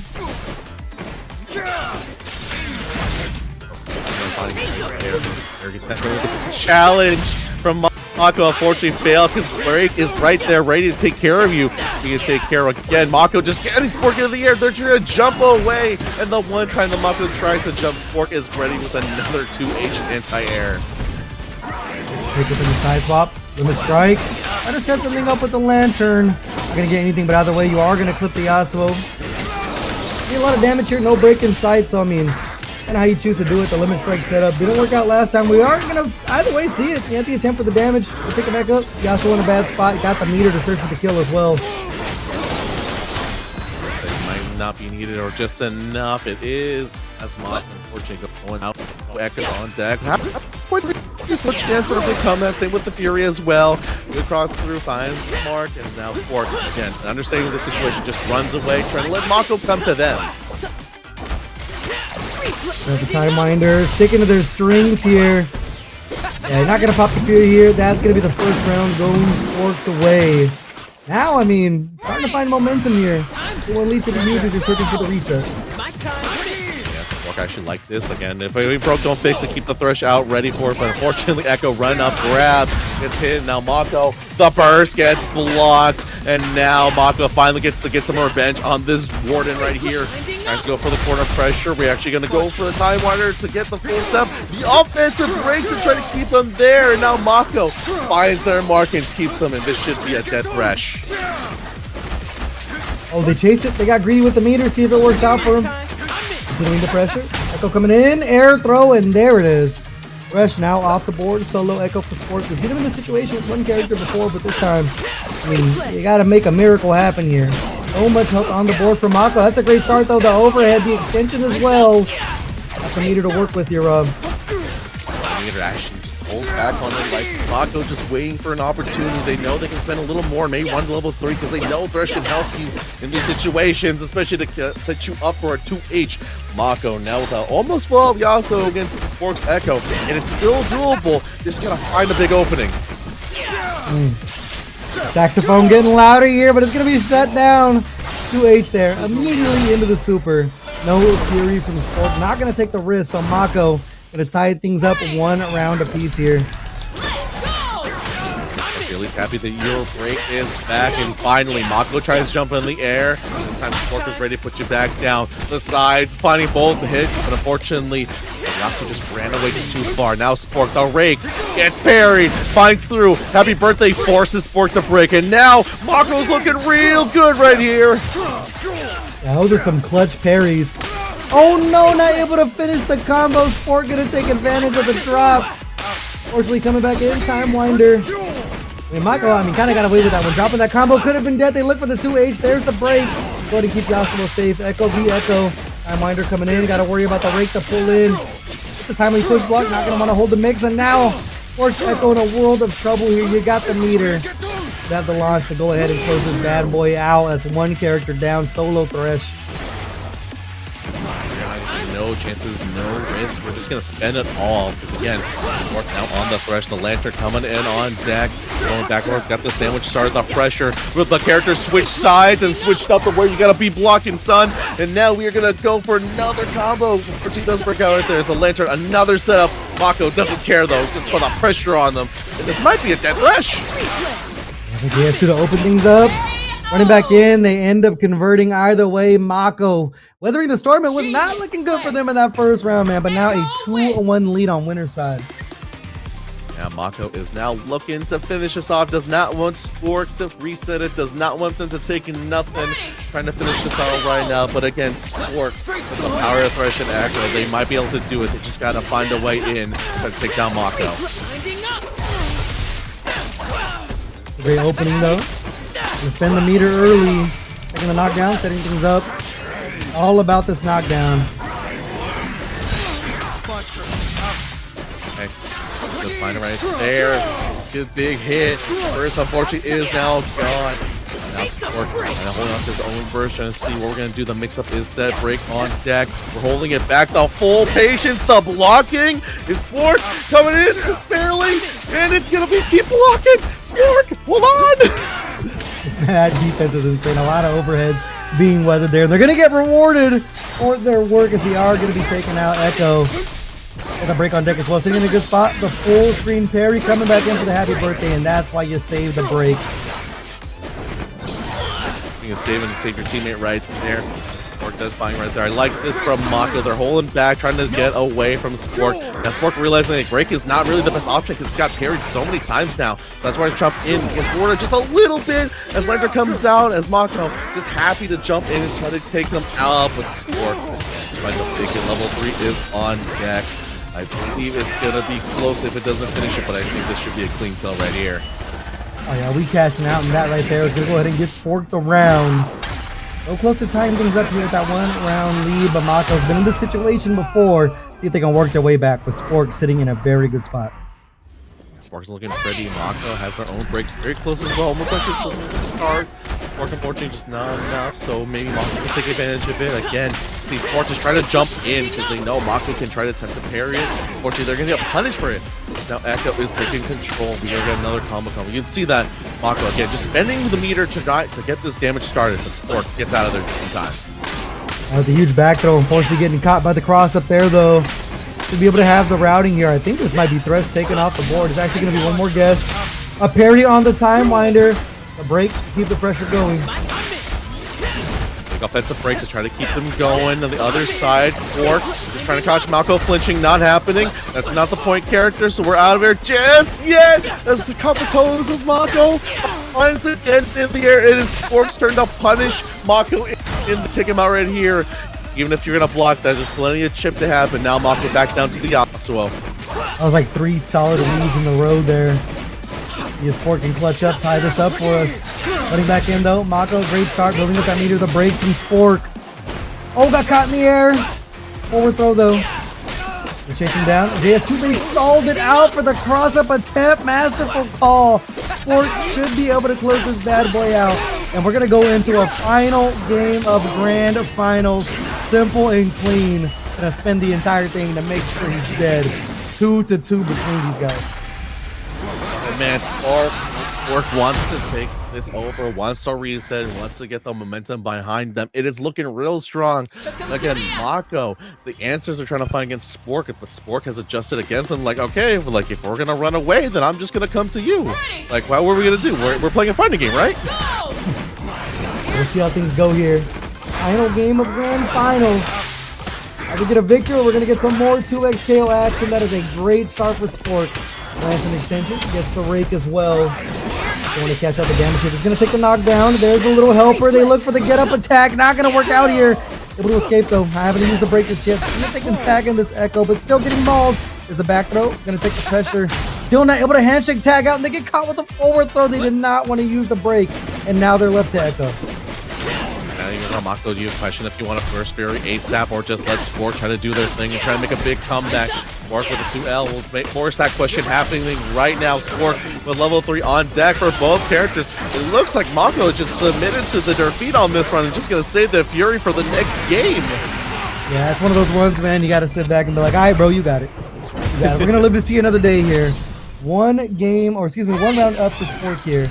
On the verge of a reset. Break for both players. Folds, Rob.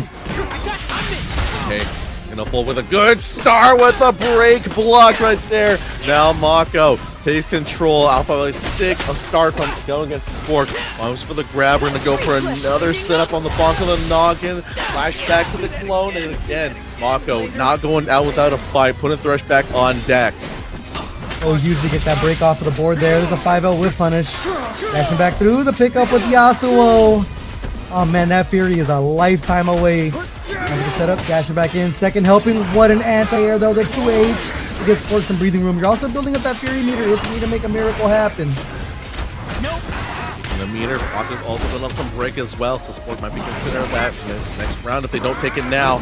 Fury, so close from Spork, coming in, the tag coming in, trying to get Spork, finds the opening right there, Fury on deck, and it looks like they will be also submitting to their fate, and we're going to be holding back. This is the final game, final round, the grand final. Spork, if you want to reset it, you got to do it now. Yeah, things unfold here. See if Mako can close things out. If we're going to get some more 2x KO, Echo getting caught in the fray there. Great defense play from Spork this far. The forward throw, though. Mixing up the option, staggered pressure as well, but the defense from Spork, I mean, has been pretty on point this entire set. Yeah, unfortunately now Mako is getting punished for a throw attempt. Now Spork making it on, doing all the damage. We know Fresh, he can do all this damage and more. Mako, Brick on deck, is just going to unfortunately eat more of this mix. Tags also in time, but again, the lantern pressure, the rake pressure, the time winer pressure, it's all there no matter how far or close you are. Thankfully, the navigates out of that. Now Spork has to make a decision to break right there. Lantern up, chasing down, forward throw. Be huge what the setup's gonna be. Gotta worry about the clone.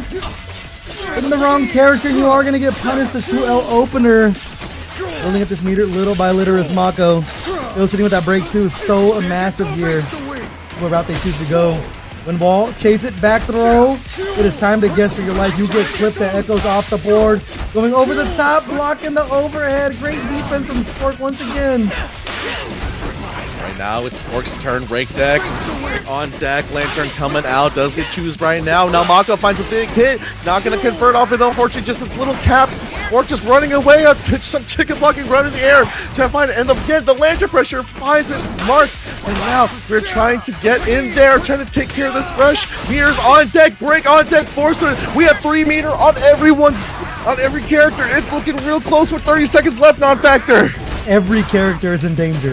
Every character on the board, if you get hit, you are in danger. The level 3 is going to be closing out every single one on the field right now, but you got to watch the timer.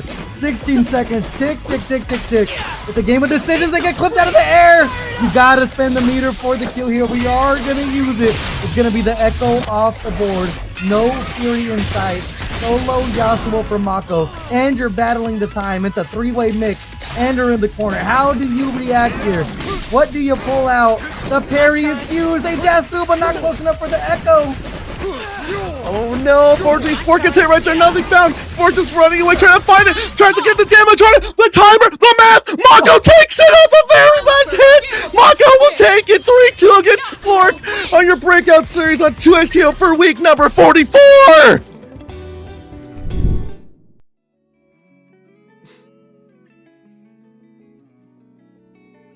Bro, that is literally as close as you could ever see a match end. I honestly, when that timer hit 0, you straight up cannot tell like which player had more health, but goddamn, that's as close as you could possibly want to, Rob, and I am dumbfounded right there. The level 3 sitting both ways. I mean, you could have ripped it and just looked for Chip. Yeah, in the back of my mind, I was so scared because I'm like, the math has to work out. No one's on Juggernaut, so if you have a assist comes out, you want to try to kill that assist too. And the fact they took advantage of the realization, they're like, yeah, I should kill that assist because we need to start doing some math. We need to start checking health bars. And the recognition to just eke that out just has my heart beating. And I'm happy for them to take it over the match. Oh. We talked about it being a game of inches, man, but that's a game of pixels right there. The timer, like we said, it became an enemy to both players at a certain point, but go ahead and recap this grand finals, man, because it was a back and forth. It seemed like no one could really get momentum away from each other. It was just fast around here.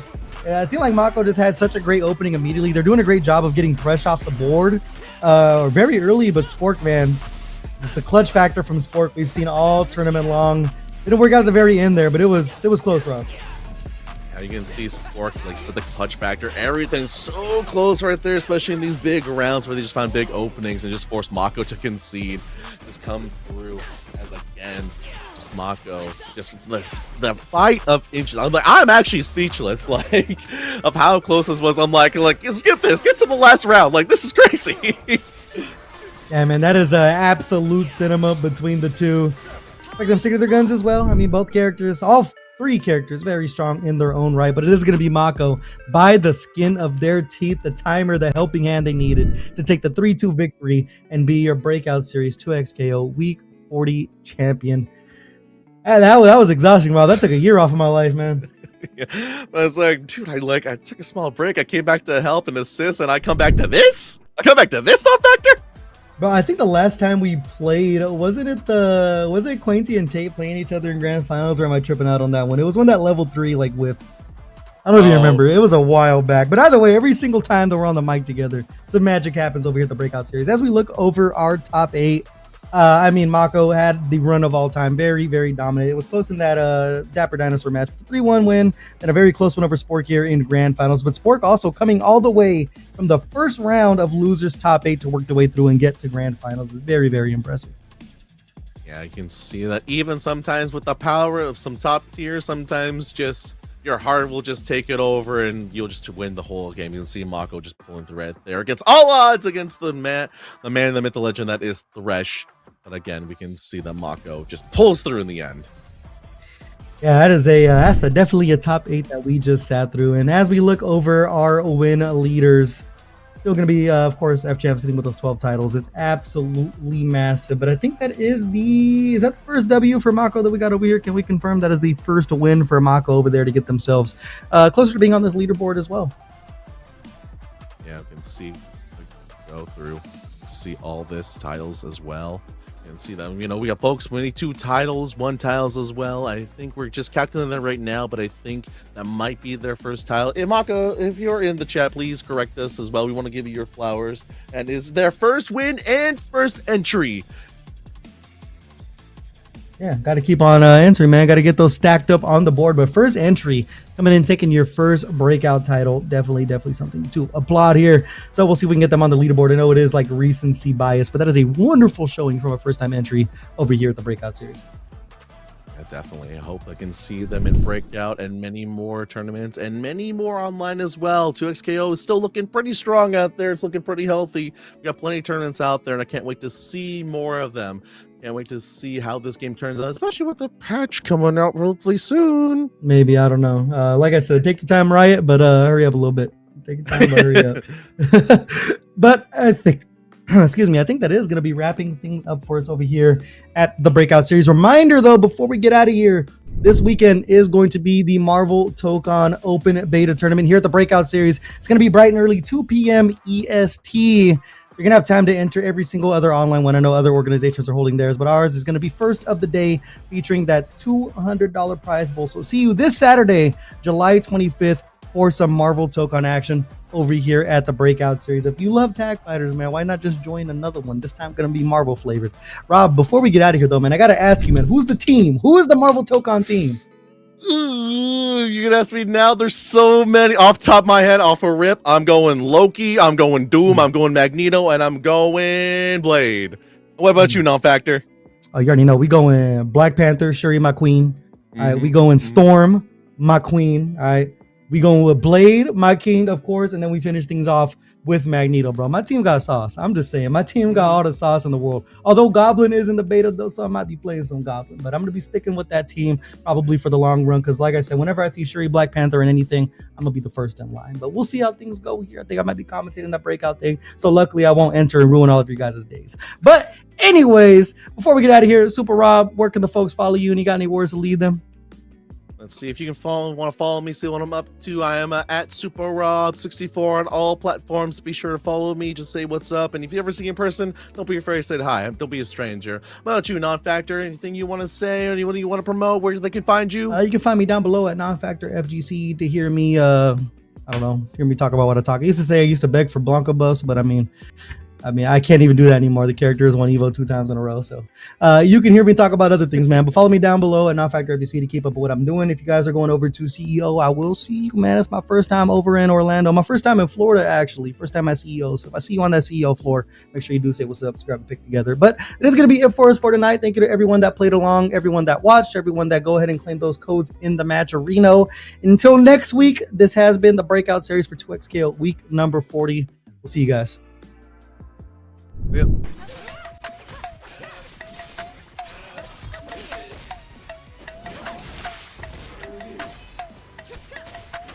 Hey, what up, say? Yeah, all my life I told them I would do this, now I done it. Even as a child, they tell me that boy, yeah, this son is. Now I seen them out, they ask me how the music coming. If I told them what I gross, I know they think it's so disgusting. Told them matter of fact, I said I'd rather not discuss it. Seem like every day I got another check is coming. Training for a marathon, I'm building another pace, but I ain't have to train for this shit. Always knew that I would run it. I came too far for a grown man to tell me how to get mine. How y'all still talking, I don't listen, I swear we never align. Y'all ain't never done it, so give advice, I don't take directions from the blind. Just say I'm a job, but y'all unemployed, I told them go and apply. That's some real facts, but they won't listen, don't take opinions, y'all only give them. They crash on the road now, but I stay my line, I was always driven. Had to get it out, tunnel vision. Steph Curry, man, I'm never missing. Back in the day, I was in the office, now I'm getting paper like it's done to Mifflin. All my life I told them I would do this, now I done it. Even as a child, they tell me that boy, you're the son. Now I seen them out, they ask me how the music coming. If I told them what I gross, I know they think it's so disgusting. All my life I told them I would do this, now I done it. Even as a child, they tell me that boy, you're the son. Now I seen them out, they ask me how the music coming. If I told them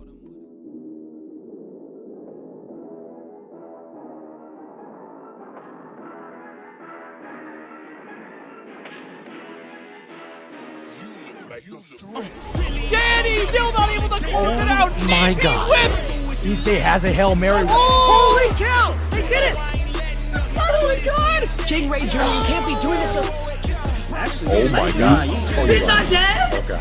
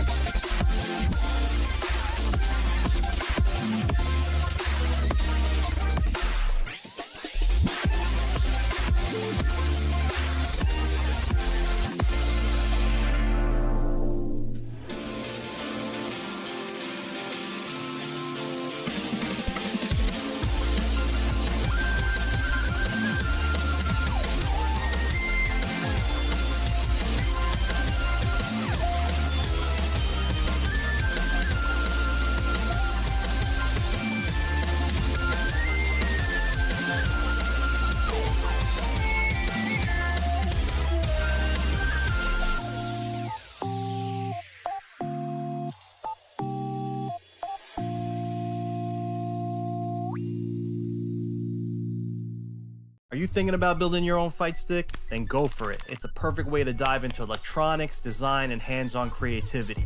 Pick an enclosure, for the dub, dub plate, or the mini dub.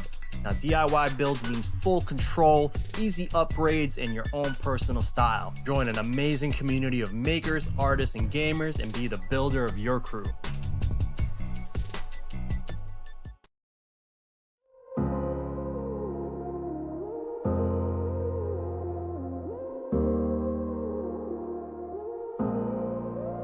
Don't got no heart, I got an icebox. Brand new roller, swipe at the G-Shock. Moving slowly, I know the street hype. No more double, go ahead a detox. Yeah, yeah. Came from the trenches, they ain't showing us no love. Thugging in the city, all we wanted was a hug, yeah. We on the block like every night to catch a buzz. Get the cash and tell my family out the hood, that's a must. Was a hood baby with no soldiers. Bad past never left my mind, it's taking over.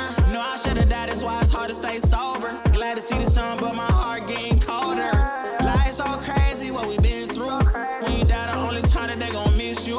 Tell my mama no more tears, no more tissue. Ooh, just some hood baby with some issues. Hood baby from the struggle. Long time had a hustle. Glad we made it through. I'm just glad we made it through. Hood baby from the struggle. Long time had a hustle. I'm glad we made it through. I'm just glad we made it through. Ooh. Pull up in that rain, see me ballin', yeah. 30 piece on my wrist like I'm Harden. Either they love me or I'm a target. Cause the ice on me is flawless. I've been busy and picking up when you callin'. And on purpose, I hate the fact we ain't talking. With anything that you need, dog, I got you, I mean that. All this pressure make it hard not to relapse. Build up aggression, make it hard for me to relax. To the hood, baby,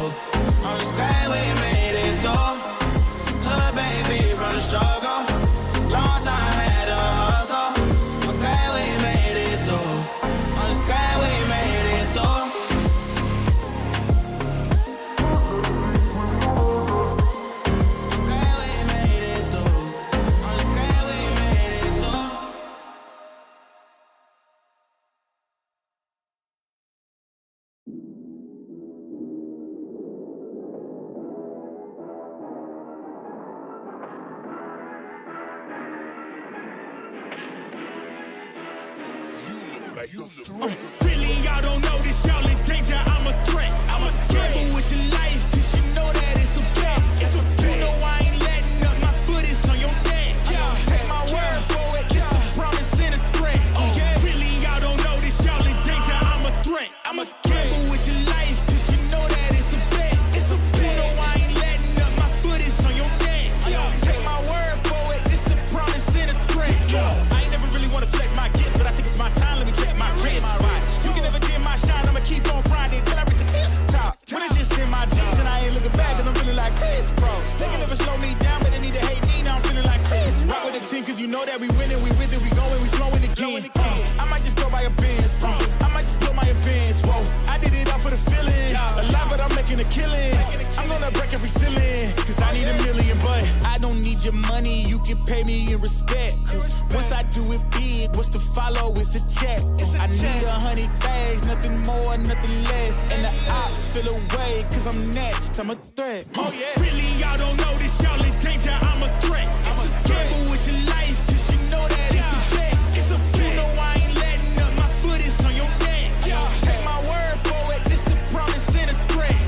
Really, y'all don't know this, y'all in danger, I'm a threat. It's a gamble with your life, cause you know that it's a bet. You know I ain't letting up, my foot is on your neck. Take my word for it, this a promise and a threat. I been feeling spectacular, flow so sick it's hazardous. Y'all still suck like Dracula. Sip this beat, let's back it up. And I don't care about critics cause they talk too much, and I know that I gotta keep on grinding, finding myself. I ain't gonna stop until I know I had enough. Mama, I made it, I know that they see me. I'm popping these bottles just like I'm a genie. I'm glad that you made me. It's all in my DNA. I'm about my chips like I'm working for Frito-Lay. And bet the bag on myself. I don't do this for my health. Every threat is a champion. Got the title, need a belt. I don't need your money, you can pay me in respect. Once I do it big, what's to follow is a check. I need 100 bags, nothing more, nothing less. And the ops feel away, cause I'm next, I'm a threat. Oh yeah. Really, y'all don't know this, y'all in danger, I'm a threat. It's a gamble with your life, cause you know that it's a bet. It's a bet. You know I ain't letting up, my foot is on your neck. Take my word for it, this a promise and a threat. Really, y'all don't know this, y'all in danger, I'm a threat.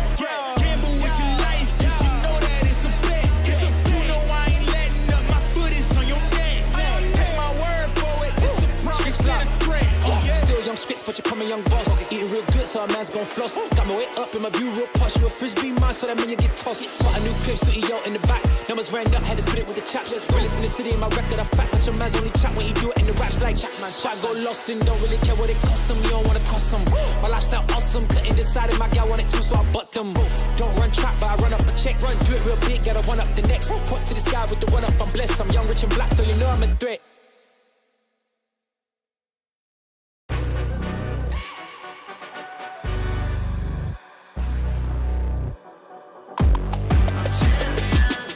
This ain't no regular thing. I came for the ring, you know what I mean. I shoot my shot and it's clean. This for my city, yeah, this for my team. If you talking, it's hard to be nice. I play with all of my life.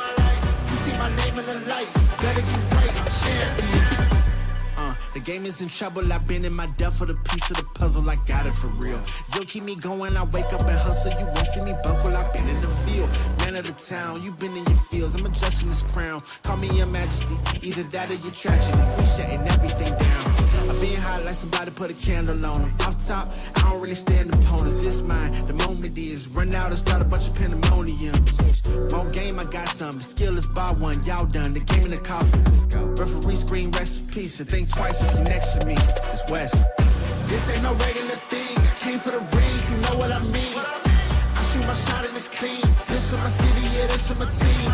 If you talking, it's hard to be nice. I play with all of my life.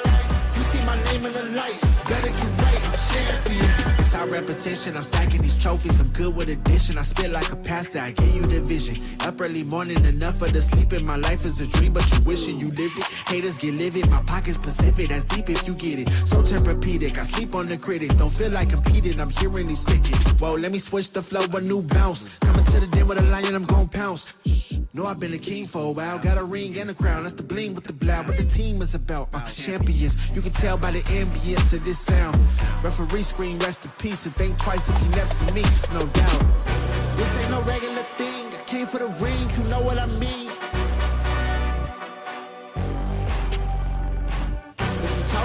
to me nice. I play with all of my life. You see my name in the lights, better get right. This ain't no regular thing. I came for the ring, you know what I mean. I shoot my shot and it's clean. This is my city, yeah, this is my team. If you talking and talk to me nice. I play with all of my life. You see my name in the lights, better get right, I'm champion.